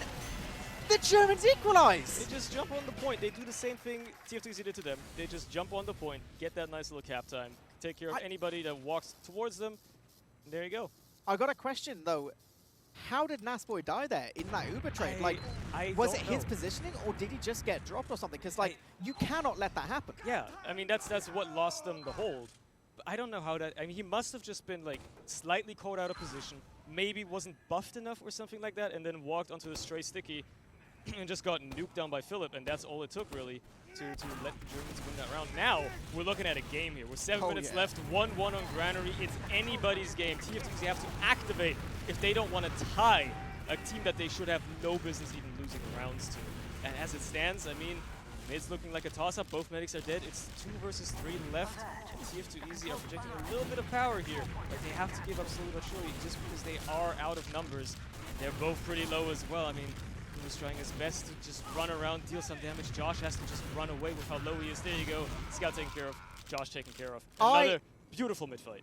My jaw has dropped right now looking at these German mids. Like, their success rate is exceptional against a top 2 team in all of Europe. Like, they're wild. Apparently, like, Grana is just their map. Yeah, I guess they just, compared to Gully, this is a completely different team I'm looking at. This is not the same Verdaslysesdorf that we just watched on Gully Watch like an hour ago. I don't know what happened. I don't know what gamer juices they injected in between the maps in the long break. Maybe they, you know, went to the bar, got a couple of drinks. I don't know.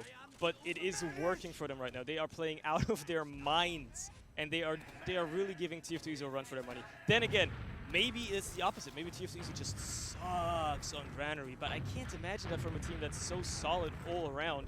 They might have a map they're a bit weaker on, but... Like, you say about how solid they are, but they are making some pretty crucial mistakes. Not to say the Germans are playing perfectly, but this feels like a bit of a weird situation for TF2 Easy. I don't think they have any business struggling this much against the Germans on Granary. Okay. Goodbye, Ignis. Ignis is gonna... Good effort, mate. He'd be met with gravity, unfortunately. That's a fate that befalls all of us eventually. And they're gonna use this to just get out into yard. Gazzy's chasing that scout out and gonna try to wrap around here, see if they can get any other German players. They get Philip, that's probably going to open things up a little bit for them, but everybody else on the flank has already wrapped around. They get onto point, they manage to force out the exchange. Danny gets dropped in it though, so it's a solo Uber for a single scout, and it is already faded, and everybody just gets cleaned up. It's only Shocky left. Can he make something happen against 3 players here? He's being chased out. They want him so bad. He's being a nuisance, but he's probably going to have a rough time winning this. Josh just cleans him up. And for now, TF2 Easy hang on to it. But it's not a decisive victory at all. Sure, they got Bobby. It's only 20% ag though. They still have to get all the way across the map. They're just trying to make their way to mid now. And they're really struggling with it. Sure, they find a kill onto Ignis here because he decides to feed. But there you go, just a bit of cleanup by the Germans. Again, it's only Gazzy, Nubby, and Otto left. And Otto is nowhere to be seen. He's just back, you know, trying to save his own life. Nubby gets a nice little rocket there onto Danny, to be fair, to keep his medic safe. And Voxy, he's hungry. Look at him, he's hungry. He wants that kill so badly. Oh my god. Is he gonna get it though? Oh, cool, Nubby, nice little prediction. Nubby knows this guy, maybe a bit too well. He's been playing against him for a bit too long now, and he just takes care of him. Nice little 1-2 punch there. That's a favorable exchange for the soldier. They hang on to it. They take care of the threat of the little goblin running towards them. Okay, so, right, let's take a second, take a breather. 4 minutes left to go. TF2 Easy with a huge Uber advantage. We do see Danny going in, gets a lot of damage! Doesn't follow-up. Doesn't quite get the fry, doesn't quite get the force. That's significant now. All of this, it is buying time for the Germans. You can see how far back the combo is, 75% already. If they build hard, maybe they get this for second, they can keep the game going just a little bit.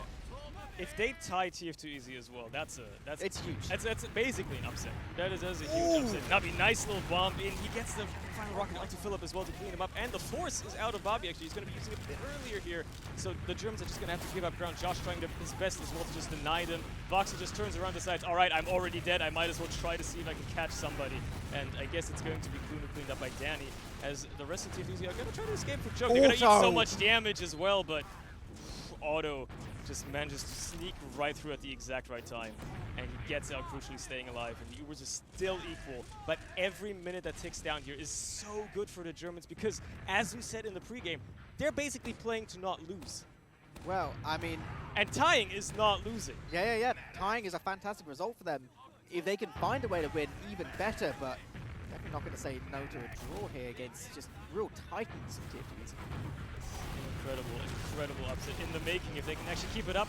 Unfortunately, they're losing a couple of players. They find only Josh on the other side. Nubby's very low as well, but he's in no danger to be cleaned up, and Ignis gets taken down. This could spell doom for the Germans. They have only 2 scouts and a medic trying to hold last. Even if the Ubers are equal, the spawners will not be there by the time TF2 Easy makes their way into last year. Somehow Voxy and Shocky, they just have to hold this point off by themselves, at least for a little while. Neither team wants to use the Uber, but The Germans know that if they get Bobby in a bad position, that would be disastrous. Nabi getting cleaned up is actually going to stunt this TF2 easy push for a little bit. They're going to have to back out to second, so that's very crucial, I think. That just slowed them down, because if they hadn't gotten Nabi there, that would have turned way worse for the Germans very quickly.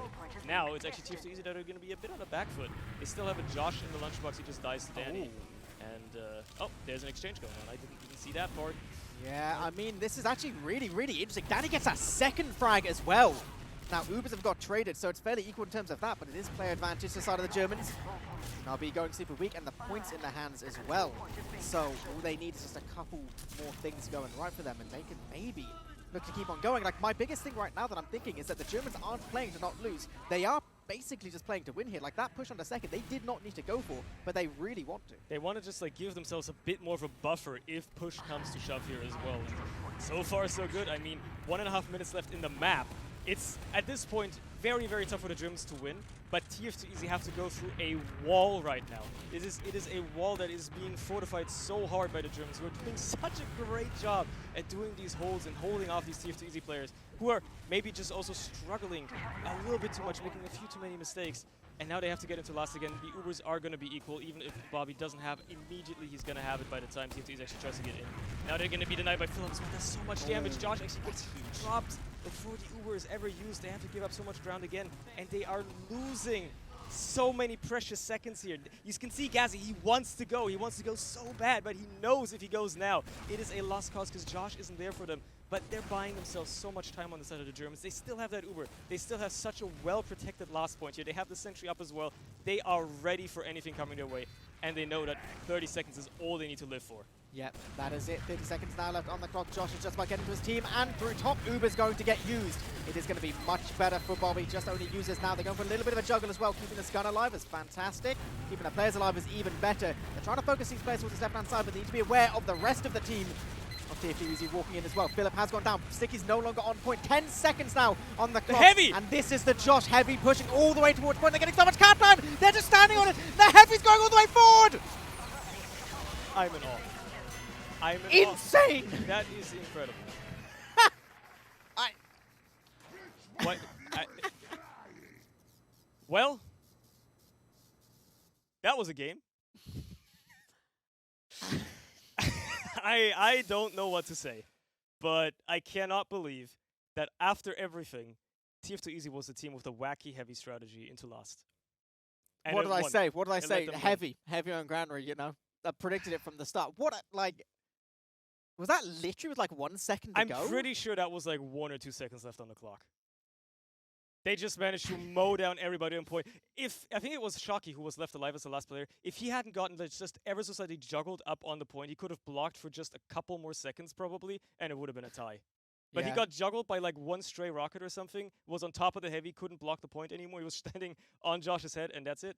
It's so heartbreaking for the Germans because anyone who hasn't watched that is going to look and be like, oh, 2-1 for Must have TF2 been a Easy. bit I of mean, a you slow know, game, but yeah. TF2 Easy won, whatever. Yeah, a little bit whatever. But no, like the Germans would like, they were They were playing in control. so well. They were in control for the majority of that map, I feel. Like, I mean, they had a good amount of control. I think, like, it isn't even like salvage. Like, they had just some real explosive plays. Like, I just want to shout out the fact that, like, I don't know if Voxy really lost a fair 1v1, right? Like, so, you know, Yeah. there were situations where he lost where he was like 40 HP because he just won a 1v1.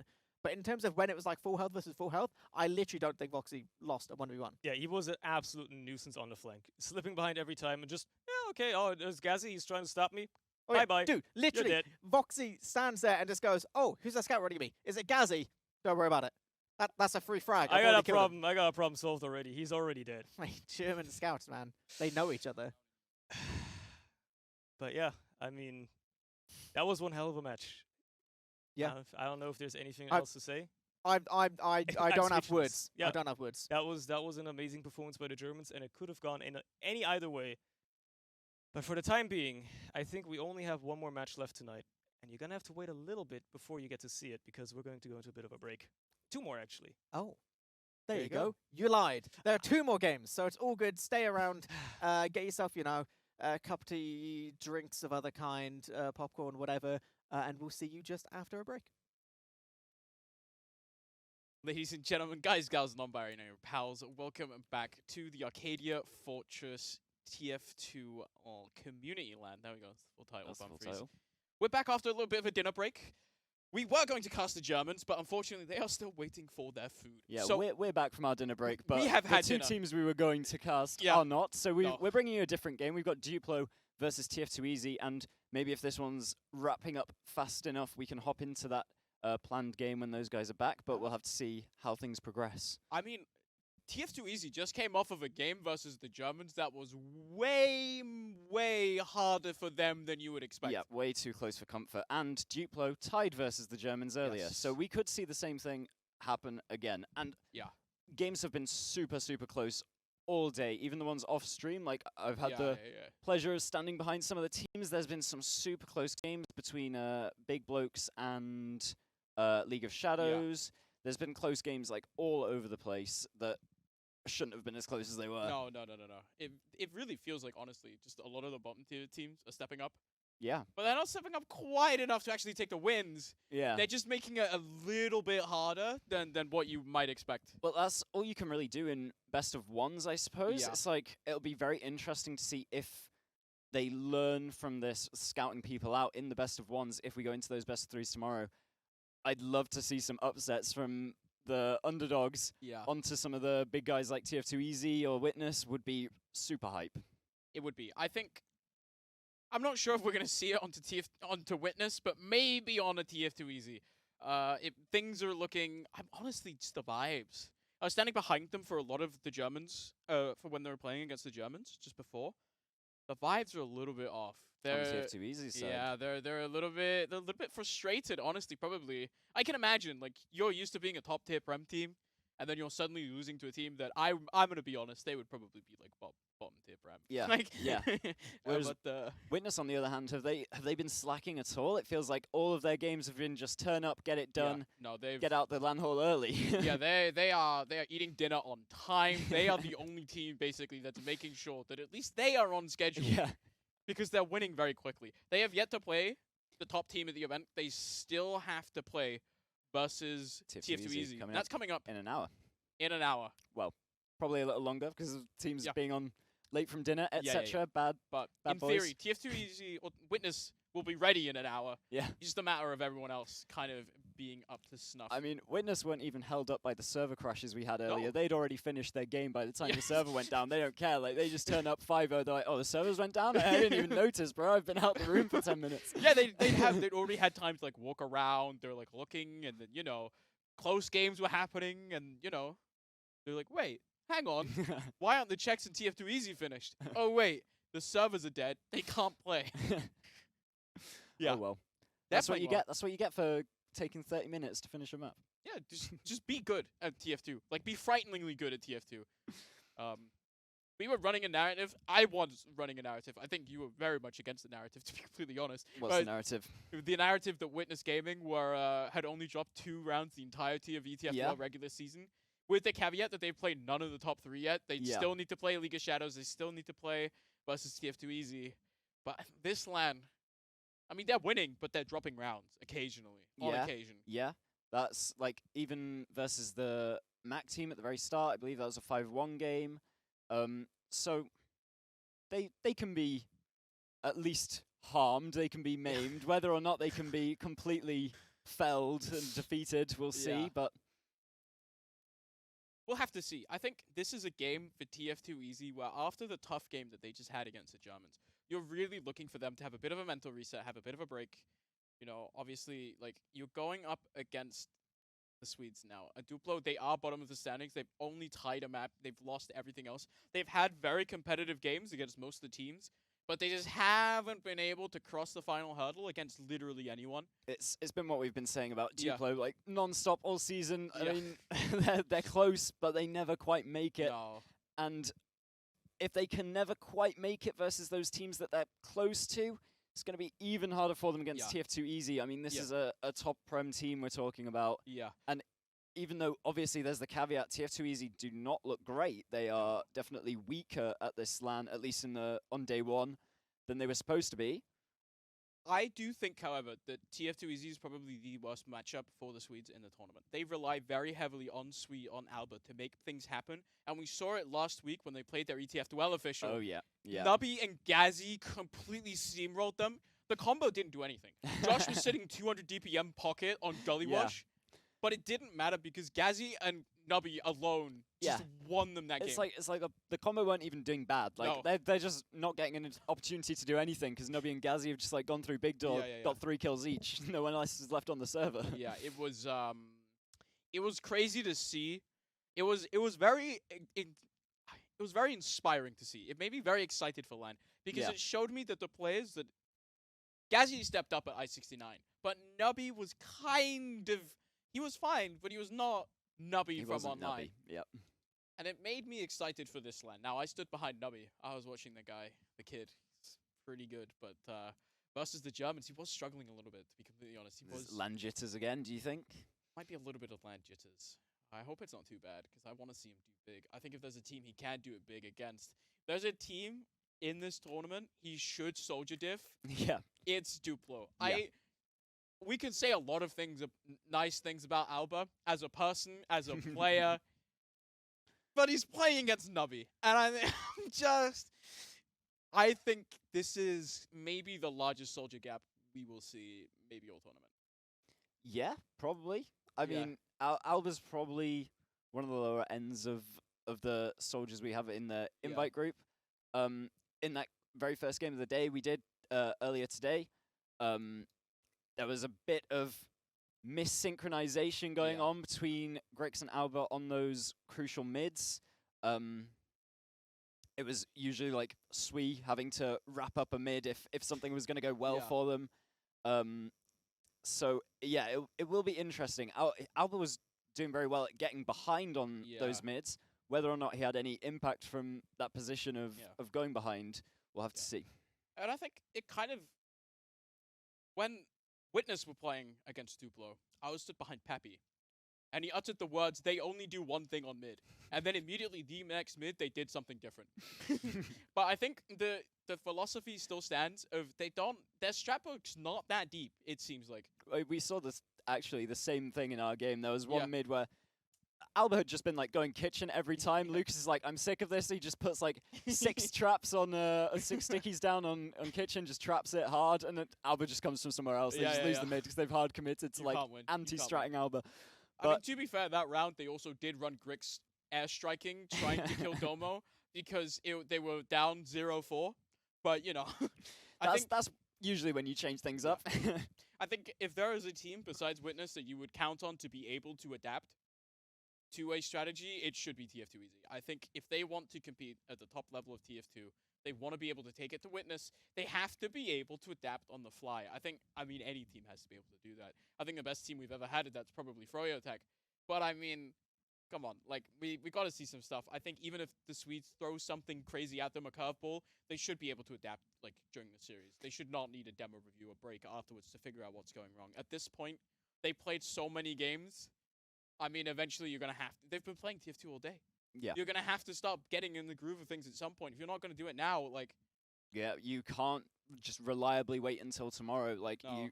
you have one loss tomorrow, you're in the loser's bracket. It's a very, very scary place to be. Like, any time you could just, miss one call and you're out again. So this definitely should be TF2 Easy's time to just pick it up, take some easy pickings. Yeah. Duplo can't just play default the entire time because they will just lose. It's like you said, they're going to have to be like throwing things at TF2 Easy, but TF2 Easy, I still believe that they will be able to just pick those up and knock them down as they come. I think that the Swedes make enough small mistakes, and TF2 Easy are good enough at punishing those small mistakes to where we should just see them being able to find the tiny little prick, the tiny little hole, be able to force it open to a very big, gaping, we are 4 men down, and we are about to lose the round type situation. Yeah, we're going to have to fill a bit more time because it looks like these guys are late from their food too. We got 3 and 5 players on the server.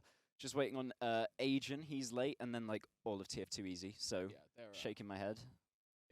They're busy. These guys, they make an ETF12 final. They win one time with Talenta's hard carrying them. And then here we are, not even showing up for their matches. I actually heard a rumor that we are discussing behind the scenes. I'll just drift it out. Okay. Why not? Just leak it on stream. Yeah, I'm gonna Go leak it on stream. Witness Gaming and TF2 Easy want to play their Week 7 official on LAN. It would be very, Yeah. very hyped to see. Yeah, but the question is then, because it's ETF12, do we even allow them to play on a LAN server? Because we could do the thing where they get to play their official on LAN, but they're still using a server B server. Well, yeah, well, each team gets to pick one server for one map, right? Yeah, That's how yeah, ETF12 does it. One team wants it on the LAN server, one team wants it on, like, French ping, I don't know. Like Pappy's like, no, wait. Yeah, because we could just play on a German server as well. Like, those exist on server. B. yeah. That would be too easy. That'd be too easy. I mean, you don't have Captain playing, like, having, like, a no ping at all. Well, Captain's coming tomorrow. He's coming tomorrow. Captain's here. Yay. We were going to pull him on the desk, I think. We're going to do our best. You I'm got going to do to. my He's best. the only brainy guy in the building. He's the only smart guy at the tournament. I've never heard Pappy say anything smart. Mac is an idiot. Josh doesn't know what he's doing and he's Irish, eats potatoes for a living. And everyone else bad. Yeah, everyone, it's just so bad. Like, so League bad. of Shadows who? I could I go like in, that Mac do got this with my hands and still win this tournament. Mac got a shout out in your list of, like, Prem main cores, and, like, it's League of Shadows just, like, the third best team. Don't even talk about them. Who Not main worth calls it. for that team, though? Good fucking question. I don't know. I think it might be Flick. I'm pretty sure Probably. it's Flick. It must be. I was stood behind Rons when they were playing against Big Bloke Clan, and Rons was also yelling a lot. He's really into it. Yeah. Rons has got the Counter-Strike setup where he's got his keyboard like vertical. There's a lot of Counter-Strike gamers just yeah, like they're just sat like this, monitor in their face like this playing. Piggles isn't even he doesn't have it like this, but No. he has like both his mouse and keyboard on Yeah. one side of him, and he's And then he's face leaning in forward. as Yeah, well. he's like face forward, still playing normally, but it's just the peripherals are way There off are to one some- side. There are some cursed setups at this. Oh, time. I'm gonna God. be very honest. Elka's heart crosshair. I've seen it. There's another player on Elka's team is playing with the SpongeBob HUD, Oh no. and that's how you know it's a good team. At least it's not Toon HUD. I remember walking around I-69. I don't know who it was. First day of I-69. I'm walking around just checking up the setups, and I see one team. They're scrimming. Elka's And on their Toon HUD scout- as well. It's the heart crosshair plus Toon HUD combo. It's got to be the worst setup of that's LAN. you can't be caught in public doing that, man. It's like something you do to someone else's PC at Yeah, LAN to troll them, you but wanna- you're you wanna doing mess it with to them a little yourself bit. on purpose. Yeah. That's absolutely disgusting. But Ron's very into it. I think he's role playing like Counter-Strike players as well. Because they went up 3-1. Because really, it's like, yes! two more at me, standing next to him watching. He's like, two more. And then he goes to Duo and tries to fist bump him. And Duo's like, what the Dude's like, I've never done this before. Like, And he's like, sure. Sure, okay, bro. Yeah. And then Ron's is immediately back in the game. What a It's- legend. It's cool to be in a hall where everyone's so close to each other again. Yeah, It's yeah, like, yeah. In the I series, all the teams are so spread out. Yeah. Obviously, you've got like multiple different esports going on in the same room. Yes. So all the teams from TF2 just spread out. Here, it's like you win a round, you are hearing the other team Yes. scream at you when they win the round. Especially the open teams. The Yeah, open they teams are love so that. loud. It's like the loudest team in the place is probably like Whip Cactus screaming every time he gets Whip around. and Zern are basically like responsible for most of the decibel levels Yeah. in the LAN In the hall right building, now. probably. They are. I have never heard a scout call him doing 50 damage to a demo louder in my life than what Zern did earlier this evening. It was impressive, honestly. Yeah. Very hard, very difficult. -50 beat shot on a demo man. There's been some nice loud laughs as well. People just Yes. can't believe stuff happening to them. Like Jordy's like getting doubled and he's just going like laughing to Doey behind him. Like how does that even happen, man? What's going on? I watched Ron's. I think first round, as they cap and win the round, Jordy doubles Ron's. Immediately into next mid, they fast bomb onto Piggles. Piggles is shot up into the air. Ron's has the crosshair placed perfectly. The rocket is flying towards Piggles. And then there's just a different rocket over here from Duo that steals the air shot. And Ron's literally took his head back like he's just lost the map. He was... Like he's just been eliminated from the Yeah, zone. it was literally How like could the this fragment happen is to me? denied. It's like Everything's worthless. no fist bumps after that one. No fist bumps, And no for the rest fist of the LAN. It's supposed to be the scout players that take your air shots, Yeah. not the other soldier. All right, we've got everyone from the Swedish side in the server. We've got Yes. Nasboy just joining now. Hopefully that means that a party is coming back from the Surely. dining hall. Yeah. Looks like we're Clueless. playing Process. It looks like it, but it could also be that they haven't done pick bans yet, and we're going to randomly switch It instantly. also could be that we randomly have to throw out all our analysis. They did play Process versus Witness, did Duplo earlier today, and it was a 5-0. Well, And then I mean, it was what a do you 5-0, expect? and then Witness went to dinner. But, you know. I mean, yeah. It's been most of the games for Witness, it seems. Just quick ones. Yep. Dropping around here and there, but all right. We've got people joining up, so let's Yes. start actually analyzing the game Yes. that we're going to look at. What needs to happen, because obviously something needs to happen Yes, for something- Duplo to something even has to happen get for an the edge Swedes. in this game. What are they relying on? Balder has to step up. He is probably the best player on the team. He has to continue being the best player in this team. He has to match up to the pressure that Morale and Josh will mount on the combo. And I think it's on to him to really step up and deal with that and be the combo scout to lead the team. Sui also has to survive. Sui and Alba have to survive a flank against a Gazi and Nubby that Yeah. have now had a whole day to warm up, that have been looking really, really strong coming into this tournament. If they want to make anything happen versus TF2 EZ, you have to find a solution to the way that TF2 EZ are able to so consistently set up Gazi to go in behind. Because not only does he go in behind, they're so good at playing around it as well. Yep. Playing around a scout that's in behind. How do you do this now that you can get more space, right? You have this scout distracting. It's basically like having a pick. They're so good at playing around it. They're so good at setting him up. And the Swedes need an answer. Yeah, especially, as you said, they're so good at getting these flanks off. And we saw Duplo earlier, they weren't even getting flanked. They got backcapped from the front as Coling just jumped over everyone and like basically backcapped the last point in front of them. But here we go, everyone. Finally getting live here into the game. TF2 Easy versus Duplo rolling out to the first mid-fight. Take it away, Wan. Yep, so far Nasboy's arriving a little bit faster, but that's a super fast rollout out of Nubby!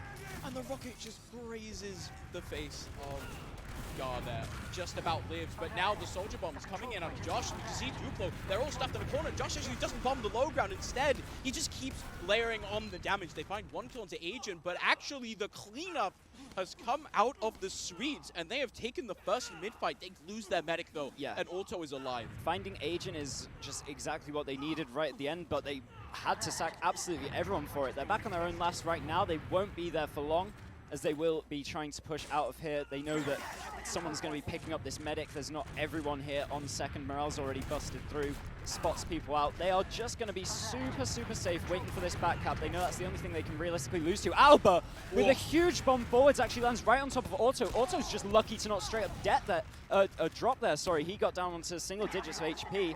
Alba loses his life for it, but it's absolutely worth it, and this gets Duplo properly into the game. It's a pretty sizable advantage for Agent. They're not letting them into mid here either. No, it's now 60% for Agent, going on 70. Actually, a kill into Josh out of Sui is really, really nice here. Now, they have to keep the rest of their team alive. They do lose Gar as Gazi runs in to try and make something happen, but no, it's 2 down now. TF2 Easy are down 2 players. They're down 30% advantage here. They're on second, but they're taking a lot of damage. They have one soldier, Nubby, trying to hold PC. Does not actually get anything, not willing to commit. But now TF2 Easy, you want to try and delay this, stall it out a little bit, because Auto is still 75%. You have to keep your players alive, but that's not how you do it, because Nubby is now dead. That was so close to being 2 picks in lobby as well for Duplo. If they had found that other soldier, that would have been massive, but they've used off here, and it's no longer an advantage. Auto already has the Uber up. He pops his own off, and they've already committed way too many players to this. They thought this was an ad push, but no. They've run out of time, and they are being punished for it. They are managing to get back onto mid with their medic alive here, but they lose 3. They lose the second point. Yeah, that is a bit unfortunate here. This was kind of misreading the situation. It stopped just being advantage eventually, right?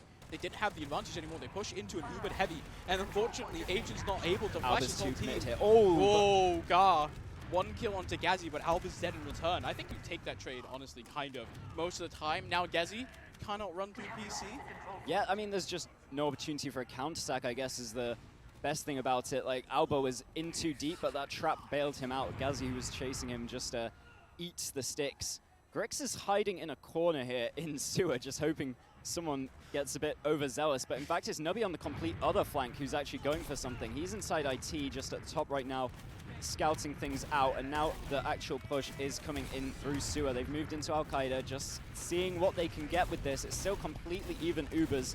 They're just trying to go and take a little bit of space and then maybe sack a soldier from behind them. There it goes, over the top. Doesn't manage to get anything though. Nubby and Josh both taken down, but Sui and Albert taken down in return pretty sharpish, so it's a 4v4 fight here. Still even Ubers on second. No one wants to be the one using first in this scenario. Grix bombs in, thinks he has an opportunity on Tenasboy, but it's just a wasted life, and now Boulder's a bit overcommitted. Does manage to get out with his life, but it's a 3v4. This fight is just going to be lost slowly and steadily if TF2 Easy play this one right. We're looking for a force here onto Auto. If we're Duplo, we need to try and make something happen, make the enemies use first. They are just going to get pushed out as the respawners are here for TF2 Easy as well. Duplo actually do use off first. Look how far away Auto is. He is not pressured at all. They're chasing the kills and the choke. They do get 2 of them, but it's 100% ad for Auto. Yeah, Auto has 100% ad here, but they don't really want to push now that they're 2 players down. Duplo realizes they're still trying to aggress here onto middle. They have 1 soldier and Grix trying to go forward. He's just on the pack. He's eating so much spam. The rest of his team needs to follow him up. They're finally coming through choke, and the Auto Uber is popped. Now the bomb comes in out of Nasboy, and that's a very dead Gar here. Just shut down by a really nice air fight out of him as well. Now, Josh is taken down here during the fight, and Sui's in behind. Nasboy down, Josh is down. The combo is kind of falling to pieces here. It's only a demo man down for Duplo, and they're looking to get through choke here. There's players on top for TF2. Don't know about Nubby behind. Nubby's in bombing behind. He gets 1 shot onto Agent, and from the front, Morale's going to finish that one up.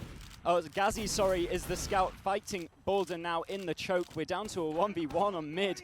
Grix and Gazi, the only ones left standing here. The spawns are a little bit faster for Gar. He's rolling out into the fight, but everyone is back up for TF2 Easy. They have the Heo advantage. They have the Uber advantage. Duplo need to get out of here. They have to get out. They have to keep pretty much everyone alive now.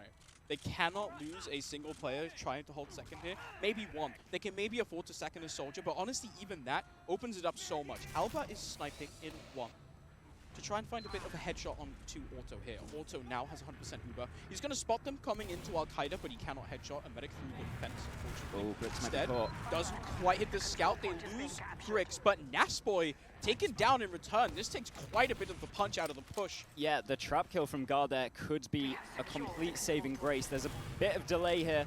50% Uber for Agent, but he needs to live a lot longer. The sentry gun's down already from Boulder. There's already time on point. No stickies, obviously, as the demo has actually just been rotating through spawn, and the Uber is out now already. Agent's going to get cleaned up completely alone up top. He was just left hung out to dry up there.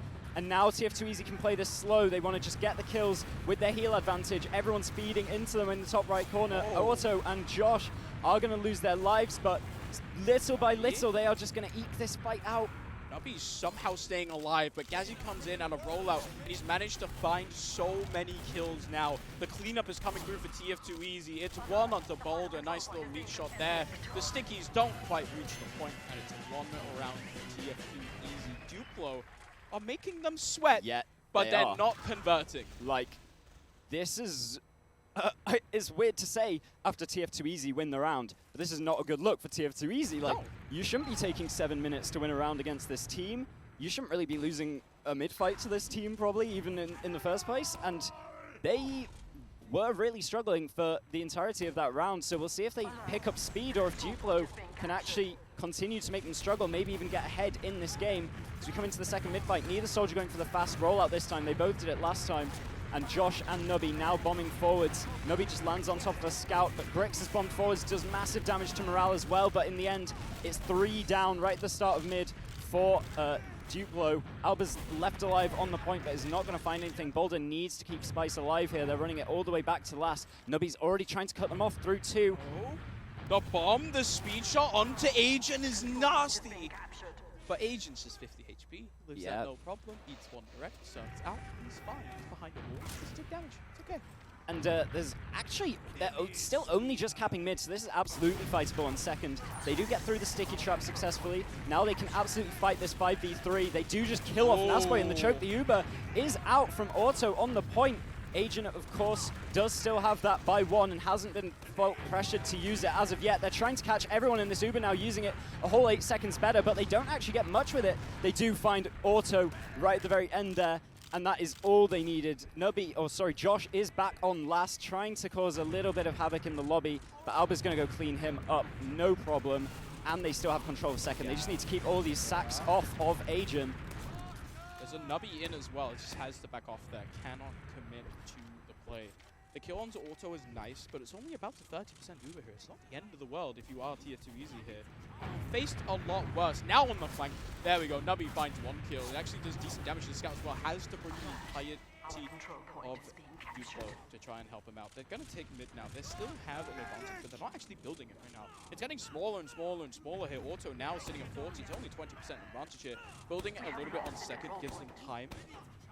Yeah, it makes it harder for Duplo to actually push in. The delay from Nubby is absolutely worth it. Instead of just hard sacking onto them, he's bringing everyone back, getting this Uber up a little bit faster, but they want to go with this small advantage. They're already running through IT. They have been just spotted out from low, and now Josh knows all about it. Nubby tries to preempt a bomb and choke, but the combo's all in IT. They've used this off through into 2, and the Uber is out by Auto. He just gets it in time there. He manages to use off his own to keep his players alive. Alba's still in lobby as the fight starts to happen on second. Sui and Alba both taken down, but Gar doubles up to find 2. Grix bombs onto Josh as well. Gazzy's running onto the point. He could have an opportunity here, but no, he's not able to find anything. Just on the low ground, go and get cleaned up as well. And this could be a round for Duplo. We've seen so many close games that TF2 Easy should not be losing, and this might be another one.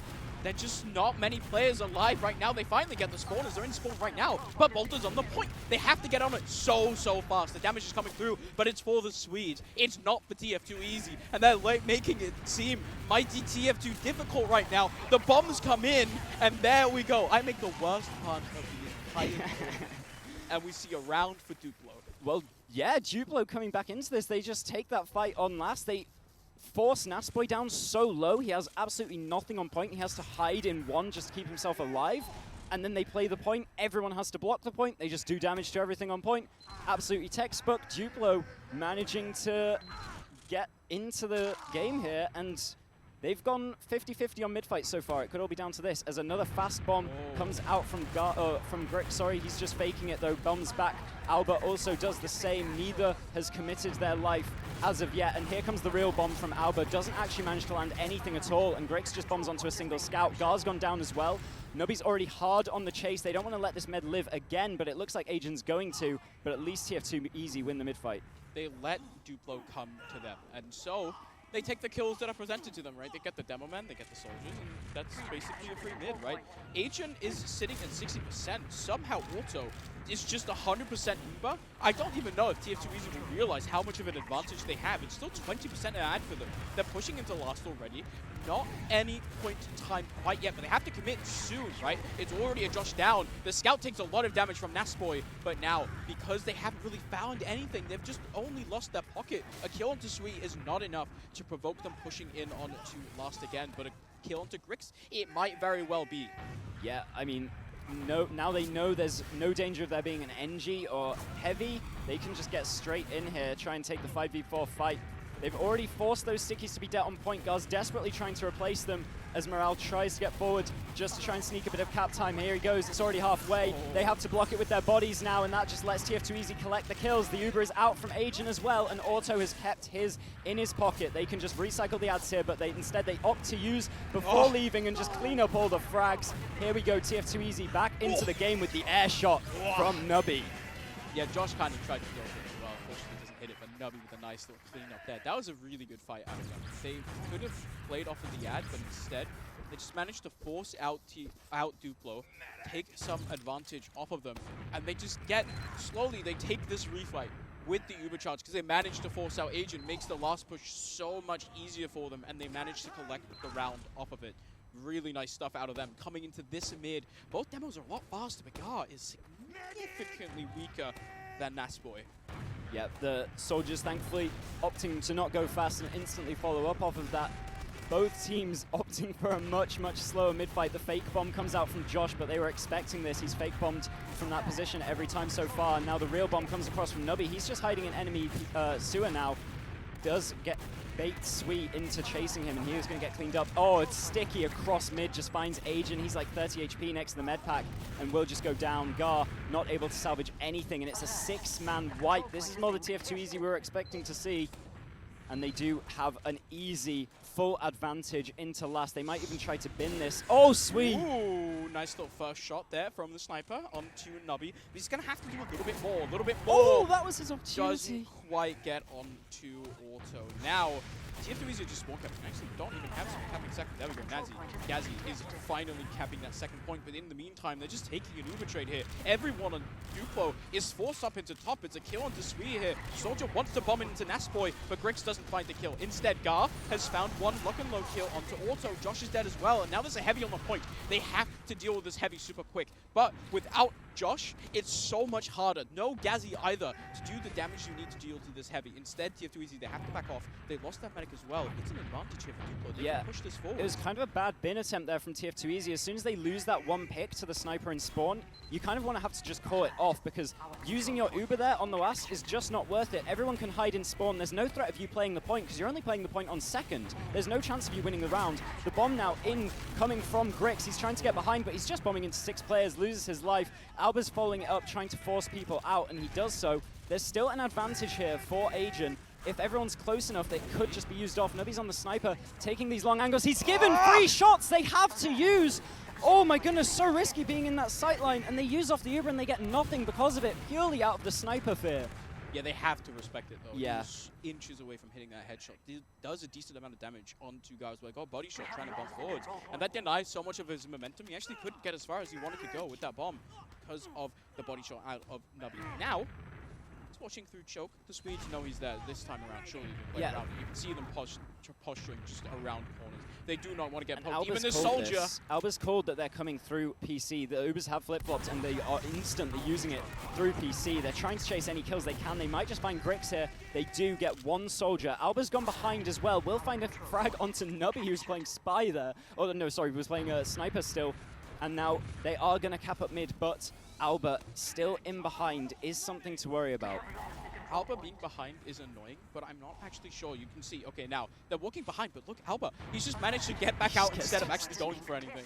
And he just like walks out sewer, TF2 Easy, they don't have to deal with him. Instead, there's a bomb coming forward straight onto them out of Alba, and it doesn't really find anything. Uber now out of Agent, does not find anything. They found 1 kill onto Nasboy, but they've traded 2 for it. There's so many TF2 Easy players just on the mid, on top, on the high ground. As Scout, he tries to walk forward to Ismar Alexi, but he just doesn't have anything to really shoot. Neither team is finding any kills. Everyone is 4 HP. Everyone is alive. And actually, Duplo do finally, slowly but steadily come out on top of that fight, but they might walk into a trap here. There's still 100% Uber on auto. They do not want to commit to this. The soldiers bombing forwards, trying to force them out, and instead, they just use off. That's actually kind of a miss from TF2 Easy. Like, the soldier bombing forwards gives them a warning shot. They can walk away, and then they use the Uber anyway after Duplo's already started retreating. It's kind of a wasted Uber. Yeah, that Uber just didn't really find anything. As you're saying, it was so telegraphed that was what they're going to do. Duplo know that it's coming. They can see it coming from a mile away, so they just back out.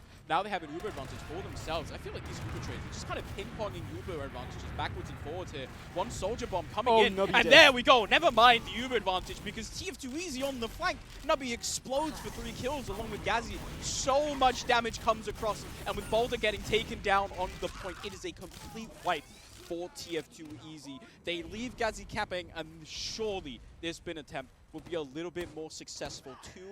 2-3 players alive here for Duplo, but can they even leave spawn? It's 2 soldiers, they're bombing a scout. Nasboy has damage onto the point. It does so much, the Uber actually comes out here, but it's 1 kill to Alba. Now, soldier should be falling any second now as the round is just capped, and TF2 Easy go up 3-1. Yeah, Duplo, they just felt like dominoes there on second. You can't let that opening happen. Nubby gets in, just 1v2 soldiers on the flank. And as soon as that happens, like, you've got no soldiers, that's a lot of damage out of the fight. Everyone else is just getting picked off because they have more players shooting at them than you do. And Gar just failing the rollout a little bit there onto mid. He's going to be a little bit slower than usual, but still should be able to get his pack easily enough. This is such a weird, like, shout out to Sebastian Barton, who's not even at the event. But I guess, I mean, all of Sweden, they're just going to disappear all of a sudden, right? Swede tries to go in, get the kill onto auto, but they just get completely collapsed there. The early aggression out of Gar, when you miss the rollouts like that, it's just not on mid. It's so easy for TF2 Easy to just walk all over them. Is this how all Duplo games are going to be for the rest of time. It always feels like, you know, the first 10 minutes, it feels like they're doing something, and then I don't know if the other team just learns something or if Duplo just start falling apart. Alba's trying to spawn camp here, just pre-fires the wrong angle for the edge shot. That's unlucky. I don't know if Nasbo even knows about it. Like, he didn't even hear that shot whiz past him. We probably didn't. They're probably calling like, "Where's Alba? Where's Alba? Where is he? Where is he? Where is he?" That was a bit unlucky. I feel like this isn't the first time this has happened to TF2 Easy today either. They were down 1-0 against the Czechs for such a long time. Nice headshot by Speeder. Josh. Now more Alexi shot up into the air to kill onto Alba. Actually, as TF2 Easy, they pushed in and they didn't actually manage to find anything. Instead, they lose Nubby. They lose Josh. Now down Soldiers. Duplo, they're looking to push into second here. Yeah, they've already managed to bust through one, but they are not watching the flanks. Gazzy just runs in from two. That's exactly the kind of plays we're talking about, where these flank players can just run you over. Nubby's had his moment. Gaz gets his now as well, and that is completely stunting anything Duplo had to do. They're way back on last already. They're probably going to lose before this Ubercharge advantage even comes up. Looks like they want to push this one, but Gar actually does, with the help of the sentry, take down Josh. So now with a pick down, that's when they're going to use the Uber advantage instead of the player ad. Yeah, I mean, they're just going to sit, build up the advantage. They can wait for Josh to come up because they have about 90% advantage. They're going to take the lobby already, maybe, honestly. But so much damage actually onto Auto there. Eats a ton of spam, which means he's just going to have to pop in a little bit early, honestly. Now Sentry gun out of bolt and finally taken down the Sniper.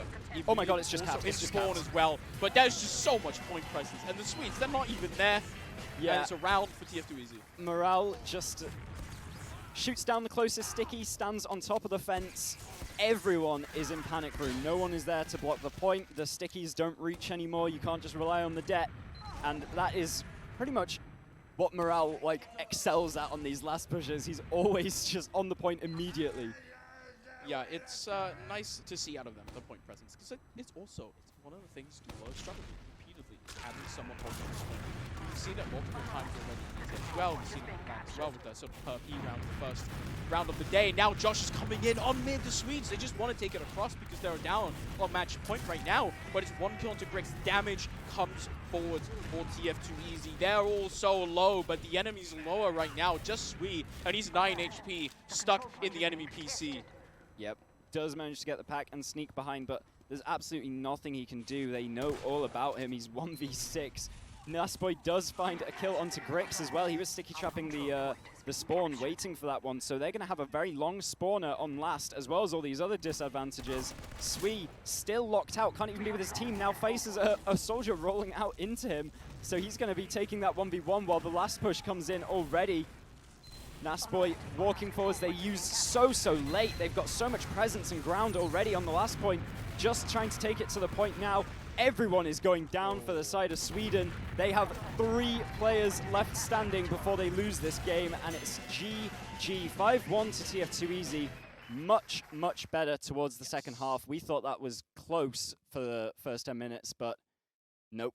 TF2 Easy step up. TF2 Easy, they step up. They figure it out. What was going wrong? They sort of take the mids dominantly, and they're able to roll the advantages off of it. We saw the flank gap. We saw Gazzy and Nubby kind of gapping. They got their moments, yeah. Yeah, and I think that's the strongest points of TF2 Easy right now. It's that flank. I think they are insane. They are so good. Yeah, we also had people that they started to win a lot more mid fights towards the end. Yeah. Obviously they lose that first one, but they keep their meta alive, so it's a pseudo win in a way. Yeah. But then after that, they kind of got things under control by going slower rather than instantly trying to go for those demo picks. And I believe we are going to throw to a break while we try to figure out what's coming next to the stream, so don't you go anywhere. Gentlemen, welcome back to the Arcadia Fortress Community TF2 LAN. I didn't say that in the right order. It doesn't matter because we are here. We're going to have another shot later on. But right now, we're back after a brief little break for Witness Gaming versus League of Shadows. ETF2L, current 3rd place, versus ETF2L, current 1st. Actually, that's not even true. Are they 1st place? The way the points worked out? I think they should be 1st place. Whether or not it'll be something like they've played one match I think less they're than missing someone a map, else. Yeah, something whatever. Like we know they're the reigning champions last season, so we can go with that. Reigning champions of ETF2L versus third place currently in the standings. And this is going to be an exciting one. We've got first versus third matchup coming up, and the first versus second coming straight after this. So obviously stick around for that. Yeah. But first things first, League of Shadows versus Witness. Do you think League of Shadows have a chance to take an upset here? I think I would have thought they had more of a chance coming into the weekend than I feel like they have right now. And the main reason for that is they are missing, probably, at least in my opinion, the best player in the team. Deli, unfortunately, got sick. Literally the day before the LAN, got so sick, had to go to the doctor, and could not travel. So instead, they're playing with Zams. And I'm not saying Zams is a bad player. I got to speak to Rons a little bit earlier, and I was asking him, like, how is playing with Zams? And he's like, he's really good, and he thinks that Zams is Prem level. Zams has not played Prem before. He hasn't, but he should. He should. He's very good. But as Ron said, for the good and the bad, Deli is Deli. Yeah. And no one else plays like Deli. Yeah. And if you're used to playing on a team with a demo man that plays like Deli, Yeah. anything else will feel a bit weird. Deli's like, he's kind of the Swee of demo man. Like, Yes. so much stupid stuff going on, but it works. Like, obviously, last week we saw him bomb enemy pack. Yeah. In On like process straight mid. away on process mid, bombs enemy pack, and he's always like time and time again, Yeah. just that little bit too far forwards, like begging, waiting for someone to go into a trap, and just feeds his life away. And you think, oh, it's so stupid. Why are you doing this? If only you weren't doing this. And then you're like, it gets to the end of the map, you're like, oh, he's got 420 DPM anyway. Like, I'm not going to complain. Whatever. Yeah. He's, I think Zam's a little bit more of a controlled player. Yes, Little that's bit exactly less it. aggressive. Still has insane mechanics. Yeah, he doesn't do Good the frag videos. psycho stuff, but doesn't have the No. Deli DM quite there that just allows him to carry himself through the silly stuff he's doing. Yeah. He's still really good. Still crazy good, yeah. I think they've also now had the entire day to play with him. That it helps. should be a lot better now than what it was towards the beginning of the day. Everyone kind of warming up, but I think likewise, you also have to remember, Witness Gaming have also had the whole day to warm up. Yeah. If they are scary, I don't it's think probably right now. I don't think they're warm yet. They haven't played enough to get warm. No. They've just been 5-0, 5-0, 5-0, knock them Yeah. off the list. Yep, okay. 5-1, 5-0, 5-0, Yep. 5-1. Like, And sorry to everyone I trolled on the TFTV thread saying that Eepoli would replace Deli. Of course, they no one would ever let that guy near their team. Like, what's even the point? Like, why would you do that? Do you imagine, like, barely not getting last place in Div 1 and thinking you are worthy of playing any match at LAN? Give me a break. the interesting thing here is that it looks like we're on Reckoner, It which does. I haven't seen yet today, even on the off-stream games. I don't think I have either. I think this is the first time we're playing a little bit of Reckoner. Let's talk about this map, because it's not a map we see a whole lot, especially with the changes to the rule sets. We basically, I don't think there's any team in Prem that actually, like, wants to play this map. Ironically, I think Witness does. Witness, Witness said their strongest maps coming in are Koth, and unfortunately there's no Koth in group stage. Obviously, how tiebreakers work, it always messes up at LAN having 2 different game modes in the pool. So usually teams would just avoid playing Koth anyway because it would screw them over on tiebreaker round difference stuff. But this time we've got 9 maps in the pool now. We might as well remove the 2 Koths just for this stage. But anyway, Witness was saying Koth is like their ideal one. That's gone. Then they say, oh well, Reckoner's like up there, I suppose. So it's gonna be interesting that it's come down to this. Yeah, I think it's definitely, I mean, it's just not a map we see played a whole lot. Yeah. Like, honestly, like, even in Europe, which we are, there's the famous clip of, God bless, Jasmine T accidentally pushing the wrong side. They are pushing their own second instead of the enemy second after wiping their team, the enemy team on mid. They're trying to prepare for LAN, and unfortunately, just mucking it up a little bit. But over here in Europe, we've had a little bit of a while to get used to it. I think we also play it in pugs from time to time. These players will have more experience on it, but I think Reckoner is I think it's a demo map. It's a big demo map, and I think the Domo versus Zams gap might be a little bit too much. I know this is Zams' first real time playing at a Prem level. Now at a top Prem level, can he handle probably at the moment the best demo man in Europe on a demo map? Yeah, well, I mean, Lucas is playing, but he's not on a very good team. The headless chicken is also here. Yeah, it's going to be interesting because, you know, for any other season, I'd be saying like the classic, this is the underdog map because it's the map that's not played very much. It's the one that you can cheese a win on versus a top team. But it really isn't anymore. It's not enough of a insignificant map that it has that quality to it, because it's been kind of in and out and in and out. And particularly with Witness saying that they're actually quite comfortable on it. I don't think that gives like an underdog buff at all. So it's going to be interesting. I do think that both teams will be quite good at it. I think that on any given map, I'm obviously favoring Witness. Yes. And the fact that they've said it's a nice one is making me favor them a little bit more, but it's really quite a question mark because we haven't seen it all day. I think coming into this tournament, I was really honestly, when I was looking at the League of Shadows, I was kind of thought that the team was a bit boring, to be honest. I mean, yes, they had Delhi. They don't have Delhi, but the rest of the team is kind of, they're good players, but they're not the best. Like, Duel on Roma is a good Roma. He's a pretty good Roma, but he's not amazing.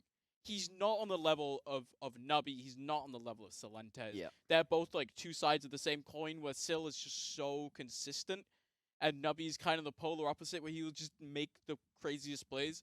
Duel kind of sits more in the Celentes realm, but to the point of like, I don't think I've ever seen him like hit an air shot, basically. Sorry, I got to shout out this joke in chat real quick. We're just waiting on Flick right now. Thomas says he's not allowed into the venue without a parent, so we are going to be going live in 10. Flick has just joined us. So, Wandem, give us a score prediction. Do you think we're going to have a close one?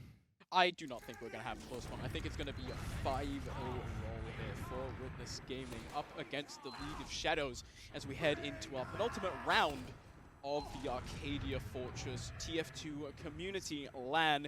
Zams and Domo are both rolling out on the middle. Damage being traded across, but nothing really actually connecting so far. Finally, now both teams posturing up, but look at this. The aggression comes out immediately out of Rons, but instead, Zoe and Duel are taken down as well. Now Rons follows up, and the counter aggression comes forwards out of Witness Gaming. It's a kill onto June as she gets taken down. Zams is stuck in a corner as Flick goes down in the meantime, and it's a complete wipe for Witness. Six-man wipe on the very first mid. Duo was hiding out there in lower for the entire time, but even when he springs his trap, he doesn't even manage to win out that 1v1. The rest of his team was also lacking him in the fight because he was just kind of doing a bait play for himself there.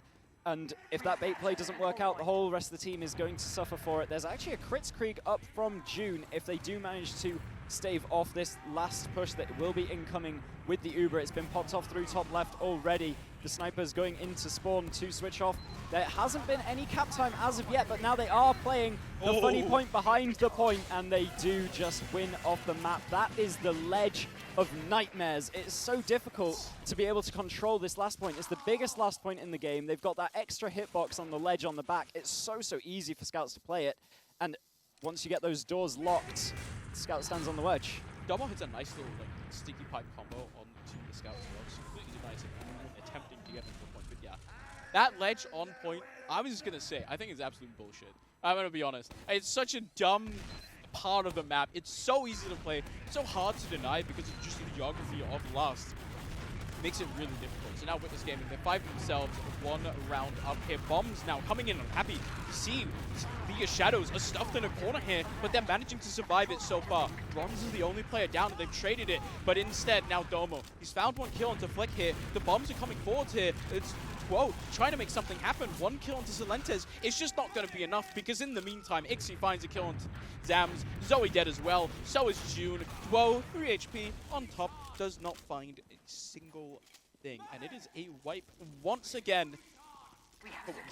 Yeah, still doing a nice job at the end of mid there, just giving his life for the team. Kind of a flashbang bomb. Obviously, he was still trying to get the medic with it, but the main purpose, or at least purpose it served after the fact, was everyone turned for him, and those scouts were able to run in. Zoe does hit a nice juicy 150 on the sniper, but does not take the kill, and now it's popped around the corner straight away. Domo in locking this left door off again, as you can see, onto the ledge already is Thomas. Those sticks don't even touch him as they're detonated. The sentry gun does go down as well, and there's damage into the heavy, and there it goes, just gets capped up behind the bush. Yeah, it's just Domo manages to step on the point, finish off the last little bit of the cap. I like the heavy. Does a lot of work denying Witness Gaming, but unfortunately, not enough. Witness Gaming, run into the point, everything's fine. It's a 2-0 up. There's only been, like, we're under 3 minutes into this map. They're already up 2-0. That's very, very fast. That is incredibly fast indeed. Like, 2 wipes, pretty much. All that happened was that League of Shadows were able to stay in that mid-fight for about 20 seconds longer than last time. So if this is all we're going to see from them, it's not going to be a great match.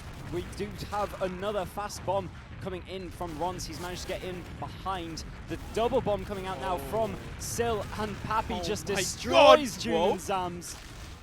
I was talking about how I've never seen Will hit an air shot, and he went head one.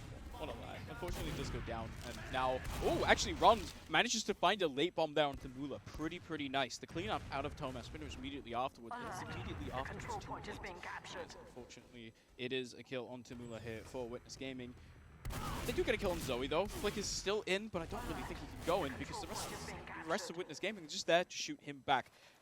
Mula dead. June is back up alive, slowly building out the advantage that she does have. Yeah, June's been alive for a while. Mula obviously on a very long spawn. Ron's cleaning him up, right at the very end of that mid-fight. So there is an advantage here for June. It could be the first time we see League of Shadows properly get into the game here. They've just been on the back foot the entire time. Now they have an opportunity, but while those Ubers aren't up, it's not really an advantage until you have one whole Uber and they are just busting here from Witness. No respect at all. They've already found June. They clean up Zams as well. Domo's going to go down, but Toe is just doing so much damage, cleaning up the rest. He's living on 17 HP, just dancing around.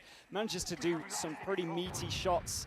And now this looks like it's immediately going to be another round. There's Flick hiding in lobby, but he would need a great play. He does get onto Mula, but there's already cap time on last. The Soldier's trying to block it. Rons does not quite manage to do enough. The demo's not there onto the point in time, and it's 3-0 in 5 minutes. 5 minutes for 3 rounds. Witness Gaming are looking to speed run this match. They heard there was some delays, and we were like, no. Yeah. Guys, production, we got you. DCS, don't worry about it. Delay no further, as we will win, and we're going to win again, and we're going to keep winning, and it's going to be really fast, and you guys will get to go to bed on time. Yep. And here we go into the 4th mid. Zam's rolling out through lower this time. They're trying out faster side here as the bombs come in once again from Sil and Pappy. They surf June up onto the little ledge. Actually, she just gets chipped down by a little scattergun shot right at the very end. And once again, Zoe last one alive on 40 health, will get a kill for his troubles.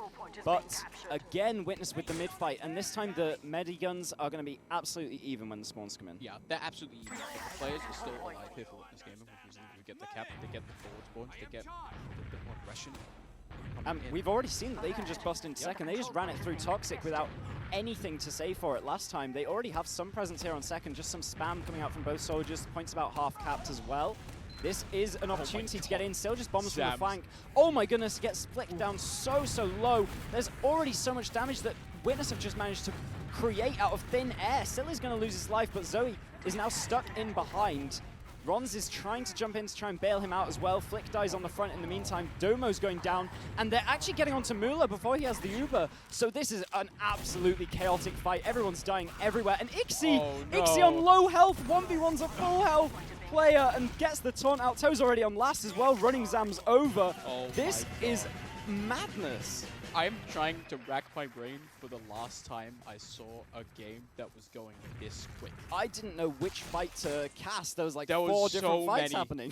And Witness were winning all of them. Yeah. They all took 1v1s or 2v1s, and they just won all of them.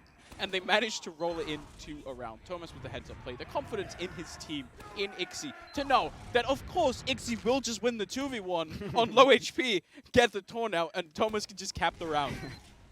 Well, here we go. It's literally last chance saloon for League of Shadows here. They have to do something different on this mid-fight, and that is Rons going in all the way behind to Toxic. The counter bombs onto June get her very low, and once again picked up while in the air.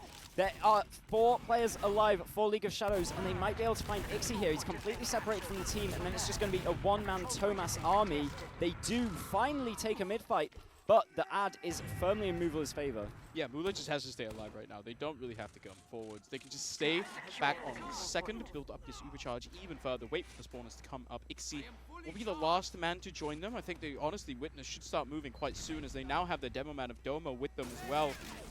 Moving towards cargo. They have a giant advantage here. League of Shadows, they want to get the Uber Force as they come through cargo here, preferably as soon as possible. Give them as little ground with this Uber charge as humanly possible. Stickies of Zams are so close, but instead it's actually just Zoe getting picked off here. Ron's trying to backcap, but Ixie's already been brought back for him. He's called the backcap off. Zams is getting chased down in the front as well. Toe's going to find a demo man kill, and now that they know that the backcapper is all the way on their own last, they are only 3 players ahead, and they can just run this one forward. Zoe getting a couple pot shots off from the forward spawn on Sniper. That is risky. 90% Uber charge here for June, as she does finally get that 100%. Pappy actually bombed in. She's very close. She's just dropping it outright to Pappy bombing in there. But, I mean, they trade 2 for 1. Duo does go down, but they get the kill onto Tomas in return. Even Uber's now. They have to watch out here because the bomb comes in! And Celentes, it's one nice rocket, and then another. And then the Uber charge is out of June. The counter Uber comes in out of Mula. It's just such a good position as Mula finds the kill onto June with the help of Ixie. Now, he can just run until last hit. They already have second cap. There's no one here for the League of Shadows. So much damage. Ixie's in just alone here, but Zams in the meantime, Zoe, they're both taken down. Both the Zeds are gone from the server here. 3 up now, but the soldier's so weak, trying to bomb onto the point. He tries to do damage. Domo actually hasn't hit any pipe, but Celentes has hit some rockets. Is pistol down, but the health on the League of Shadows is just so low. 1 soldier is all that stands as June is finally taken down here. More players are actually coming back up. They're hitting some shots here as actually somehow, some way they are holding this. The cap time is so close. Pappy does so much damage. He actually even finds the kill onto Runs, but the counter aggression is still going to come out here for Witness Gaming. They can still come right back in. You can see how aggressive Celentes is being. They're gearing up towards the lobby here. There's a potential push because the round, it's almost capped. And this is where the comeback begins, the 5-4 comeback for League of Shadows. As that was just such a close fight there on last. I can't believe Witness actually threw that away. I think they were just putting too many people on the point all at the same time and then losing out to the block. But here we go. They've got the Uberad. They're running this one in. Once again, Domo sticking up this left spawn. They've got the sentry gun down already. Ron's has already lost his life. That's 2 people who can't block now. And now already this heavy is down as well. Everything's trying to get itself onto point. And again, League of Shadows don't seem to be giving up too easily, but Ixie just runs on the point, gets another taunt out, and we are done here with 20 minutes and 40 seconds. That's pretty speedy one. 10-minute match. Yeah. No big deal. I mean, they're doing us a solid. They know we're delayed. They're like, hey, take this. That was dominance. That was pure very class. dominant. Like, the gap between the supposed first place and third place team seems massive. Like, this is a very, very dominant Witness. I think, like, even when they played against the other lower tier teams, there was more resistance. Yeah. To be completely honest, I saw more of a fight out of Duplo than I saw out of League of Shadows there. They just looked completely outclassed in almost every facet there by Witness. Is that they took the L in the veto? They didn't even get past champion select, like... I probably not, honestly. I was talking to Pappy when I was getting dinner. Pappy looked at me, he's like, we're letting TF2 Easy choose whatever map they want. And they probably did the exact same to the League of Shadows. Yeah. And he told me, he's like, yeah, we've done this for most of the event. We've just been like, yeah, what do you want to play? Like, we'll play you. We don't care. I mean, and it's been working. I mean, they haven't lost. They haven't lost. They've barely lost rounds. It's a good enough time to get practice in the best of ones on day 1. So, well, that's really sped things up. We might have the last game coming a bit earlier, but we'll have to find out a bit later. Yes. As we've still got to sort things out. We're going to wrap this one up, and we will be back at some point with Witness versus TF2 Easy, so don't you guys go anywhere. I grabbed it. Hey, welcome back. Welcome back to the analyst desk. It is I, Analyst Turbo Tabs. I found a good familiar face out there. Dum Tum, how are we doing? Enjoying LAN? Yeah, pretty good, pretty good. Didn't spend much time up here with you guys in production. I've been down there watching the games a lot as well throughout the evening, and it's been very fun. I know, you've grown a big head since we've last seen you, Dum Tum. You used to be up here down in the trenches with us. Now you've got your own stream, you've got your own fan base. I saw people, I had to go past the crowd of fans and all this stuff like that, tear you away from all the money and the roses being thrown at you. But you were nice enough to humble us in the thing, and it's good as well because here at the Arcadia Fortress content of this tournament, we've got a nice El Clasico game for you here, Dum Tum. And I couldn't think of a better person to run me through these sort of two classic teams. We've got TF2 Easy, we've got Witness Gaming. You know these teams like the back of your hand, right? Yeah, this is an interesting one too, because the timing for this couldn't be any better. They are scheduled to play each other next week in online play in ETF2. But you guys here for the LAN managed to pick them up together just a little bit ahead of that, so we don't actually have a recent head-to-head between these two teams. Oh, yeah, it's going to be interesting as well. I wonder if ETF2 have ever tempted to be like, we could just tick that match off right here and Sometimes it's early, but yeah, sometimes they put the best two at the end. Perhaps. But so these two teams, what is it about these two teams that make it such a storyline for me? Like, pretend Mama Turbo's out there, she's watching, and she'll be like, TF2 Easy who? Witness Gaming who? Why is this a story that we keep coming back to over and over again? I mean, they've always been like around, right, for the longest time now as teams. Not ever really all too much at the same time, except for like the one, I believe. And they've been winning when they've been here, and the one time they've both been playing. It might have been, I think, a slightly weaker TF2 Easy that could stand a chance against Witness Gaming at the time.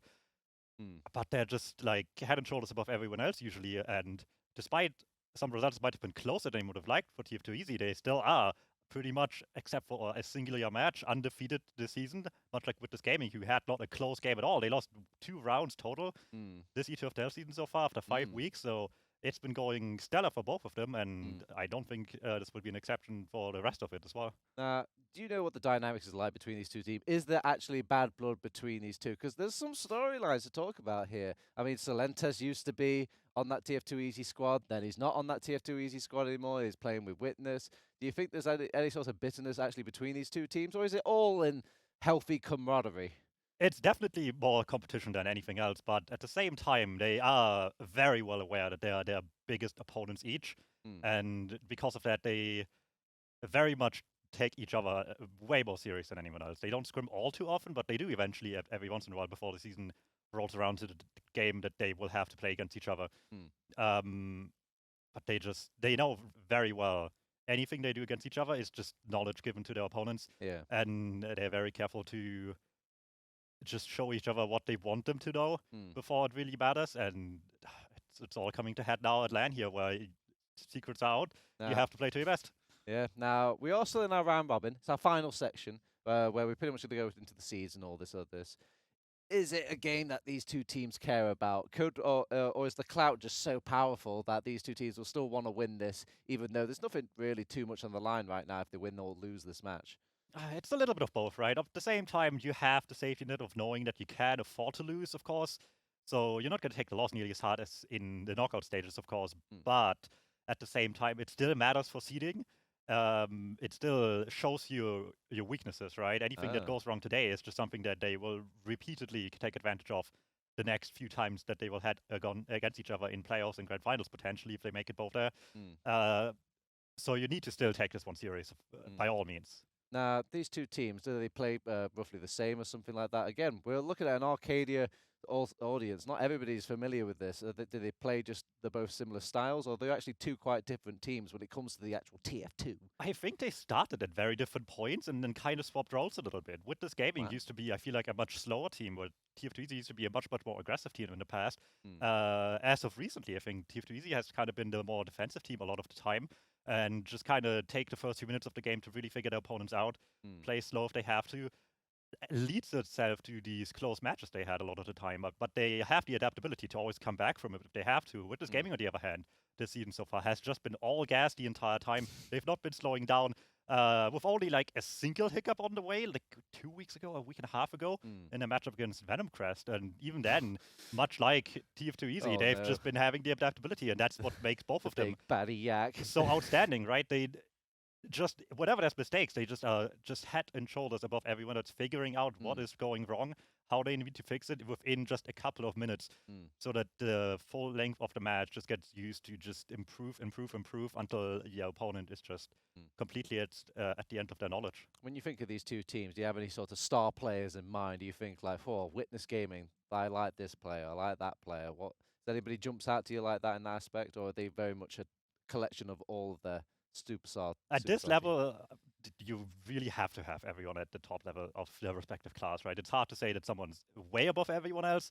I think logs-wise, a lot of the time, it's like like a Thomas on Witness Gaming, of course, that stands out, right? You need to have your pocket scout to be the one that takes the initiative and be the one that can stand out like that as well. And Thomas brings that quality to the team, takes charge of these situations. Of course, at the end of the day, it comes down to the main callers a lot as well. Oh. And you have two fantastic ones, yes, right? Yes, you do. Yes, in Europe, we have these storied main callers of the past, right? Kate is being a big one of them. But as time goes on and he's not playing anymore, Papi and Josh have just been crystallizing themselves as some of the best we have leading their teams. And they've been doing incredible jobs so far. And I've been watching behind them a little bit.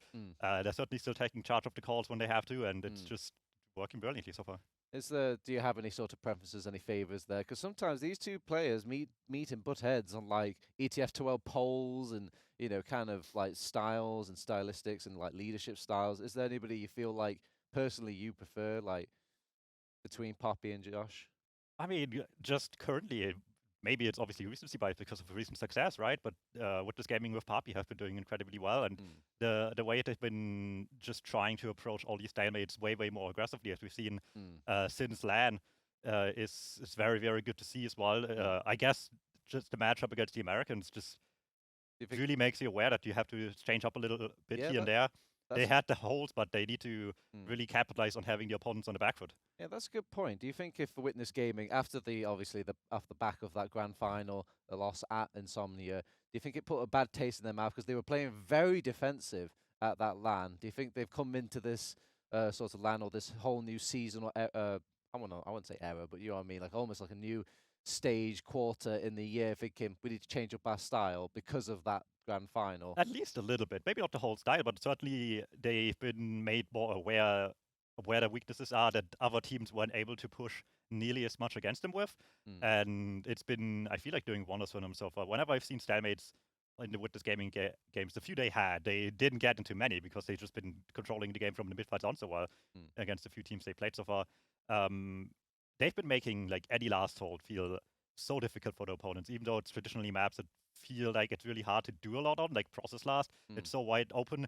How are you going to just make the same plays that you could do on like a Gully Wash, for example? But they've been figuring it out slowly and surely, and TF2 Easy's been catching on, of course, as well. I've seen some shades of that, but they had to struggle elsewhere, especially on Process the past few weeks. So some step up there is badly needed for them to not just falter against it. At the same time, both of them fantastic King of the Hill teams. That is something for me to see tomorrow, probably. Yeah. Sadly, we won't be able to see that King of the Hill map in our group stages. I think the admins have a bias or something like that. But I can confirm it will be Gully Wash going into this, the El Clasico map. It's got many memes aside in there as well. You heard the whole Chestnut, Silentes doesn't lose Gully Wash, all that stuff. Yeah. Do you think that'll hold true, or do you think Josh has something up his sleeve?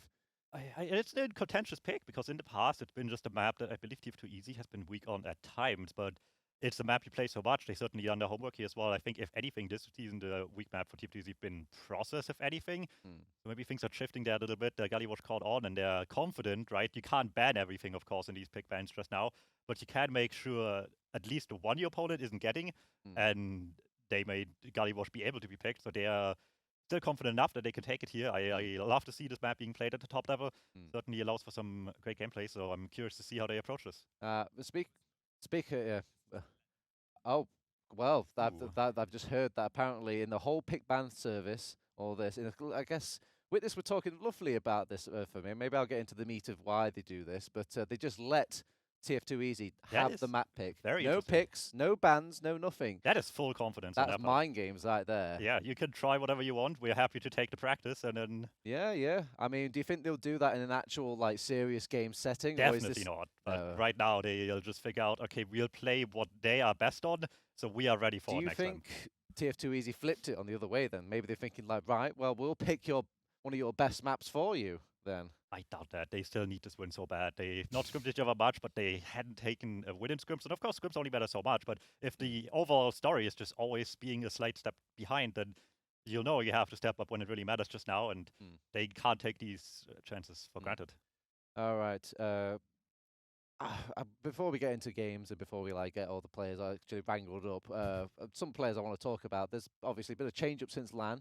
Seeds and Auto have switched out. It's an actual more resembling online roster for TF2 Easy. Do you think this was the destined stronger lineup for TF2 Easy from the get-go, or are they missing something from having that Seeds back when he had them in Insomnia? I mean, Seeds at his best is clearly one of the best medics we had in recent memory. Although, while I still think has a few steps to get there, I think especially with the one season under his belt on TF2 Easy in the past, has been making great moves to fill that gap really, really well. He's been showing he can perform when the roster needs him to.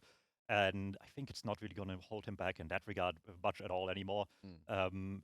If he puts his mind to it, he's a fantastic medic. And so far today, they've been just singing his praises, so they feel confident. You know, I feel like my internal clock is, you know, saying I'm sure the players are sitting down roughly about now, so I think I can start winding down to predictions at this point. Dum Tum, okay, I'm here to make you look as the smartest man in that LAN room downstairs. Give me a prediction right now what this scoreline is going to be.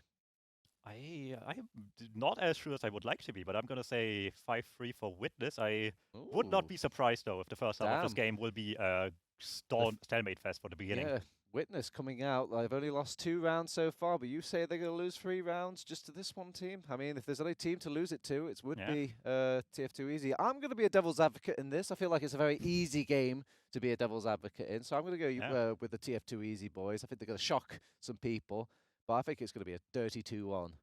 Dirty. They're ready. They felt confident all day, so... Yeah. Now, you might be ready. I don't think the players are ready, though. So we'll have to keep delaying as per usual. That is just a classic, right? Yeah, El Clasico. You're trapped in here with me. You know, the door can't open from this side. I'm not even kidding. So production will do trap us in here. Please send help. Send help. Anyway, so TF2 Easy, Witness Gaming. What sort of do you think these teams adjust well on LAN settings? Are they? Is there something about LAN that makes adjustments like more difficult, or does it make it easier? What do you think these LAN things that people don't really take for granted know about? I mean, it's obviously always a little bit more difficult on just a very basic point, right? That's not your room, it's not your setup exactly, even if you bring some peripherals with you. And then you have the whole noise and the crowd aspect as well. People yeah, you've got Mac there shouting. Yeah. Some teams thrive for these environments. Big Block, obviously, one of them. As we've seen here, they are just feeling themselves and ready to perform for everyone to see. And get in the opponent's heads as well. They are just trying to play mental warfare at all times. Yeah. Do you think there's a page that any of these top teams could take a book at a page or two out of this book? Do you think, like, if they should get shouty, they should rile up, get into that psycho energy, or are they above that? I think it can help if you're the kind of person for that. I don't know if they are necessarily, but I think just at least a little bit of motivation every time something starts going well, just like positive reinforcement for the team is always nice. You don't have to go as hard as some people go, but at the same time, I think it's a nice thing to have for sure. Just getting the whole team on the same page at all times, where you need them to be. Do you think these players actually get a bit prideful? Like, okay, so now you're playing against your rival, you got all these people watching behind you and all this. Does it feel a bit, just a bit sweatier now, trying to actually get that sniper shot every now and then, or trying to get that pick on spy with everybody just kind of breathing down your neck? Or does it not bother these guys anymore? They're used to it. I mean, they've been here enough times that obviously you build a good resistance to it. But at the end of the day, you still know who you're up against. And as much as you try to zone that fact out, maybe that this is the guys that will be the most difficult, quite likely. It's never quite leaving your mind, of course. You still have to perform through that. And that's still part of the skill set at the end of the day. And I've seen these teams perform at LAN, so it shouldn't be bothering them all too much, I would hope. But if it ever happens, then I think we'll see very quickly. My God, I need to actually go into the bin here of topics at this point, Dum Tum, as we're still waiting for these goddamn players. And the only thing I could come up with is off-classes. What off-classes can we expect to see out of these two? Do we have an off-class experimenter on these two teams? Because we haven't really seen too much off-class in this LAN, I feel like, generally. We have, obviously, pretty much all the scouts here are capable snipers in their own right to some extent, but the one that bring out the gimmicks aren't even easy. You have Gazi with the Pyro, you have Nubby just doing whatever the hell he would want. Yeah. Even with the Beam Spoon band, he's just finding ways to just surprise people, so you gotta watch out for that. I've got a joke for you, Dum Tum. What's Nubby's favourite pub in England? Weatherspoons. Oh yeah, I forgot about. They have that at the Insomnia venue, right? Yeah, they do. There they we go. do. I remember something. Oh, Oh, So there we see, go. now, one bad joke later, you can throw to the casters. I did it. I've unlocked the secret. Anyway, we're going to send it over to our caster duo. Bum and Wan, take it away. Thank you so much, Turbo Tabs, for the absolute zinger banger of a joke there towards the end. I'm so happy you said that. Yeah, I'm not going to be able to stop laughing before the match starts. It's, we're in tears. Yeah, you can tell. This is genuinely interesting because obviously the wild card that Witness went with here of just kind of, we're not even going to do pick bans, you can pick the map. It's such a mind game for TF2 Easy, because they can't just like pick their one best map from that, because that's giving away intel in itself of like what you need to permaban tomorrow. Like it's interesting. Like this is going to be a map that TF2 Easy probably wants to practice but isn't their best at the moment, or like a middling kind of, they don't want to give away all their secrets on day one. It's such a weird mind game. But I think it kind of plays into their strengths. Yep. We saw it. We were talking about this earlier when we were talking about TF2 Easy versus Duplo. When they played that official, they looked so good on Gully Wash. Specifically on this map in particular. They were talking about Nubby earlier on the desk, but you have to watch out for Gazzy as well. The entire way that they play Gully Wash on TF2 Easy is setting up Gazzy for success. As we are live, this is the match that we've been spending the entire day waiting for. Witness Gaming, TF2 Easy, our Insomnia 69 and lower bracket final rematch, our ETF1 Season 42 final rematch, as we are live, and both teams sitting inside of goal. Surprisingly, there's one soldier plane dropped down, but it's Salences bombing in onto Auto, doesn't find the damage, but it's a lot of damage onto Domo instead. Auto taken down, but so is Mula, and now the kills are coming across on every single player on both teams. Nubby tries to find the cleanup up to Tomas, and with Gazzy, he does help him. It is the two-star players in TF2 Easy that survive the middle, and Ixie is running out, but onto the enemy lobby. Yeah, he's still got something to do here. He gets out to mid. Gaz is low, but I don't know if he knows about it. He is going to try and take the fight. If he just did a scratch more damage, that would be a kill there, but nothing to work with as of yet. It looks like there's a bit of pressure from Domo, just trying to see if there's a way for them to get back into this mid-fight. The Nubby bomb does come out and force them to retreat, though. They find absolutely nothing. We're going to be heading into a stalemate. This is where we saw TF2 Easy really easily exploiting people last week, but obviously that was Duplo. The same holes aren't going to be in the flank of Witness Gaming. Sil's got this place locked down for now, but I would expect to see them trying to get Nubby and Josh making some plays, working some magic on the big door side soon. You can see Nubby taking a buff here from Auto, trying to move over, but there are so many stickies on the big door. And Domo, actually, there's just an Uber coming straight through choke here. Oh. Mula is actually going to go down. He drops, he's shot up into the air, and that's no Uber charge for Witness Gaming now. It's a huge air shot onto Nubby, but is that enough for Witness Gaming? Domo hits a nice one, but Auto, he pops the Uber, but he's still alive. He's going to have an even bigger advantage, and you can see how far back TF2 Easy are playing. I did not even notice that was an advantage, and clearly Witness didn't either. TF2 Easy managed to just build up a tiny one there and go straight for Mula, send him up into the sky, and he craters on the way down. This is a pretty sizable one now. Josh bombing it through, though, gets absolutely railed up against the choke there and will go down. He trades his life for Pappy, which is more than worthwhile when this Ubercharge push is about to be coming in behind any second. There's 90% here on Auto, and the stickies out of Domo have not really found anything. They're cleared up, and now they're detonated. So TF2 Easy have actually got a second for free. They didn't even have to pop the Uber.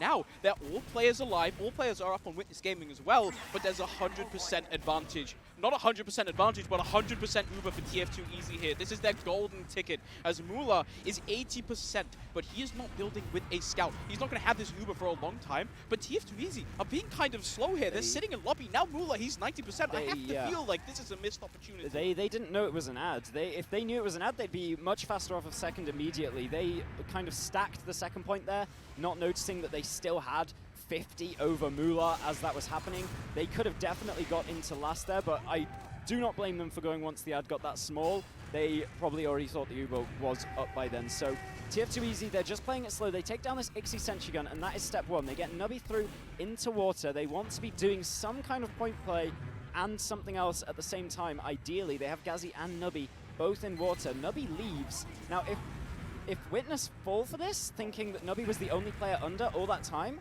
this could get hairy real fast. I don't think they know about Gazzy under. TF2 Easy love having Gazzy under in the water there, but he's actually just going to run back out. I think he's not water anymore. The Soldier does go to check it instead. Once again, just the Soldiers trying to peek, making sure that no one really does anything, but they love Gazzy. Instead, he's hiding here, but he has to just run back out in River. The kill onto Nubby will shut down the aggression for TF2 Easy. They're actually going all the way out into second. They do not want to be in lobby here at all. Yep, no point giving up a kill in lobby, because 1 kill, that's fine. You can just leave. As soon as that's 2 kills, that's a pretty big push advantage for Witness. So just taking it slow and steady, getting back to second, obviously the wise thing that pretty much all teams do nowadays. There we go. They do retake the lobby, obviously, immediately once Nubby is back up. And again, we'll just try and see them probably trying to sneak some way onto the point. There's just no value in going for the medic here at all with the Pyro and Sentry Gun up. The dispenser as well never does any harm. There's a little bit of a bomb onto River from Pappy just to see what's going on there, see if he can catch someone, juggle them in. Gaz again getting into water.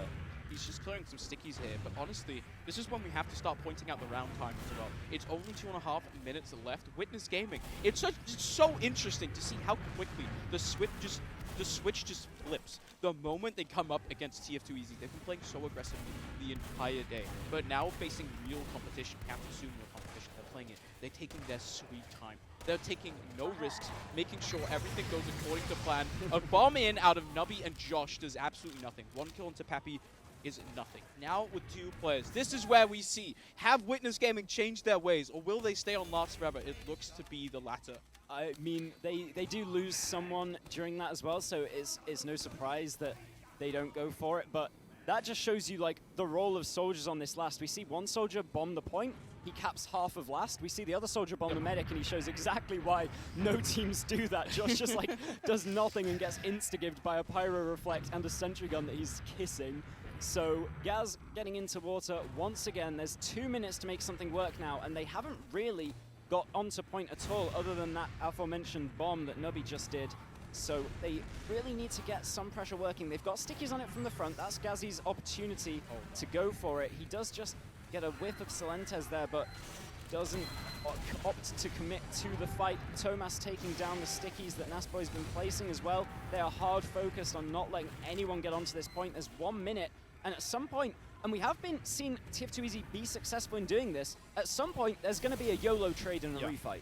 I mean, there also just might just be a YOLO drive straight onto the point here out of Gazzy and Nubby. It's decent damage onto Solentes, but Nubby now is so low. Trapped in River, and he actually somehow manages to get out alive there. Must feel like a little bit of robbery. But with this game, they're fine with this. They got a player on Gazzy. They're never going to push up of this. It's 1 minute left, and TF2 Easy, they've just been trying the water play over and over and over again. It hasn't been working. Solentes is playing it so well. Instead of holding in water like you would normally typically see in the older days, he's just playing on point instead. And it makes it so hard for Nubby and Gazzy to ever commit onto anything in water. Now, Josh is just walking in through main here. Actually, a lot of damage. Oh my God!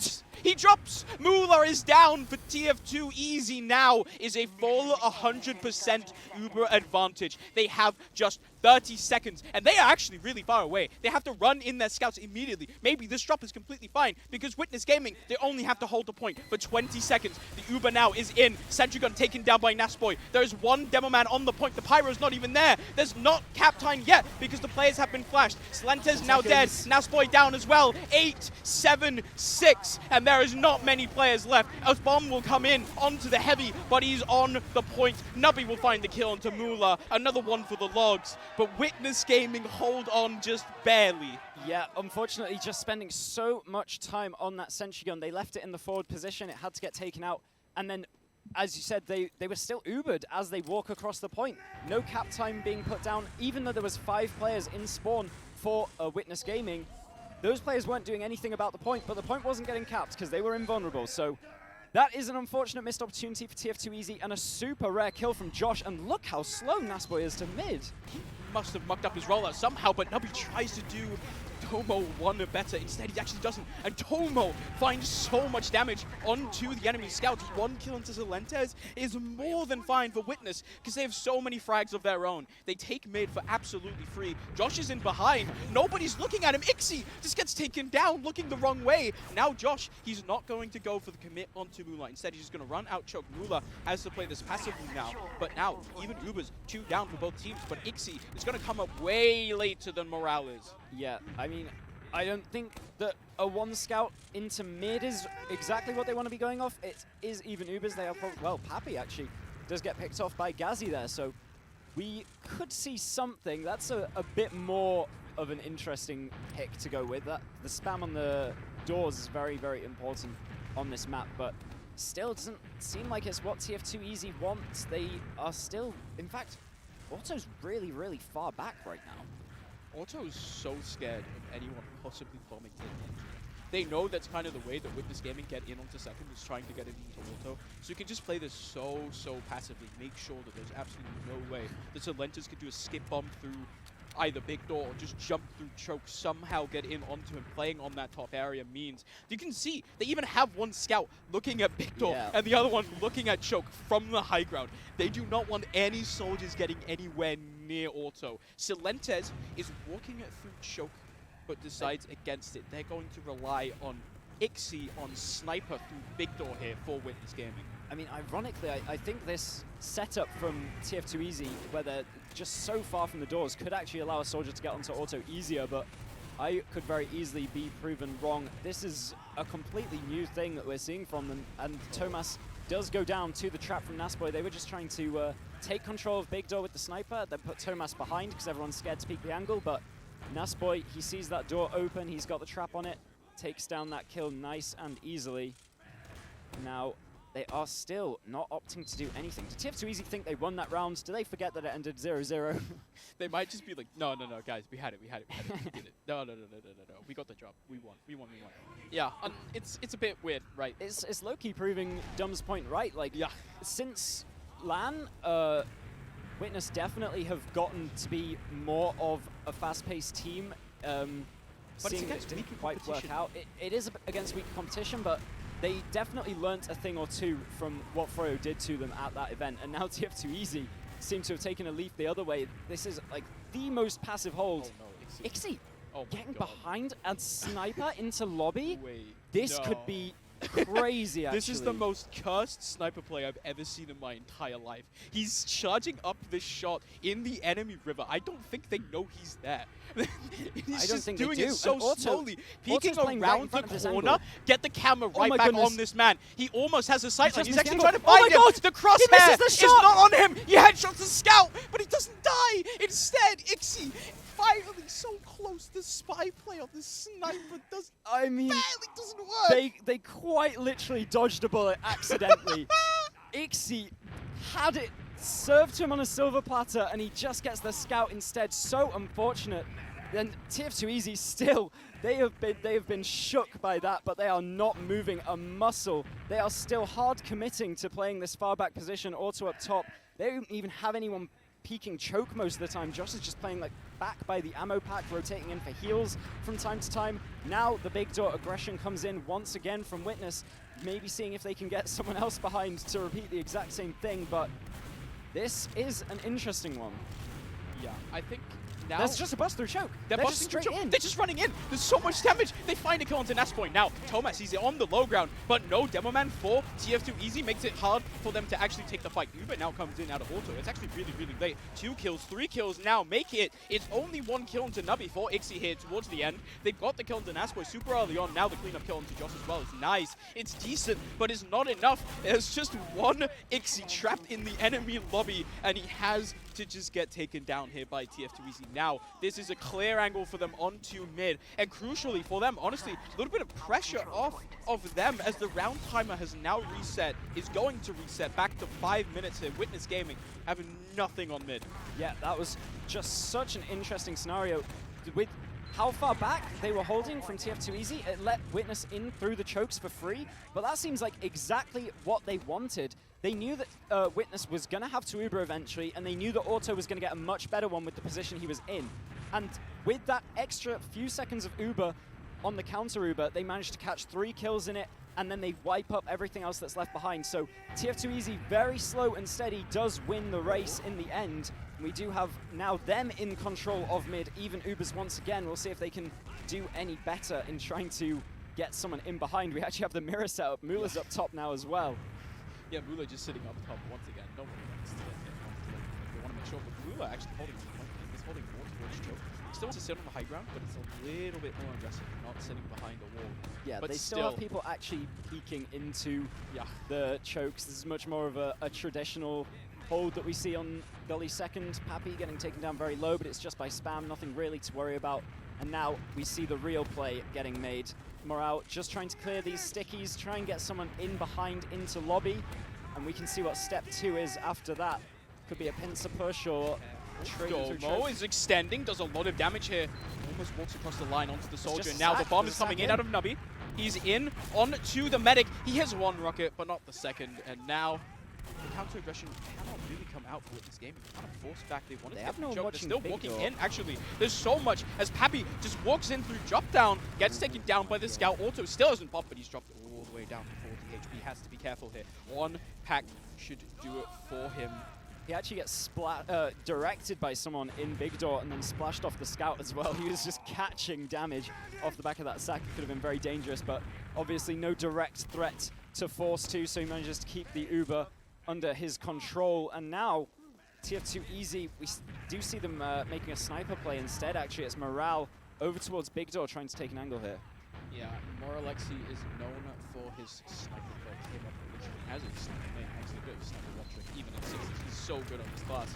If there's anyone on TF2 Easy to really take the shots, him, even over Nubby, has to watch out for the sticky traps that are all over Big Door. I think he's actually even standing on some of them right now. He's so close to Domo's traps. Instead, the Uber's just coming in. They just walk through choke, and Thomas takes this Uber fight. There's no one watching it, but they actually haven't found anything. They have to spend the entire Uber taking care of Nubby, who even survives. Now he has high ground behind Witness Gaming. They just want to come forward because they know there's a sniper on the enemy team. But Pappy is just taken down. Salenta's dead as well. 2 soldiers down. Ixie wants to do damage. He does a lot, but he doesn't really find any kills. 1 kill onto Josh is just not enough if you are Witness Gaming. Second will not be held by them because they are forced back onto last by their own aggression onto middle. Witness are kind of crumbling here. That was 5 Nights at Freddy's right then. Yeah. That sniper turns around. Somehow that Uber's got all the way through choke onto them at Victor. That was crazy, but TF2 Easy with the better fight afterwards. And this is not what I was expecting to see at all. I thought Witness Gaming was in form. They have not dropped a scrim since I-Series, which I know scrim results, whatever. But these guys have been so strong. And TF2 Easy particularly, we've been saying all day they're struggling against the noob teams. And here they are turning up against Witness in our last map of the day. And you were even saying, you heard there's like arguments going on between TF2 Easy. They don't have the best vibes, but they are definitely turning up to this game at the moment. I think also, TF2 Easy, these current 2 rosters against Witness Gaming have only ever won a single map against Witness Gaming, and it was that lower bracket final where they took the first map in January. Witness Gaming were able to come back the next 2 maps, make it to the final, but TF2 Easy left I-69 feeling like they were the better team. I talked to all of them. You can type copium in chat all you want. They all thought that if they were in the final, as they should, if you are a competitor, obviously you think this way, but they all believe that if they were against Froyo Tech, they would have taken the dub. Tomas is now headshot by Moralexi, but honestly, the sniper pick onto the Pyro is the end of the world for Witness Gaming. You can hold second or even last without the Pyro until he comes back up. This Kunu sniper has not found too much. Yeah, I mean, getting the Pyro really just opens up the sentry to be spammed down, but they've not even successfully done that. Josh looked like he was looking for a sack instead of dual spamming the sentry. Eventually, he does get taken down. Pappy kind of goes in for a semi-counter-sack attempt sort of thing through Baby Door, gets taken down as well. So they're a soldier for a soldier right now. Morale's still kind of stuck on Sniper. He's been doing this for 2 minutes and not found success yet. We might want to see just a hero attempt come out sometime soon and try something else, because he has not been getting the picks. Although all it does take, you don't need that hero shot as Sniper. Nubby's criminally low. Auto just baiting him, waiting his time. wait. Oh, they're fighting him Kill lower. onto Pappy. The cap time comes out of Gazzy, but they don't quite manage to get the point. But they can send something else now. Like, going 1-for-1 means this is absolutely worth it. Nubby does a hell of a lot of damage, but none of it relevant in the end. They don't get those kills, and everyone's going to get healed straight back up. Retreating to second is the plan. Morale still on Sniper. It's not the best classes to fight second with, but that trap onto Salentes. Nasboy had his number, takes him down, and Witness gonna have to stay on last for a bit longer. But as I was trying to say, this Sniper, you don't need the hero pick. If you get a pick like that onto the Pyro, it just opens up an extra little hole. You can get the sentry gun down, then you can do other plays based on no sentry, no Pyro. You can actually start sacking again, it becomes viable. Or you can just take wider angles as the Sniper for each extra pick you get, until eventually the hero shot just becomes easy or a force.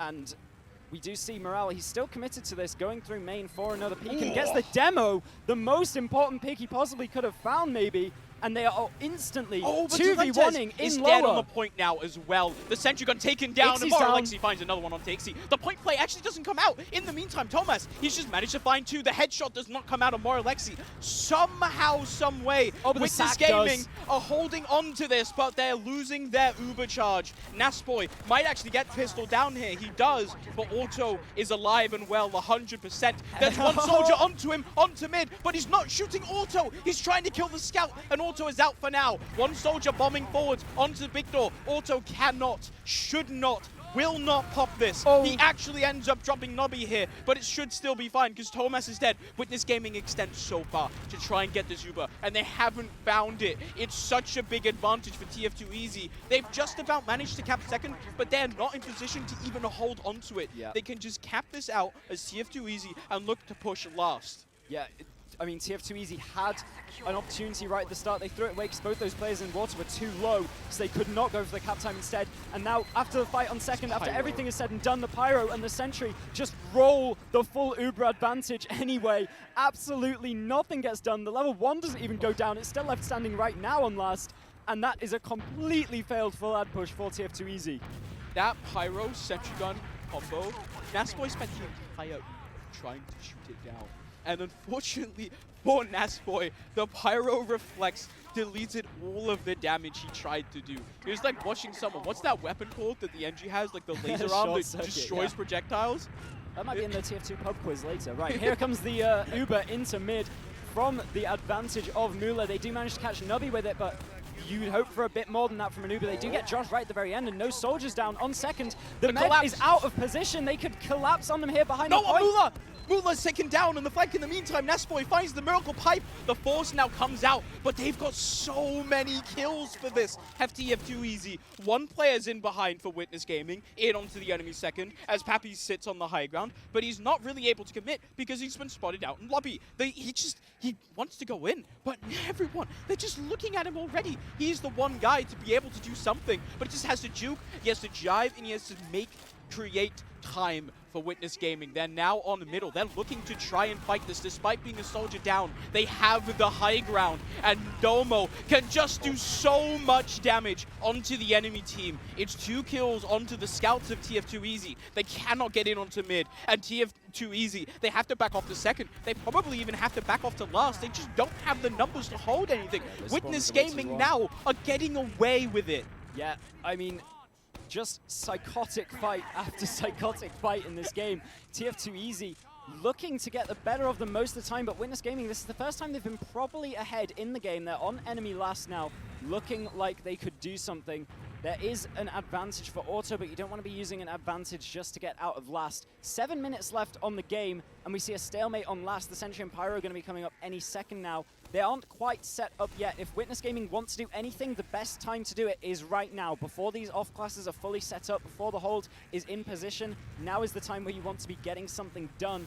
But look at how passive the NG and Pyro are, just making sure they get that gun up, and now they move it into the actual position. This setup is so hard.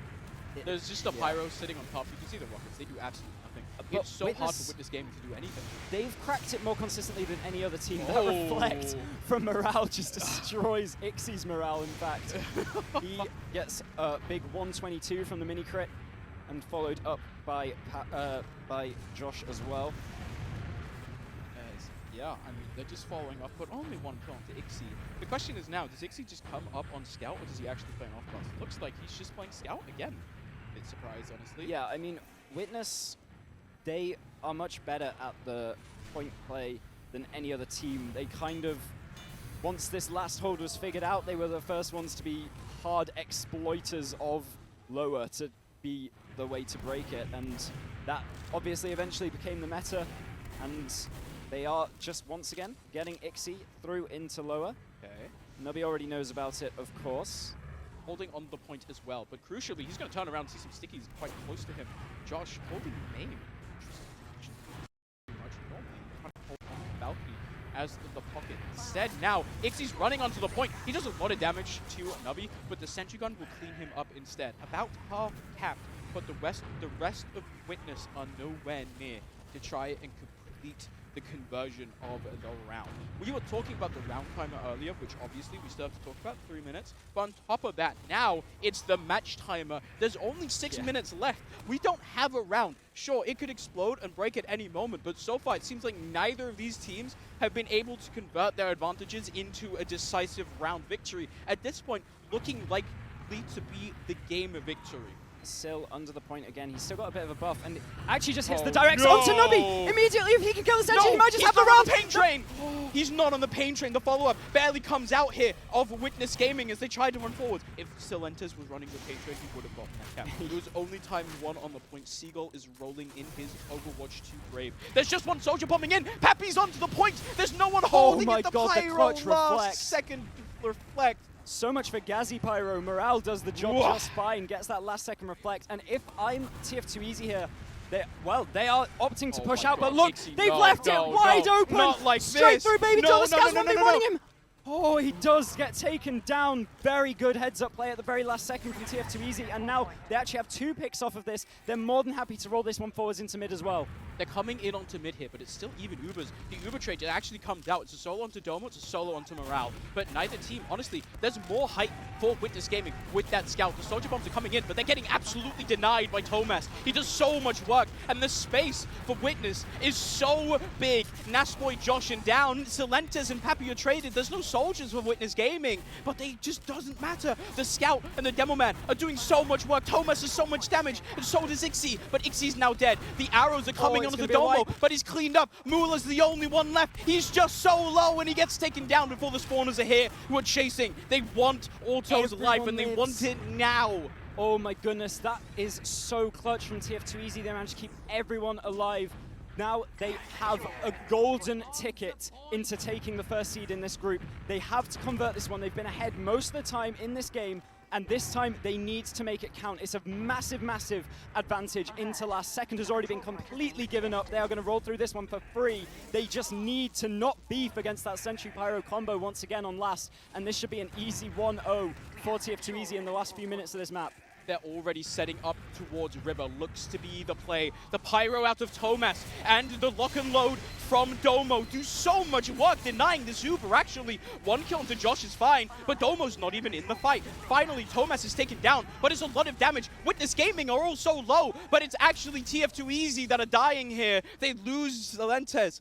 Actually somehow has found kills onto Morale, onto Nubby. Josh is going to come back up alive, but they hold on to Witness Gaming. Now an advantage of their own. They are looking to push through top, straight onto Choke. There's one soldier trying to deny Pappy. He doesn't quite get air shot, but he's 3 HP on top. Can he get the bow? He is. Oh, no, he's not. He crouched under it. Never crouch when you ask for a bow. There's no point. Just make yourself smaller. But everyone talks about the Gazi Pyro. The Toe Pyro has been the bane of TF2 Easy's existence. Both opportunities they had for a round, Toe just completely shuts them down. That second time, they ended the Uber further back than they started. Now, Witness Gaming able to roll this forwards into middle. Again, though, they only get Josh with the Uber, and the Uber is about to come up for Auto. It's going to be a complete flip-flop. They haven't even capped mid in time as the bomb comes forward. There's just so much damage! Out of Nasboy! Nasboy finds only a single kill, but about 1 million damage he pulls across the enemy team. It's only a kill, actually, onto Ixie, onto Pappy. It's 2 frags here, but it's also only 2 minutes left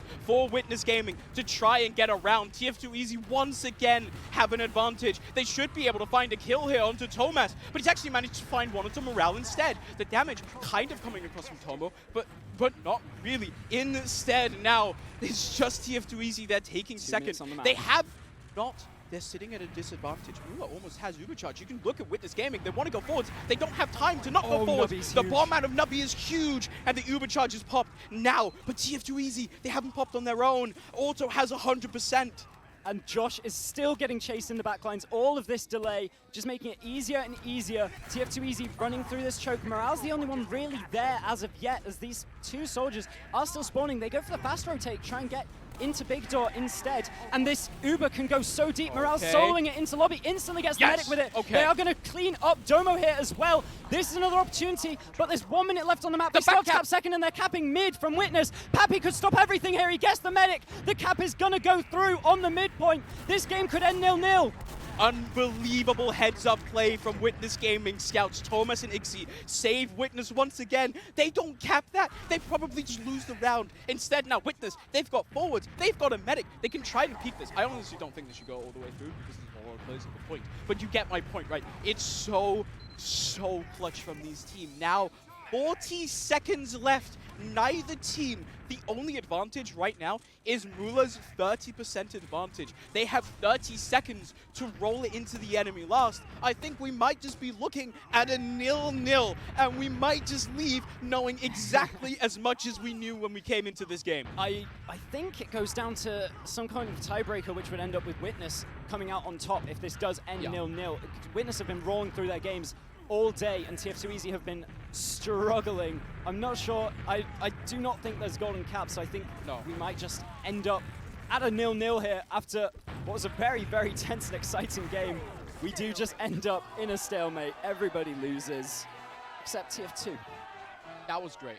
I know you might look at the people will look at this score. The Americans will look at this score and tell us that European TF2 is so boring. But do you know what they're doing? Bot mode right now is watching the game like this. He's not actually watching anything. He's just looking at the rounds. Look at that. Was that not amazing? I mean, it was certainly interesting. We've never seen TF2 Easy be that competitive against Witness since the Sill switch over pretty much. Like, that was a very close one. We saw some new interesting kind of weird stuff out of TF2 Easy with that hold on their own second. That was weirdly passive for their playstyle, considering they always want to be known as the team that's playing the anti-Witness style. They're the ones like now giving up all the space, being as passive as possible. But wow, a weird 0-0 at the end. That must be very unsatisfying. Apparently we have the logs. I don't know where they show up. They're on your screen. There we go. Actually crazy. Are you surprised that these logs are that small? I mean, it makes sense. There was a lot of people not being able to see each other in those second holds, and there was a lot of time spent on last just going for point plays and stuff. I mean, there's nothing really to analyze from the logs here in this one. I'm going to be honest. I think if you are Witness Gaming, you come away from this game feeling like you should have won. If you are TF2 Easy, you come away from this game feeling like you should have won like 3 times. Absolutely should have won. But that's definitely still hype for TF2 Easy. Like, considering the day they've had, to finish it out on not a win, but what by all means should have been a win against the #1 team that you've been struggling with ever since LAN. No scrims dropped by Witness. And TF2 Easy just like struggling versus every lower skill team, arguing with each other, not quite having like the best teamwork or vibe in the event so far. That is going to be a buff coming into day 2, and that's exactly what you want. This is when you want to be peaking, not early. You want to be peaking towards the playoff section. You want to peak on Sunday, which is we're nearing Sunday. Still Friday right now. They're getting better over the event, I suppose, is what I'm saying. Yes, you really do. But it makes the rest of the event so much more exciting because now we've seen parity across the board, but that is it for us. We're going to throw it to a break. When we come back... do come back. there will be interviews, so you will want to be catching those. That's going to be an interesting game to talk about. See you in a bit. Bye. Welcome back. Welcome to your bonus content here on the couches. They've made a nice, lovely appearance here. It's your two top-seeded teams coming in with a draw. So I can't really say who's first or second, but I can tell you who's from Witness Gaming and who is from TF2 Easy. We've got Mula here from Witness Gaming, and we've got Moralexi from TF2 Easy. All right, boys.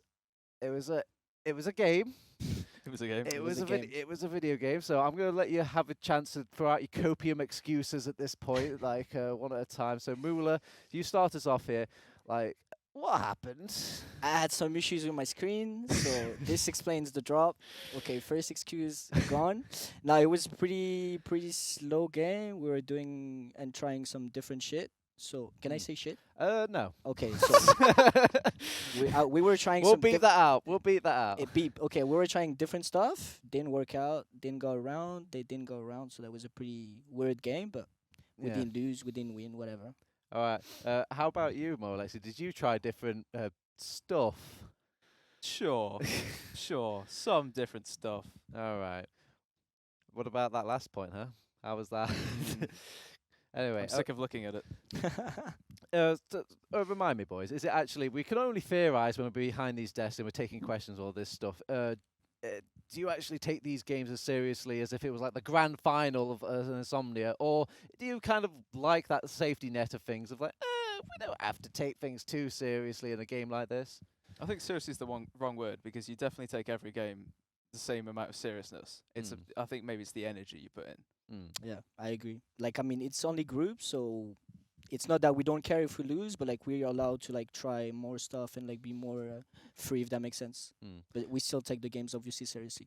Now, obviously, I can't talk to you guys too much about each other. You've got to keep your cards close to your chest. But you could talk to me about these other teams. They've been taking some rounds off of both of you here and there and everywhere. Is there any teams that kind of jump out at you? Maybe a player that springs to mind that you're playing this LAN and like, damn. Shout out Lucas. Lucas on 5 ping is crazy, actually. Yeah, I was about to say Lucas on 5 ping as well. Yeah. It's a force to be reckoned with. It's a dream for him. He's lagging at home and he's playing on LAN right now, so it's a dream. Basically, any player that lags at home when they come here. Yeah. So Zoe as well, I think. Zoe plays on 80 ping at home, so I think it feels good for him to play at LAN, actually. Have you guys felt any sort of, I mean, well, actually, it's probably another day in the office for you two when it comes to like LAN jitters and all this stuff like that. Or does that stuff ever actually bog you guys down? Does it annoy you at all? Any things about LAN that annoy you playing? I can't say the word I was about to say, but like the team on the left, Max team, they're doing lots of noise, so it's kind of disturbing. But anyway, it's LAN, so we feel the energy, yeah. How about you, Moralexi? You got any LAN gripes? LAN gripes when monitors don't work. Oh, I've gone through 4 monitors so far, but it's all right. 4 monitors, my we're fine, God. We're fine. Yeah, for some reason mine started to lag actually for like a Flix game and your game. So I don't know. Oh.